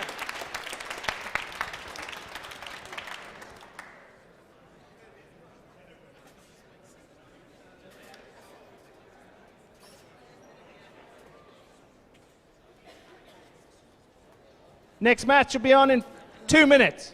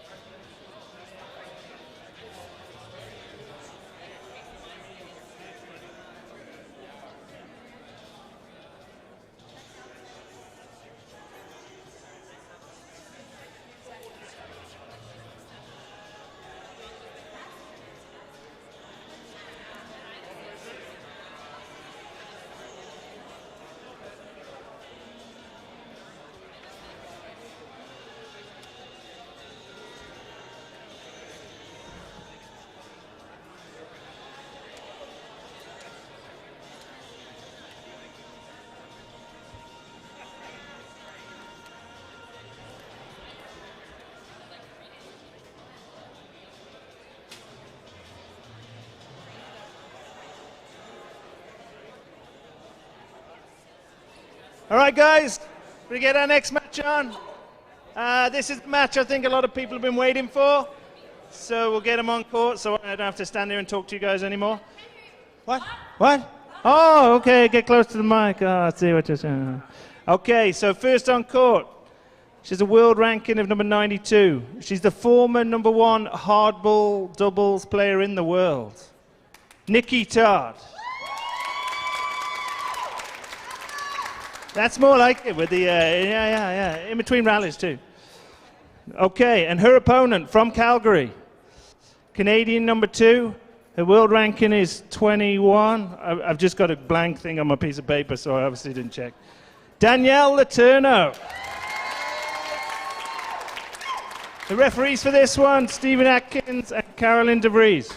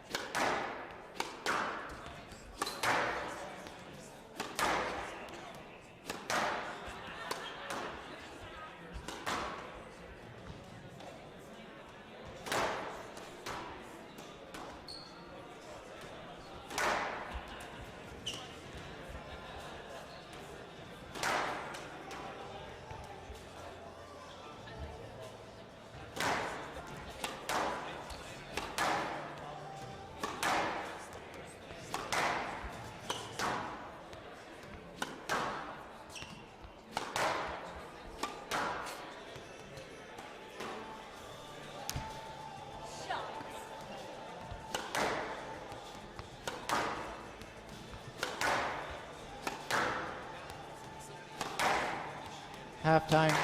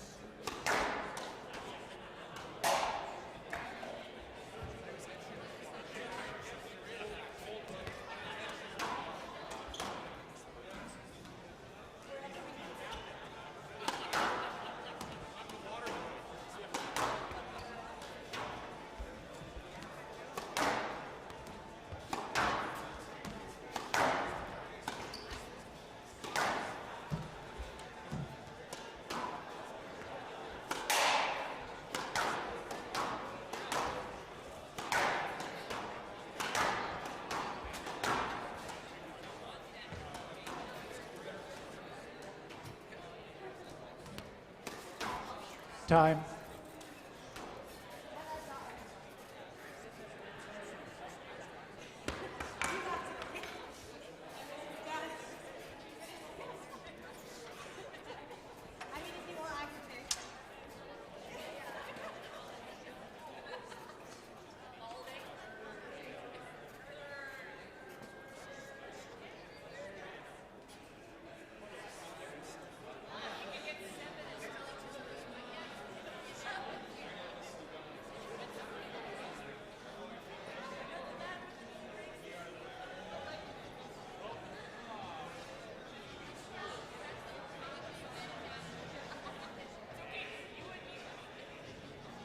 Play will start in 30 seconds.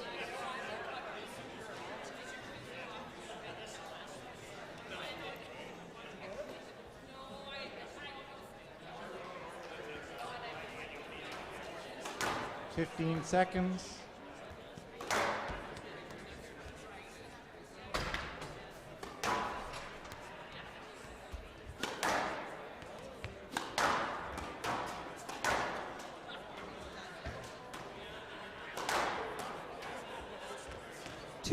And 21-22 Oxford Properties Canadian Open, presented by Air Sprint Private Aviation.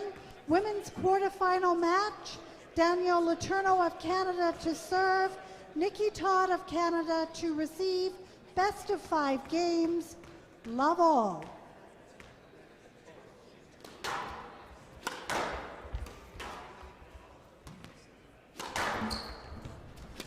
Hello, squash fans, and welcome back to the 2022 Oxford Properties Canadian Open Squash Championships presented by Air Sprint Private Aviation.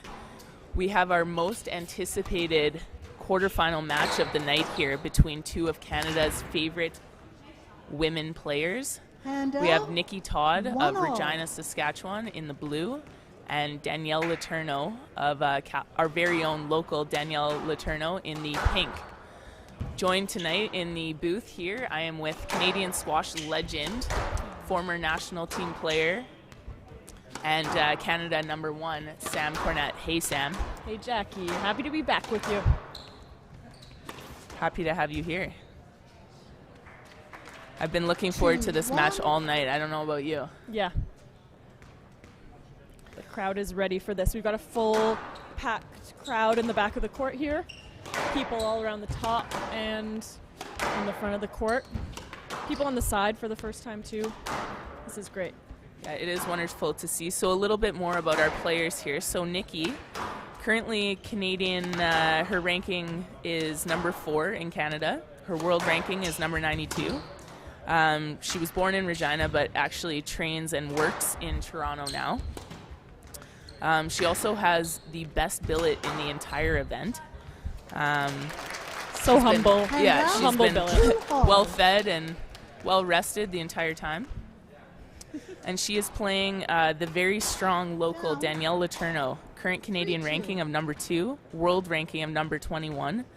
I actually grew up playing squash with Danielle at the Glencoe Club here in Calgary, and it has been amazing to watch her game transform here. So, yeah, this match comes very close to home. Hey, Sammy? Yeah, for sure. We've both spent a lot of time with both of these women. Such good women for the game too. I mean, they're very passionate. Yes. Very different, 4-3. but both excellent ambassadors for our game. Agreed.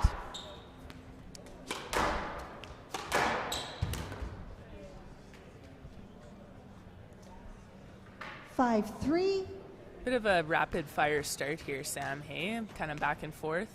Short. First few points. Yeah. Short rallies.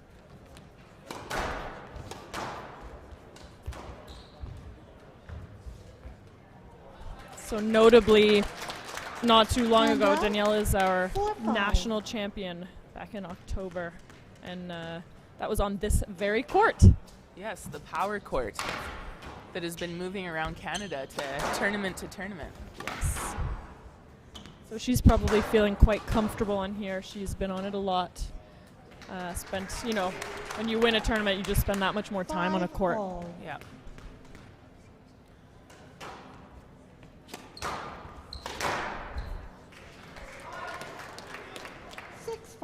Nikki has this beautiful lob serve that is terrifying when you're on the same team as her, but she was saying it is very difficult for her opponents to see, but then also if they get it back, she doesn't know where it's going to go. So there's a little excitement off the serve. There's a couple reflections around the court.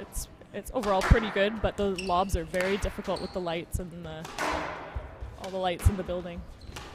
Yeah, and I mean, you definitely don't want to leave your return a serve halfway through the middle of the court there. Yeah.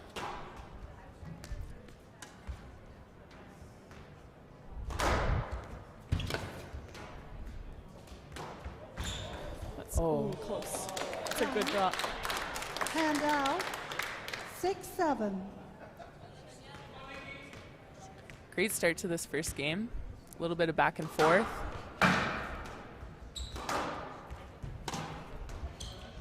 A lot of short balls. Very exciting.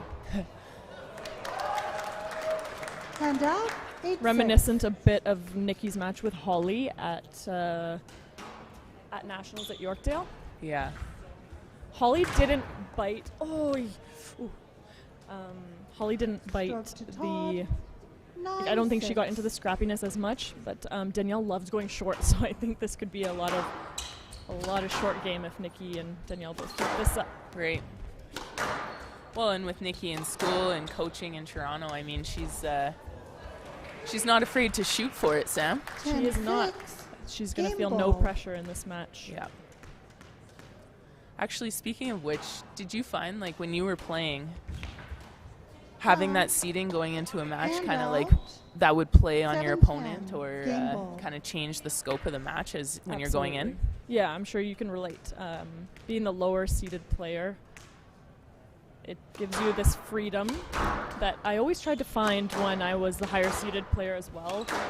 It's a lot harder to do, but a worthwhile endeavor. It's really helpful for matches to find that like kind of looseness, that relaxation, but keep the intensity. Yeah.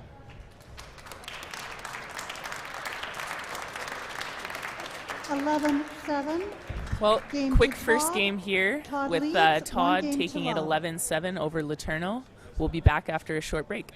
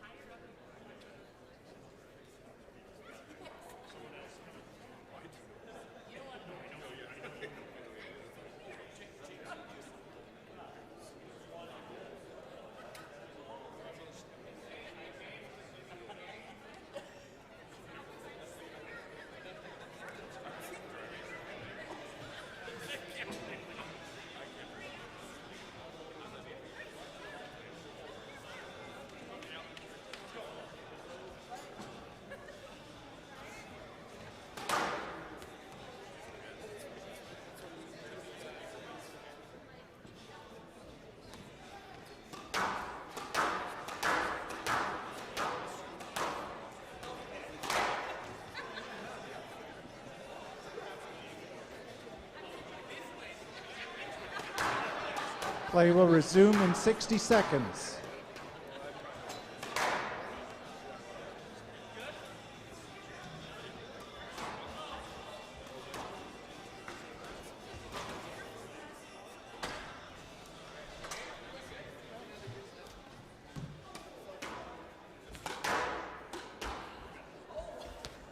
Play will resume in 30 seconds.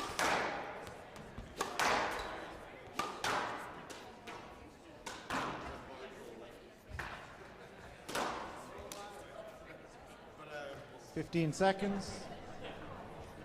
Welcome back, everyone, to the 2022 Oxford Properties Canadian Open presented by Air Sprint Private Aviation. I'm joined in the commentating booth tonight by Sam Cornett, Todd leads, one of our best female squash level. players of all time and a good friend of mine. We've shared many travel trips around the world thanks to squash, so happy to have you here in the booth, Sam. I am happy to anytime think about our wonderful travels together, even for a second before we get back into this match. Good times. You know, watching these two women play, it's kind of cool. We're all a little bit older, a little less wiser now. But it's really bringing back all these squash memories and all these cool things that we got to do over the years. So yeah, kind of nostalgic for me in a way to be here as well. Yeah. Out. Hand out. It's never over, too. Masters Tour awaits. Yes, I just have to hit that 35 plus mark and then I'll be full on it. So Nikki, off to a strong start here. Down. Up 1-love over the higher seeded Letourneau. And out 2-1.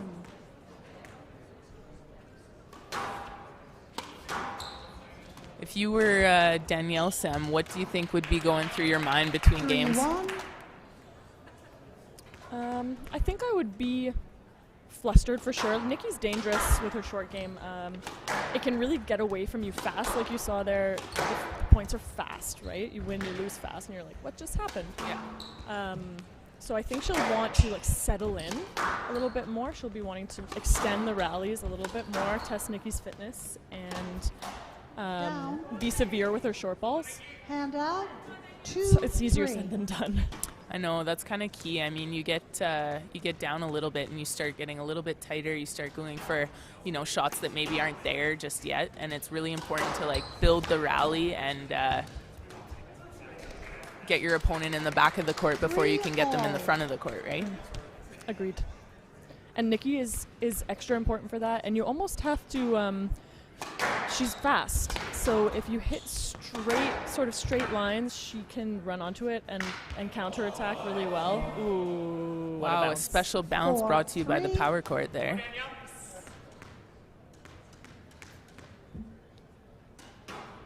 I love getting those bounces. I know, I'd take them every single day if I could. Yes, let 4-3.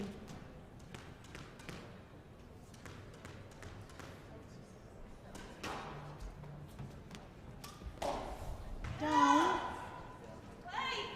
5-3. Letourneau just going for a few shots here right off the return of serve. She's just getting a little bit antsy. Down. She needs to maybe find her length in the back of the court again, hey? I think an important thing to learn about is your body language and how it relates to your play. And I noticed this, Nikki does the same thing, and you see Danielle, you can tell how frustrated she is with her errors right now. And as you don't want to kind of perpetuate this more, she knows she can hit those shots, right? She's hit them a million times. Thousands of times. But it can be, it can just keep getting worse if you can't find something positive to focus on. So I think you're exactly right. You want to focus on that solid length and maybe even really zone in on the target on the floor so that you can have something to think about instead of how annoyingly bad your short game is at the moment, Absolutely, and I really liked what you said about body language there as well. For all our younger viewers, you should never be able to tell this is a sport. You should be totally one-minded when you're out there. Keep your opponent guessing. They shouldn't know if you're frustrated with the rally or happy with the rally. You should just be kind of in the zone and really digging in, right? Yep. The robot. In a perfect world, but there's just so many emotions. 6-7. I do like that Nikki always plays with a smile on her face. It's something I've noticed over the years. She does love squash. Hand out. 8-6.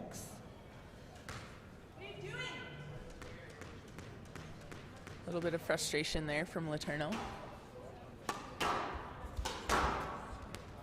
I was upstairs in the art gallery asking the tenants there what they thought of the squash tournament, and they said, it's better now. It was a little bit loud last week when the recreational players were on the court and they were yelling a lot. That's funny. And they said it's quieter now with the pros, but the occasional yell happens. I remember yelling a lot when I played. Yeah, I've been known to let out a yell. Let or out two. a few yelps. Yep. It's been really cool, though. As Sam mentioned, we've wow, what a shot by Todd. 10-6. We've hosted the corporate challenge here at lunchtime, so we've had a lot of the local players out and using the power court here, which has been fantastic for the game. And tenants have stopped in and stuff like that, so that's been really nice to see. Wow, and Nikki takes that game 11-6. There you go, 2-0. 2-0. We'll be back shortly.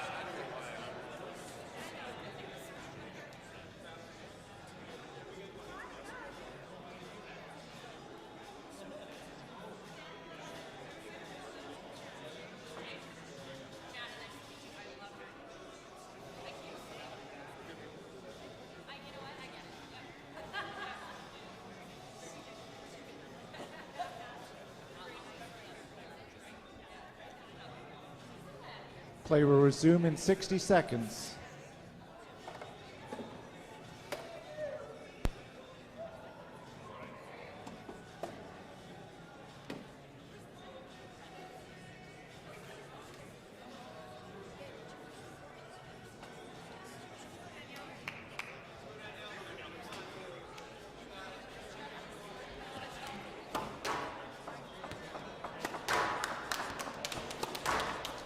Play will resume in 30 seconds.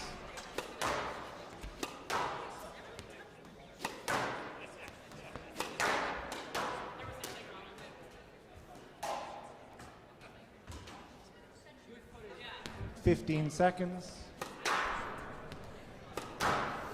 Welcome back, squash fans, to the 2022 Oxford Properties Canadian Squash Open, presented by Air Sprint Private Aviation.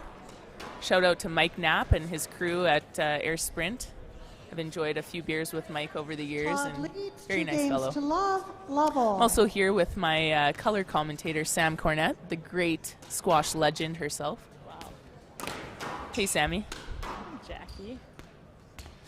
So a bit of a surprising turn of events here with our higher seeded Letourneau down 2 games to Nicole. Thoughts on the first couple of games, Sam? Yeah, I think first couple of games were choppy and short, as maybe we could have anticipated with Nikki. Oh, wow. Wow, what an Quick exchange one. there. That was great. Such good Quick hands. reflexes. Yeah, both of them. I think Danielle is going to extend this. It's very hard when you're going to serve like that to extend rallies when you're on the back foot from the return of serve. Great shot. Wow. But she's done it. Hand out. 1-all. Both these players with very good hands. Yeah.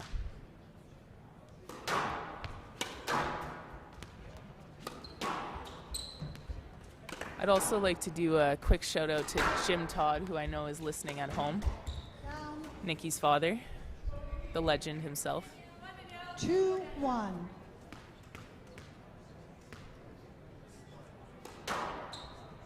Two one in the third here.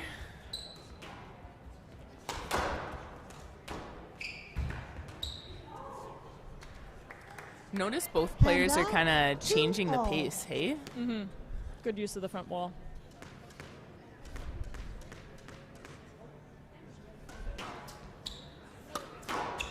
I wonder if Danielle should try and pick up the pace so that Nikki can't set up for her drops quite as much. Yeah. But Feel still like get it through the court. the length is landing a little bit short right now. Yeah. To find that penetrating length to the back so that you can go short, but again, 3-2. another error. It's great seeing so many local fans out to cheer on local favorite Danielle. Definitely. I always love playing at home. I feel like it gave me an extra boost. Yep.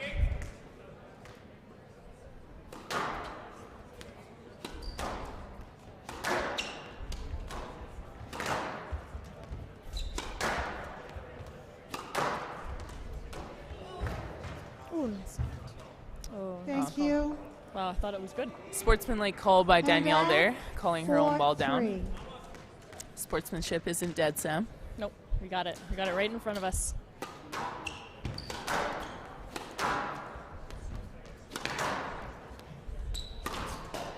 Down. Just kind of a whack of unforced 5-3. errors here, just uncharacteristic. I know Danielle is one of the fittest players on tour, in my opinion, so. Hand out. Moment of levity there. 4-5.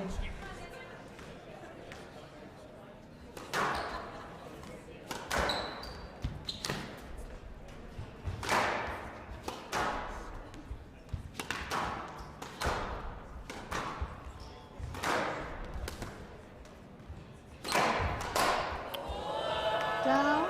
She guessed right on that one, but just 5-all. just a bit too low.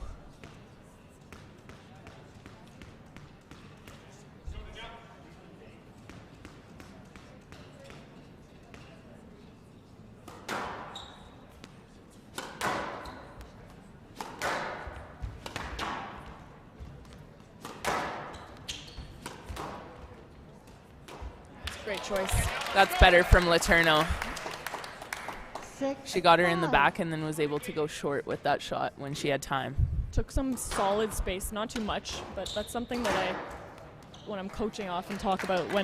If someone gives you space away 7-5. from the wall, take it, because it makes them do a little bit more work around, and it's really hard to get to a straight drop when you take that space. Great. You can coach me anytime you want.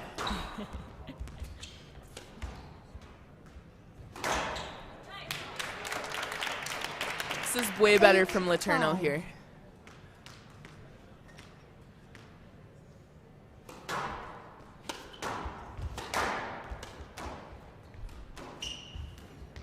Down. Tight. Yeah. 9-5. On a mission, Yeah. moving quickly, confident. Yeah. Big change. Complete change in body language too. It will be interesting to see how Nikki responds.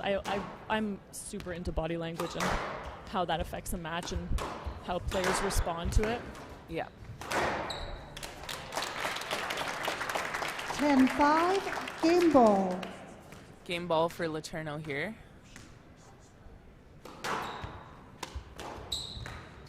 Wow. Stroke to Letourneau.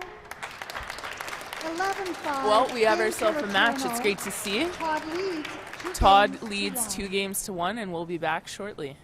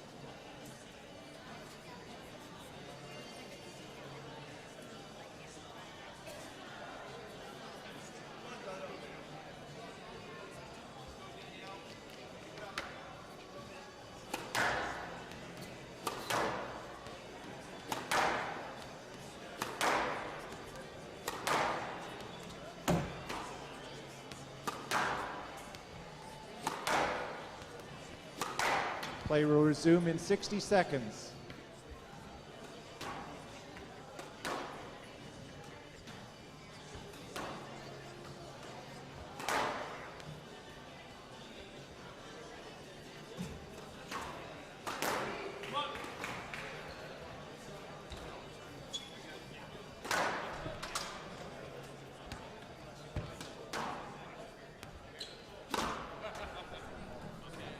Play will resume in 30 seconds.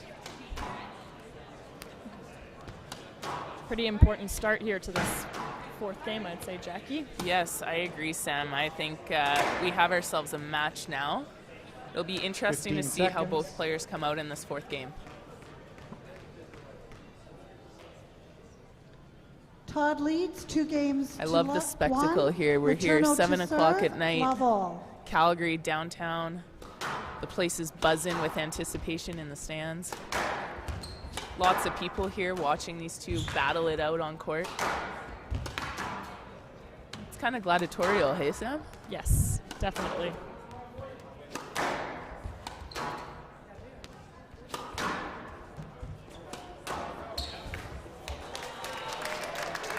And two very good role models for Canadian squash. Absolutely. So any young girls watching this game, you want to pay close attention to these two ladies.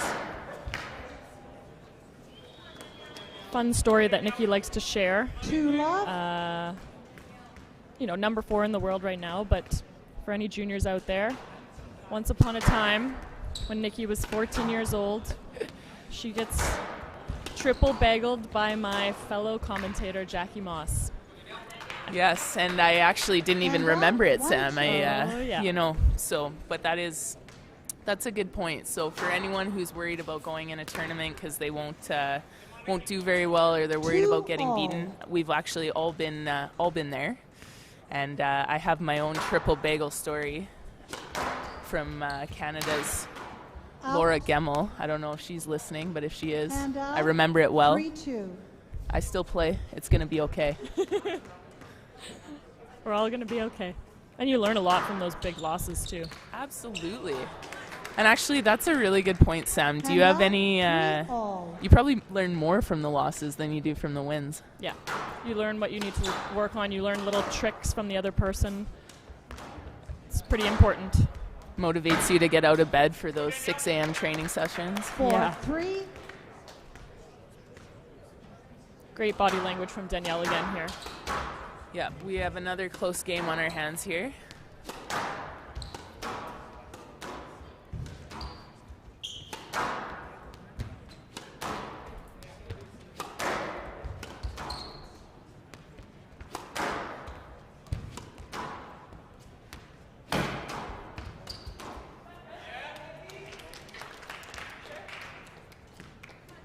Peeling the out ball there, but I think it was okay.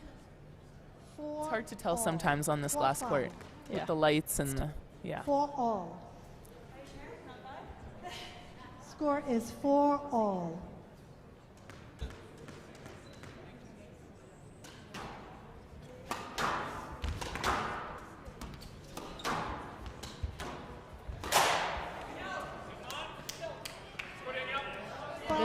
This is a very interesting game now that it's so tight. Ooh, tension must be high out there. Yeah, I feel the pressure is building here. 5-all. Fourth game, both players are... Wow. That's a clever inside out. Very clever. Nikki's got a really good counter. 6-4. She's amazing at countering. Yeah. She's so fast, and she has soft hands. Yeah. Wow. You have to be really aware if you're going to take her in short on the court. Yeah. Because that ball is coming back. It's coming back, and it's if she's on it, it's not pretty for you.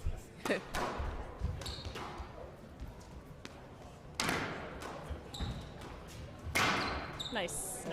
Love those. I've had a few of those. I love those shots. 5-6. Sometimes they come right when you need them. Down. I think that was a really good time for Danielle to have that. 6-all.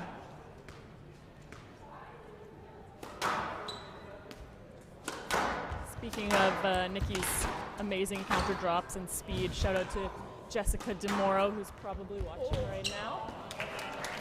And always yells at Nikki.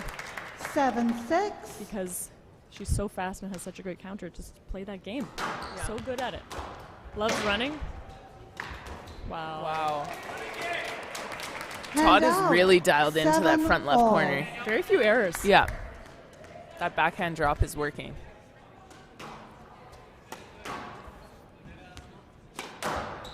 You know what I love about Danielle's game is her. Not up.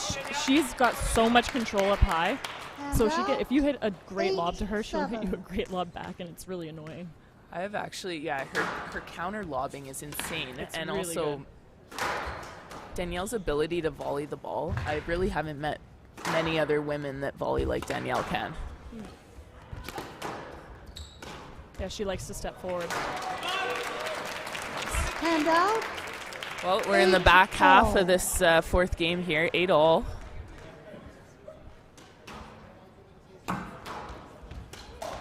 Down. Hand out. 9-8.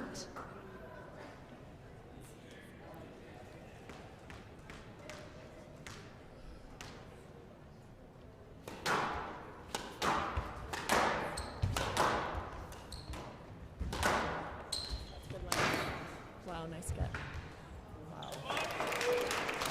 Hand out.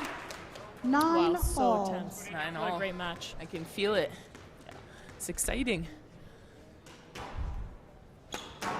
It's nice to have live sports back. Hey, Sammy? Down. So great. Hand so out. great. So exciting. 10-9 game ball. Big point. Huge point. Yeah. Pivotal point here.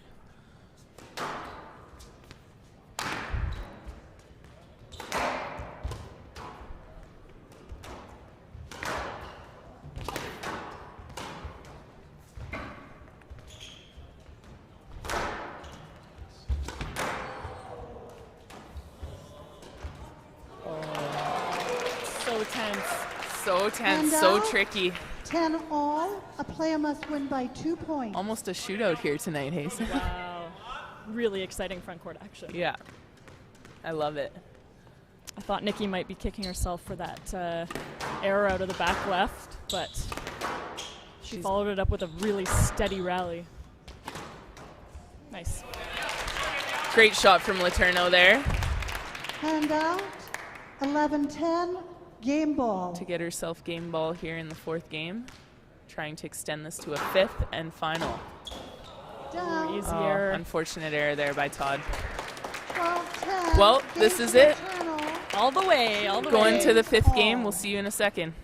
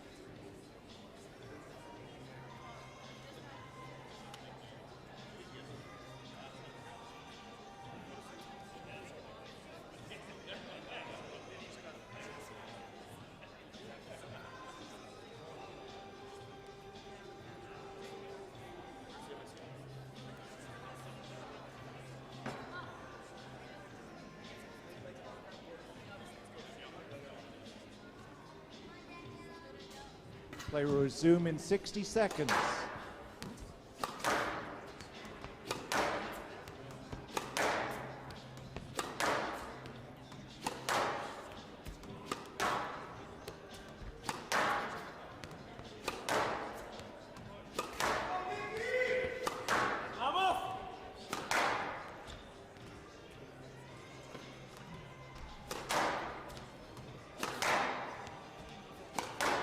Play will resume in 30 seconds.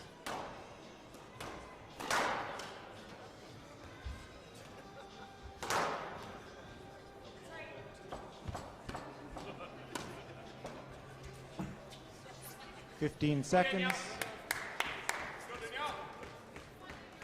2 games all, Letourneau to serve, love all. Well, squash fans, I hope you got your popcorn because we are in one here in the 5th game between 2 of Canada's favorites, Danielle Letourneau and Nikki Todd. Thank you. Danielle has done well to climb her way back into this match, Sam. Yep, and she's going to try and take this one quickly. I think she's going to keep the pace quite high. Tons of volleys and keep her body language up. I think she does a lot of sports psychology, and I'm sure that's on her list of things to do.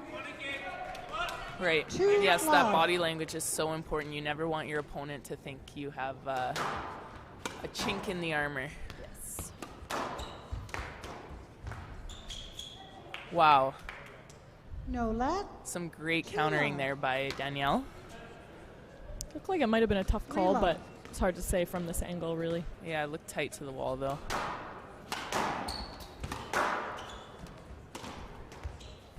Wow, good get. Wow. Ooh, top of a racket. He'll take it. 3. What an exciting match, though. I love this. The anticipation builds with the crowd, and everyone's super excited. Yeah, the crowd is intense back there watching. Yeah. Everyone looks like they have sweaty palms. Yeah.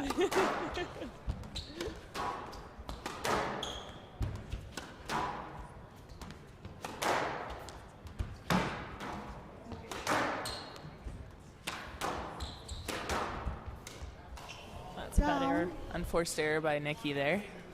Hand out, 4-1. She wasn't making those errors before. No.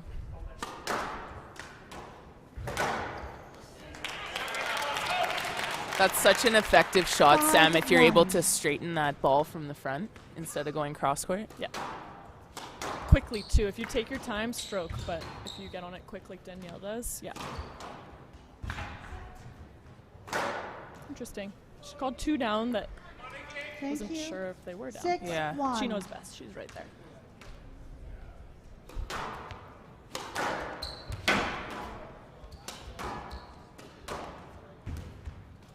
Down. Both these ladies are very fair players, so I trust their judgment.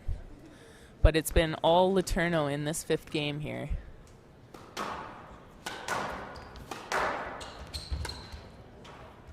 (7-1) and not looking like she's gonna stop. Hey, Sam? Danielle, no, she's on a roll. Nikki's not running as much. 8-1. As she was in the first few. She didn't let those go. She tracked them down in the first couple games. That's a lot of errors. 9-1. Big mountain to climb for Todd. Yeah. She'll always be Canada's sweetheart, though. Wow. Good. What a good get. reflexes. Wow. Oh. This is incredible squash. Wow. 10-1. It's a lot of match balls. Danielle's looking great out there, looking more confident, sharp. Looking in fine fitness form as well, if I might say so. Yeah. Good shot by Todd. And out. 2-10, match ball. A few match balls to go here, though. Ooh. I've lost a match from a game from 10-2 up. Have you? 3-10. I plead the 5th. I don't think that's going to happen here. Situation is strongly in Danielle's favor. Yeah, there it is. Well, and there it is. 11-3, match to Letourneau. Thank you all for joining us tonight. We will see you tomorrow for semifinal action starting in the afternoon. 7-11. I apologize. There's one more quarterfinal. 5, Stick around. 10, Stick around. 11-3. Wow. How much fun was that? Let's just have a quick round of applause for Nikki, putting up a great fight.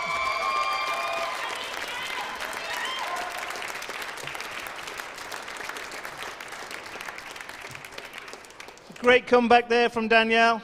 I think maybe a little bit nervous at the start, no? Maybe a little relaxed. And then you're too relaxed and she's coming out firing, hitting great shots, really moving me, and it really took me a while to, I only felt like I found my game by the 5th game, and I was just really lucky, like 4th game, she made quite a few errors, but she had me, so I'm pretty lucky to get away with this one. Did you change anything tactically through the match to, obviously you were 2-love down to come back? Any tactical changes? I guess just tried to be more assertive. When you're edgy, it's so easy to kind of fall back and be really defensive, but she's taking advantage of that, so I just tried to step up even if I felt really uncomfortable doing it, and then get my movement a little bit better. Okay, great job, Danielle. A round of applause for Danielle.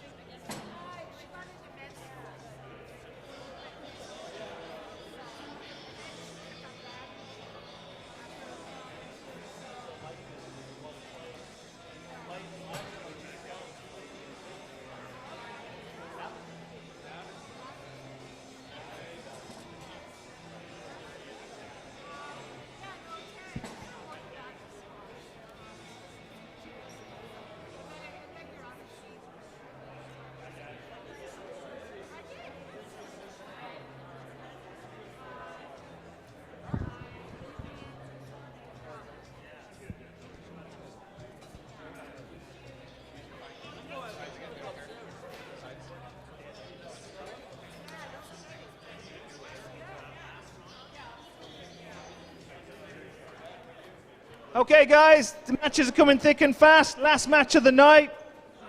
This one's, again, an all Hong Kong affair. First on court, the number 6 seed, number 82 in the world, Chi Him Wong. Round of applause. You can tell if you're Canadian around here, huh? All right. So, next on court, our number 1 seed, number 57 in the world, Henry Leung.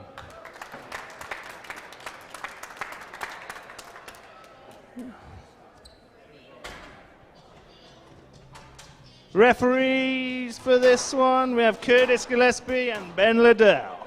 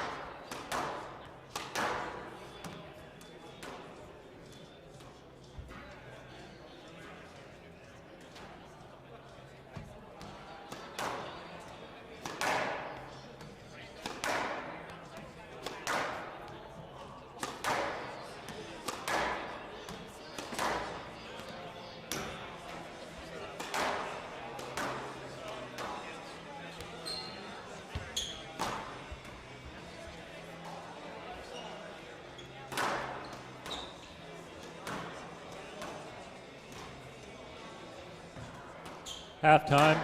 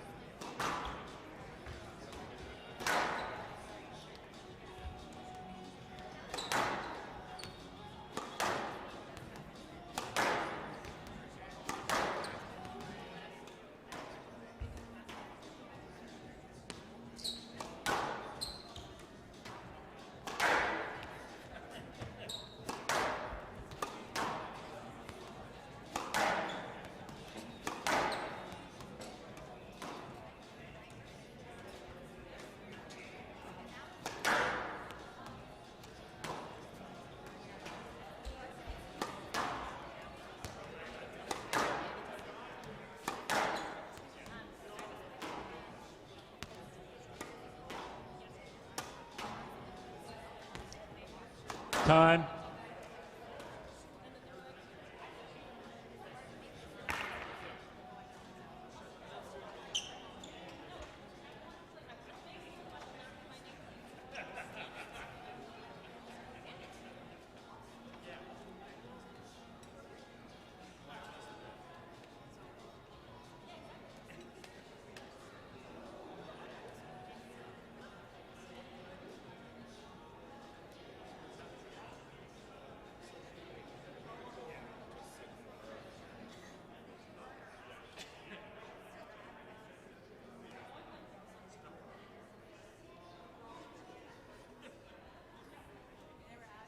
Play will start in 30 seconds.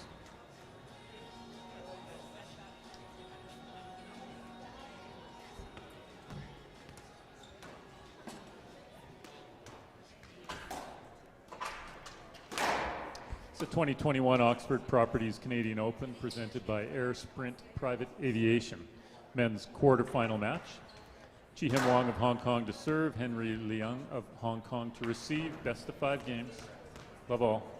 Well, welcome back, everybody. You're here with Andrew Schnell. I'm going to be commentating this last match. Right now, it's just me. I think the rest of the commentators are worn out from a long day of just presenting on these matches.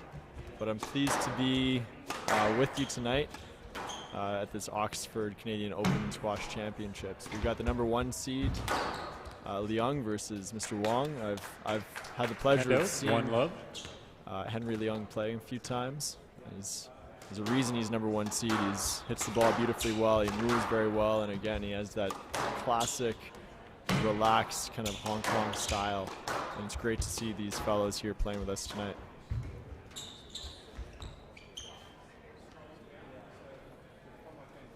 Yeah, see, the way that Henry took that ball Stroke to Wong. Mr. Wong took that ball is And out 1-all. It's difficult to watch because sometimes it looks like you can wrap your opponent into that, and the ref's giving him a stroke there encourages that kind of play. Now, Henry didn't hit a great shot, so he probably deserved the stroke, but clamping down on that early might be a good idea for the refs.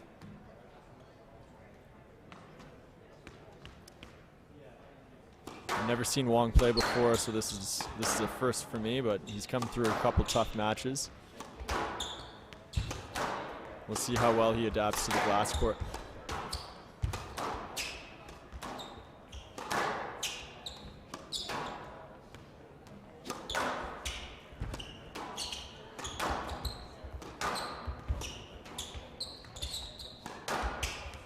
Both positioning themselves really well, grappling for that T position. And we got out 2-all. First couple errors on the board.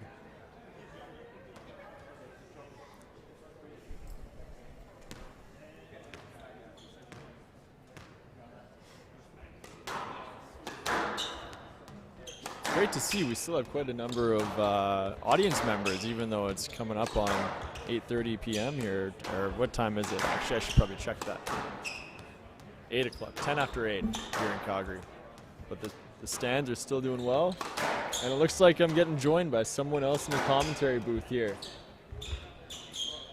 The legend, Mr. Danielle Mekbib, is going to be joining me in the commentary booth. Nice. Good to see you, Daniel.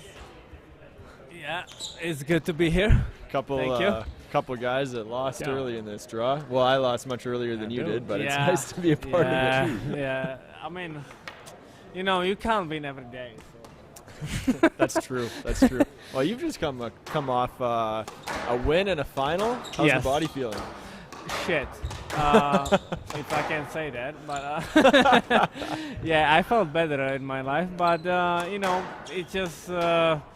I feel like the body after the pandemic is just not used to playing so many matches, but I feel like a lot of people going through the same like me. Yeah. Yeah. But I mean, when you're my skill level, you're losing first or second round. So whereas for you, you're making final after final, like it has a toll on your body. Yeah.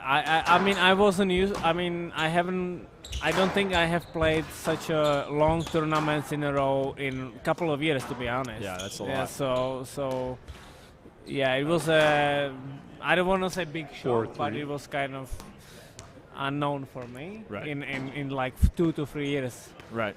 But but still, like Nick today, he played amazing. And he outplayed me. I can't be like, excuses that I was tired. Right. Of course, I was tired, but I still think he played such a good squash today that it didn't matter really. He's just come off a huge result at the British Open too. Yeah. So he's like brimming with confidence as well. He's had glass court experience recently. Yeah. I haven't played on a glass in 3 years. What do you think of this one? I found I was losing the ball in the lights a bit. Sure, yes, but we really hadn't a problem because we played a fast game, so it was all like very low, not really trying to lobby. Right. Yeah, I mean it's just a different court. Like if you're not used to glass courts, which again I played for the first time in 3 years, it's just such a difference. It's such a huge difference. Like it's so fast, and he had the weight on the ball. Like he played such a great length. Yeah. Even when he was defending or attacking, he had the right length to play, and I overheated the ball, and it was such a huge difference. Yeah. Like he kept me under pressure. I couldn't really keep him under pressure. So yeah. I'm good for him. Have you played either of these guys? No, I haven't, but I've been to tournament with Wong. I haven't seen Henry play, but I mean, I feel like it's always difficult when you play somebody from another country. Yeah. It's such a difference. Like you could be like top 50, but you could play 5 games with somebody who like you shouldn't play 5 games, but because you know each other so good, you're just gonna struggle. It's like me and my brother, he's not very good, but when I play him, he has it really tough. I'm just kidding. Fair enough. I'm just kidding. He's a good player. I'm just joking. If he's listening, Graham, no, I'm really sorry. Please, trash him. It's gonna be fun. He's gonna be pissed. We're gonna have like at least some energy. In We're gonna have Calgary. Exactly. We're gonna have a battle of Alberta. We're not on speaking terms now. Yeah. Have you played any of those? No, I never played either of these guys. Yeah. I mean, I lost pretty easily to Tsz Kwan Lau yesterday. Yeah. And I just found, I mean, he moves very smoothly. He's so relaxed. Yes. And I felt like he was reading me so well. And you can see with both of these guys, they move incredibly smoothly, and they have that relaxed style. It's really nice. It's to really watch. like I feel like the Malaysians and Hong Kong guys are very like smooth in like movement. Yeah. But they are like very fast, but not that fit. You know what I mean? Like they if in terms of like the first step, they are probably one of the fastest in the world. Yeah. But if you can like manage to play the tempo with them, they're gonna struggle. Right. Yeah, I did not manage that yesterday. Yes. I didn't feel like I could get into his legs. Yes. 8-5. I mean, you can see in those guys, they have like a strong like scalps, and they have very they are muscly guys. Right. And I mean, not everybody is the same structure in terms of the physicality of the player. Right. Especially, I feel like the Asian players are very strong, physically very, very muscly, but when you're playing in Calgary, when it's high, I feel that the muscles could be a little bit like a disadvantage because to get all of the oxygen to a strong body could be disadvantage. But we'll see. I don't know. It's interesting to see different guys playing, all the different body types. Like Ali Farag is so thin and wiry, and then you have Sherbegi or Paul Cole, who are much more built in their lower body, especially. It's pretty interesting. But to be honest, most of the those top events, they are played in they are not played in a different a difficult environments. Right? It's just very standard. You play in in London. It's just in cool places. It might be hot. If you play in Egypt, it might be hot. But you don't have to care about if you play Colombia. Colombia has to have the 100K. And the players that were in the finals, you wouldn't at the beginning of the tournament, you would not even be close to say who would win the 100K. Because it was such a big difference between normal tournament. So it's always when you play there is Stroke to Wong. like a physical, some disadvantage or advantage. No, I right. feel like Yeah, it I could agree. be different results. Yeah. Yeah. So you had like you remember Alfredo Avila. Yeah, of course. Yeah. So when he came to normal level to us humans. Yeah, it was so different. He was beatable. But sure. when he played in Guatemala or in Mexico, Yeah. he was unbeatable. I remember Like, he was- had a run one time. He beat like Peter Barker. Yeah. He beat Miguel, I think maybe. Yeah, Like he yeah. had like 4 or 5 insane results in a row. Insane. Like the guy, when he was like above 100, like 1,000 meters, he was top 10 in the world. Yeah. But Yeah. but in reality, he was like 50, 60 maybe. Yeah. But because Yeah. he was such a good player, like in those heights, Yeah. he just, yeah.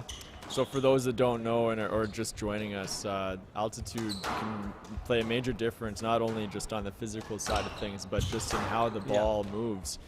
Unlike tennis, where the higher altitude will make rallies shorter because it gets by you, in squash, it makes the rallies longer because you can't put the ball away. Yeah. And so you're in this Left little box, world of 8-9. misery because not only can you not breathe, but you can't finish a rally. Yeah. And it changes the game hugely. Yeah. Yeah. And so if you have a player that grew up in that environment, it's just such a huge advantage compared to other racket sports. Right. It's just not even close. Yeah. Yeah. Yeah. So where did you learn your racket technique, Daniel? Because I don't say this lightly, but you hit the ball, and it's partly because you're left-handed, but your technique is similar to the great Amr Shabana. Yeah, and he was my favorite my whole life. Really? Like he's Okay, so you always wanted to I copy love him. To me, he's the greatest ever. See, but he's my favorite too, Yes. and I could never mimic his technique. So you got something that I don't Yeah, have. but I think it's because of my coach. Because like when I grew up, my coach he was a soccer player who played like the highest league in basically in Czech Republic. So he Okay. was like a great soccer player, but he got injured, and he learned squash No through left. tapes. So he wasn't like a former squash player that became a coach. 11-8. He literally was Game a to Leung. football Leung leads player, 1 game below. soccer player in Okay. Canada. Okay. Yeah. That Yeah. watched tapes of squash, and he became a coach. Wow, that's And interesting. he taught me squash, taught Anna Serm. If for Yeah, our yeah. audience, she's like 38 in the world now, and Jakub Sonicki, who's like around 100 in the world. So we were all 3 of us were from very small city, but produced basically 3 champions. It's pretty impressive. Yeah, it's very impressive from him. So I mean, he was yeah. So he was he's like very skillful in terms of hands. Yeah. And he was always very like you know, you can win on like physicality, but if you can play with the player, Yeah. like if you can show him where is the corners, Right. it's not more impressive, but it's more tactical. Yeah. Like Yeah. than just getting the ball back. The way Shabana did. Yes, yes. Like Shabana was so Yes. skillful. Play will Yes. resume Yeah. in 60 And seconds. so I learned that, and then I was watching Shabana play. I loved him. I loved him, course. and I got the chance to meet him in Toronto like 6-7 years ago. Nice. So it was dream come true for me. I got the chance to hit with them a couple of times Oh, in yeah. Toronto, and it was like, you know, it's so easy the way he hits the Oh my ball. God.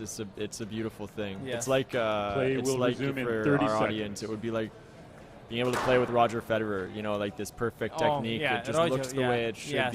should be played. Yeah, he's exactly like I always say. Like Roger is like Amar and Roger are like the same person but different sport. Yeah. Yeah. Like they are just the best. I agree. They are the best. I mean, I know Yeah, there were leads Jhanjir 1 game to Khan love. and Jhanjir Khan. I respect them. Like they are Love the you know, like the prototypes. They're like the guys who you look up to.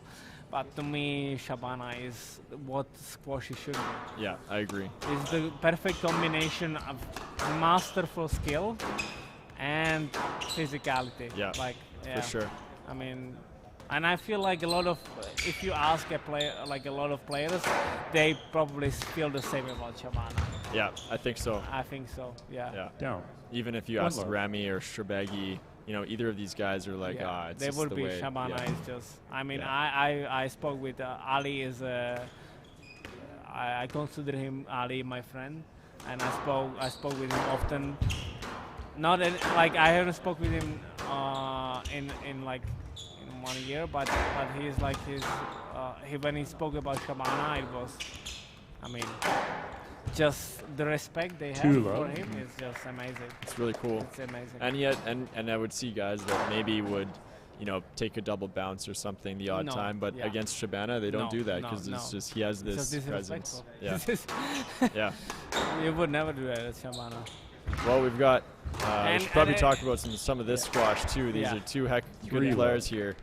We've got Henry Leung won the first game 11-8, and it looks like he's taking a pretty commanding lead here in the second. It seems to me like physically he's feeling better on the court, and it's just the length is much better for him. Yeah, like that. you can see he's working him corner to corner, and he might get like a couple of points like this in a while, but in general I feel like he's working much harder for the points. Yeah, I agree. It's and he's winning off of high percentage shots. He's not taking any bad risks. You know, like maybe Wong the odd time will hit a winner, but if you're hitting a winner from a place that you know you have no business going for that shot, well, even if Henry loses the point, that's okay because he knows he's not going to be able to keep that up. True.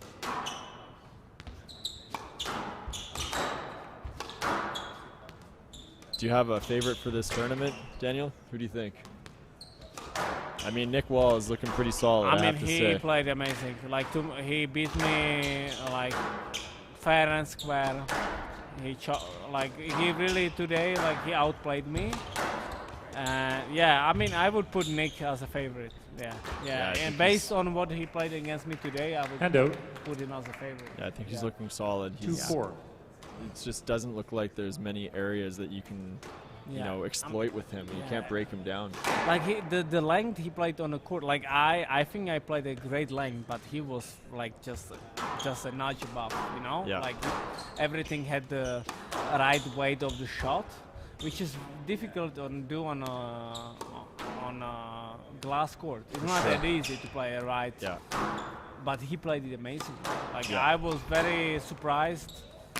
Like even when I got in front and I pushed him, he defended with the right length and everything. So I mean, kudos to him, and I think he's the favorite now. I think so too. Yeah.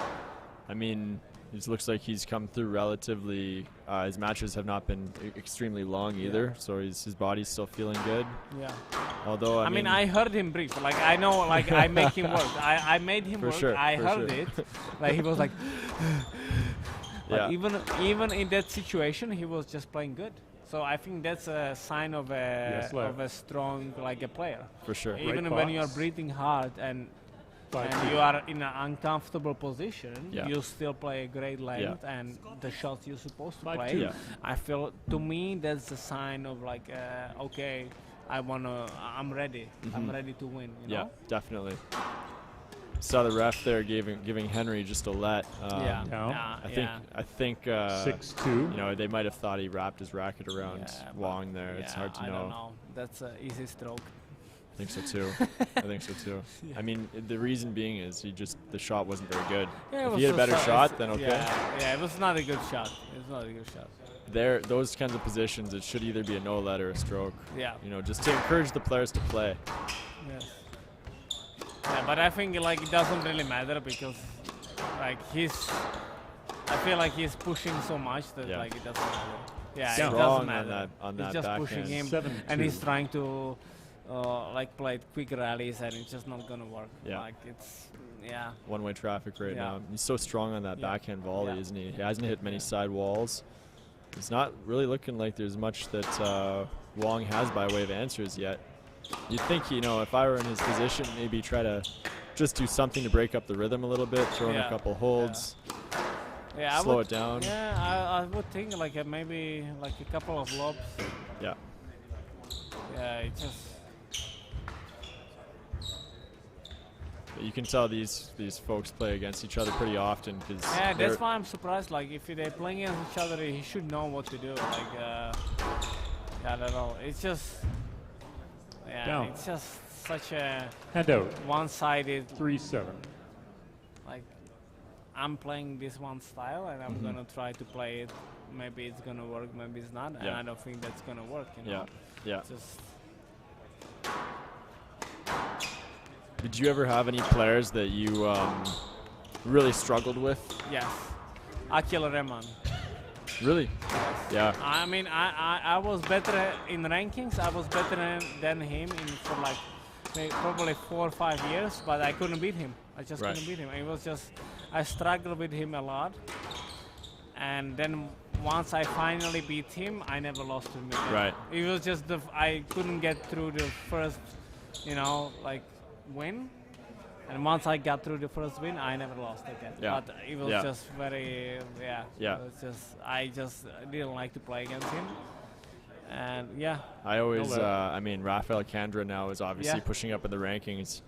But there was a time when we were around similar ranking, and I would get destroyed by him every time. Yeah. He just would volley everything, disrupt the rhythm, and the other guy that I always struggled with was a New Zealand guy by the name of Campbell Grayson. Campbell, He volleyed well, he kept the ball tight, and those guys I would get. It was like a 20-minute match. It's not long. I mean, sometimes it's just like you might be better, but it's just like. I was never better than those guys anyway, but. I mean, but it doesn't matter. Like, if it's just like hard. Sometimes you just have players that just doesn't suit your style, you know. And you know, the shortest match I ever played was I was in Portland and I played this up-and-coming guy. I'd never heard of him before, but his name was Mazen Hesham. And I don't know the guy. And I'd never heard of him or like played him or anything. And he came on court and like, I mean, now you kind of know what to expect because he's top 10 in the world. But I had no idea, and I think maybe it was 12-minute match. Down. He beat me so quickly. I didn't know where the ball was going. And I came off court and I was actually like laughing. I was like, I don't know what just happened, but 12 minutes later, see you later, Andrew. Yeah. It's tough. Like some of these guys are so good coming up. It's difficult, you know. And I mean, we are, you know, we are older. Let's be honest. We are part of the older generation now, and just. Yeah, playing with the youngsters is sometimes tough. For sure. For sure. And you know what? They're fearless too. Like they don't have the same sort of apprehension that we might have. Like there's nothing to lose, so they can just go I out used to there. have that. Yeah, I used to have it too. Yeah, it was easier to play. Yeah, it was so much easier to play. Now I'm more conscious, but yeah.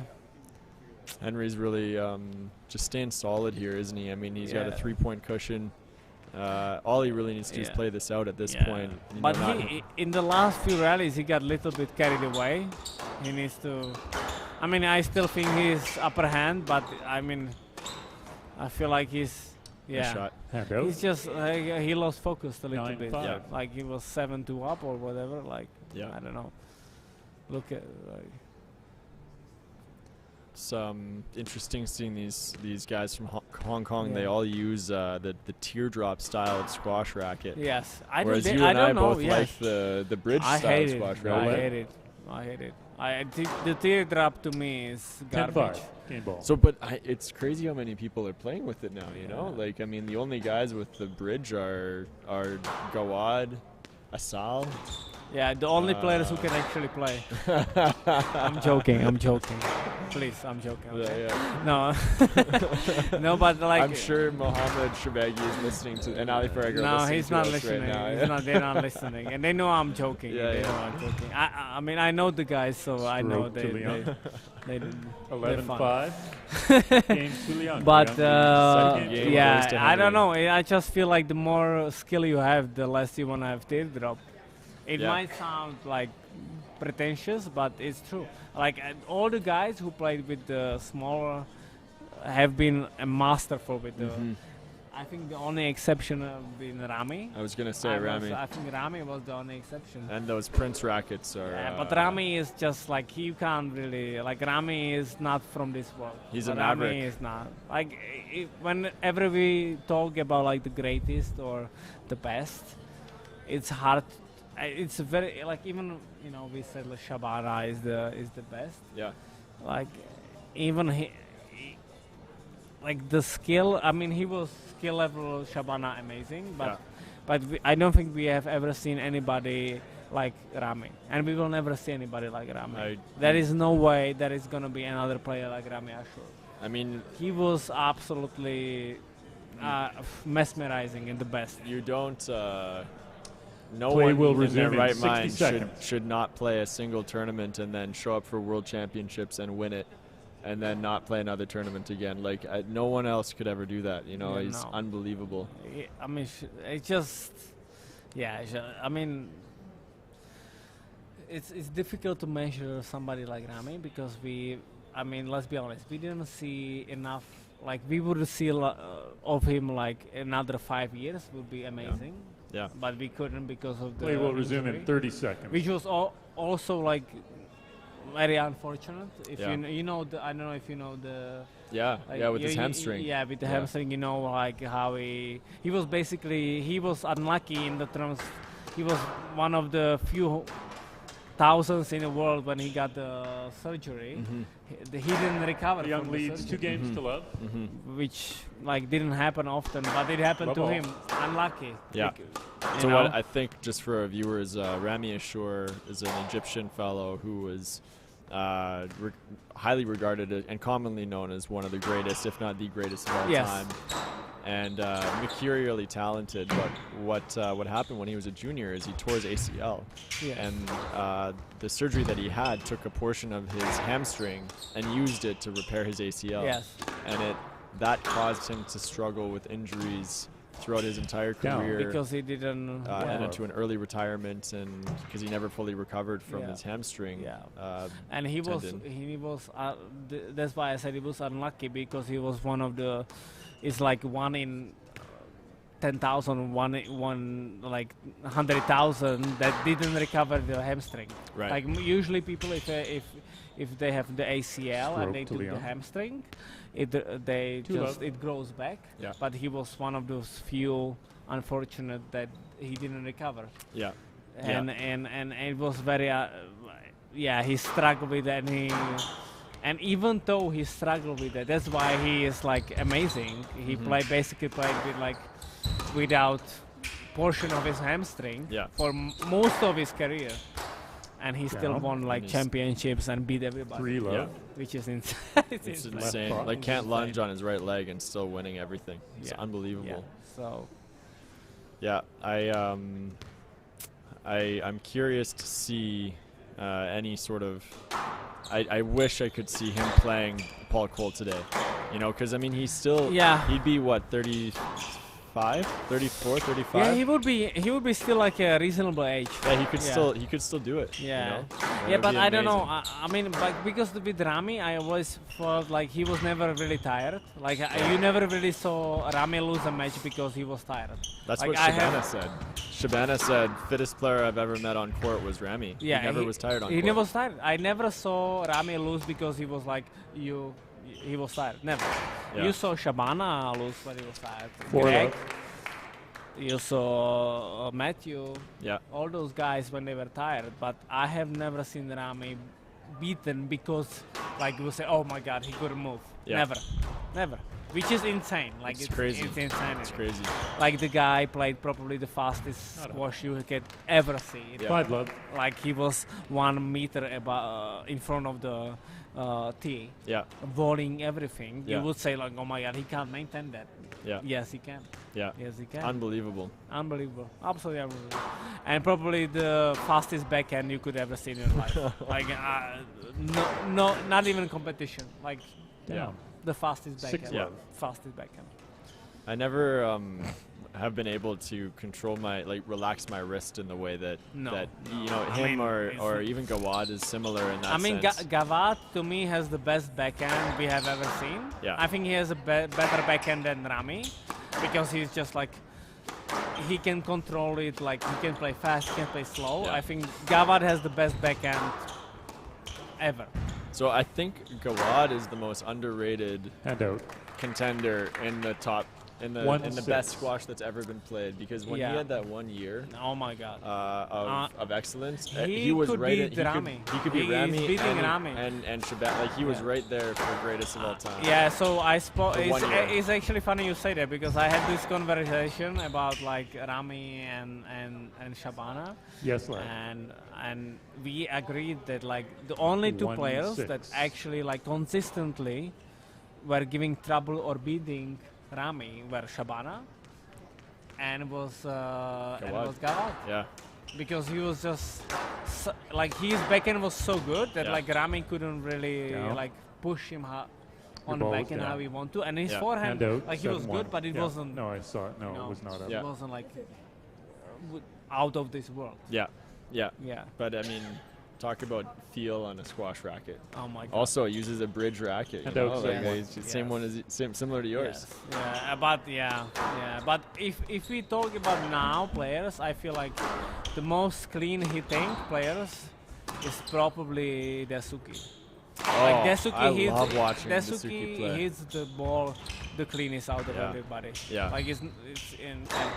And just so beautifully strong as well. Like I mean, the guy, he's my brother's favorite player to watch is Dasuki. He's the cleanest hitting, cleanest. Like whenever the ball leaves his strings, it's just mwah. Yeah. It's beautiful. Yeah, for sure. Yeah, we see here like it's like the domination of Henry. It's just unfortunate his draw at the British Open. He had to play Mustafa Asal in the first round, and they just played at the Canary Wharf Championships, and they went 5 again, I think, at the British Open. Yeah. And Asal happened to take that one against him. It's I mean that he's quite an up and coming player. He's 3 in the world, and he's 20 years old. Yeah. Such a different mentality to Rami when he was on his way up. And You know, out. I mean, Rami was kind of everyone 2-8. loved watching Rami, and he was kind of the godchild of squash. Whereas Asal, he's controversial.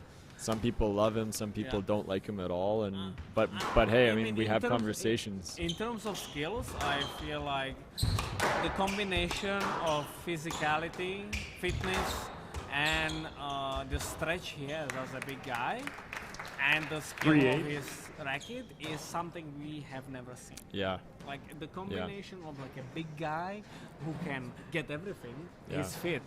You know, because we've seen big guys. It's We've like seen if you were to combine Farag and Shobegi a little bit. You know, he has or Willstrop. Yeah. Like Willstrop is yeah, a huge yeah, guy. Yeah. But he was never like, you know, because he was such a big guy, he was never like considered fit, like really fit. Right. But his skills were so good that he could outplay everybody, almost everybody. Right. You know? Yeah, no less. But I for feel sure. like Mustafa is big guy, but also incredibly 4'8". fit. Yeah. And like stretching, like doing lunges, crazy lunges, Yeah. which we're used to like Miguel or Polko, you know, those guys. So I think he's like like somebody we've never seen before. But he's also controversial, of course. Like I think he's a little bit immature. He's a young guy. I mean, he's 20, 21. Yeah. So I think he's a little bit immature because I've spoke with him outside of the court. Down. And he's a nice guy. I feel And like out. he's 9-4. he has a lot of offer, but I feel like he's a little bit. I don't know if it's too much for him or is pressured maybe because he's Egyptian. He needs to prove himself. Yeah. But I feel like he can offer so much without all the craziness, you know. Right. I mean, at the British, I have to say, it was. I was impressed with how he conducted himself there. Yeah. He definitely seems to have learned a little bit about his movement patterns and stuff. No and he was less. much, a little more reserved. Yeah. And out. I hope. 5-9. Yeah. I hope Wong is okay here. Did he get hit in the but back? there was a no light, but I didn't feel like it was that hard of things hurt more when you're down 2-love than 9-5. When you're fucking tired. We don't have the censors to cut out our swear words for this commentating, so you're getting the full meal deal. Yeah, I'm sorry. I'm sorry, but we in Czech we don't have a, Yeah, we don't. No, Czech Republic is different. Czech Republic is different. I'm so sorry. It's a language barrier. I missed it. It is. Yeah, my first language is not English, so I apologize. Stroke to Wong. 6-9. This is too good. Well, I think Danielle, we would rival PJ and Joey. I mean, after they have no chance. They have no chance. Let's be honest. They're old. Let's be honest. We're taking what we can with our opportunity in the limelight. You know. I mean, I'm surprised they can come up to a tournament. Like they are too old for that. So. I'm sure they might be commentating on our commentary because no question they're listening to us. They're gonna invite us to commentate the big one. And what a great match! Henry Leung wins 3 games. I mean, let's be honest. 11-5, most of the 11-6. things they talk about is weather. So. That's true. That's true. All right. Well, thanks everyone for joining us. We appreciate the viewership here, and thank you for a wonderful day at the Oxford Properties Canadian Open, presented by Air Sprint Private Aviation. Have a great night. Thanks a lot, Danielle, for joining us. It was a pleasure. Take care.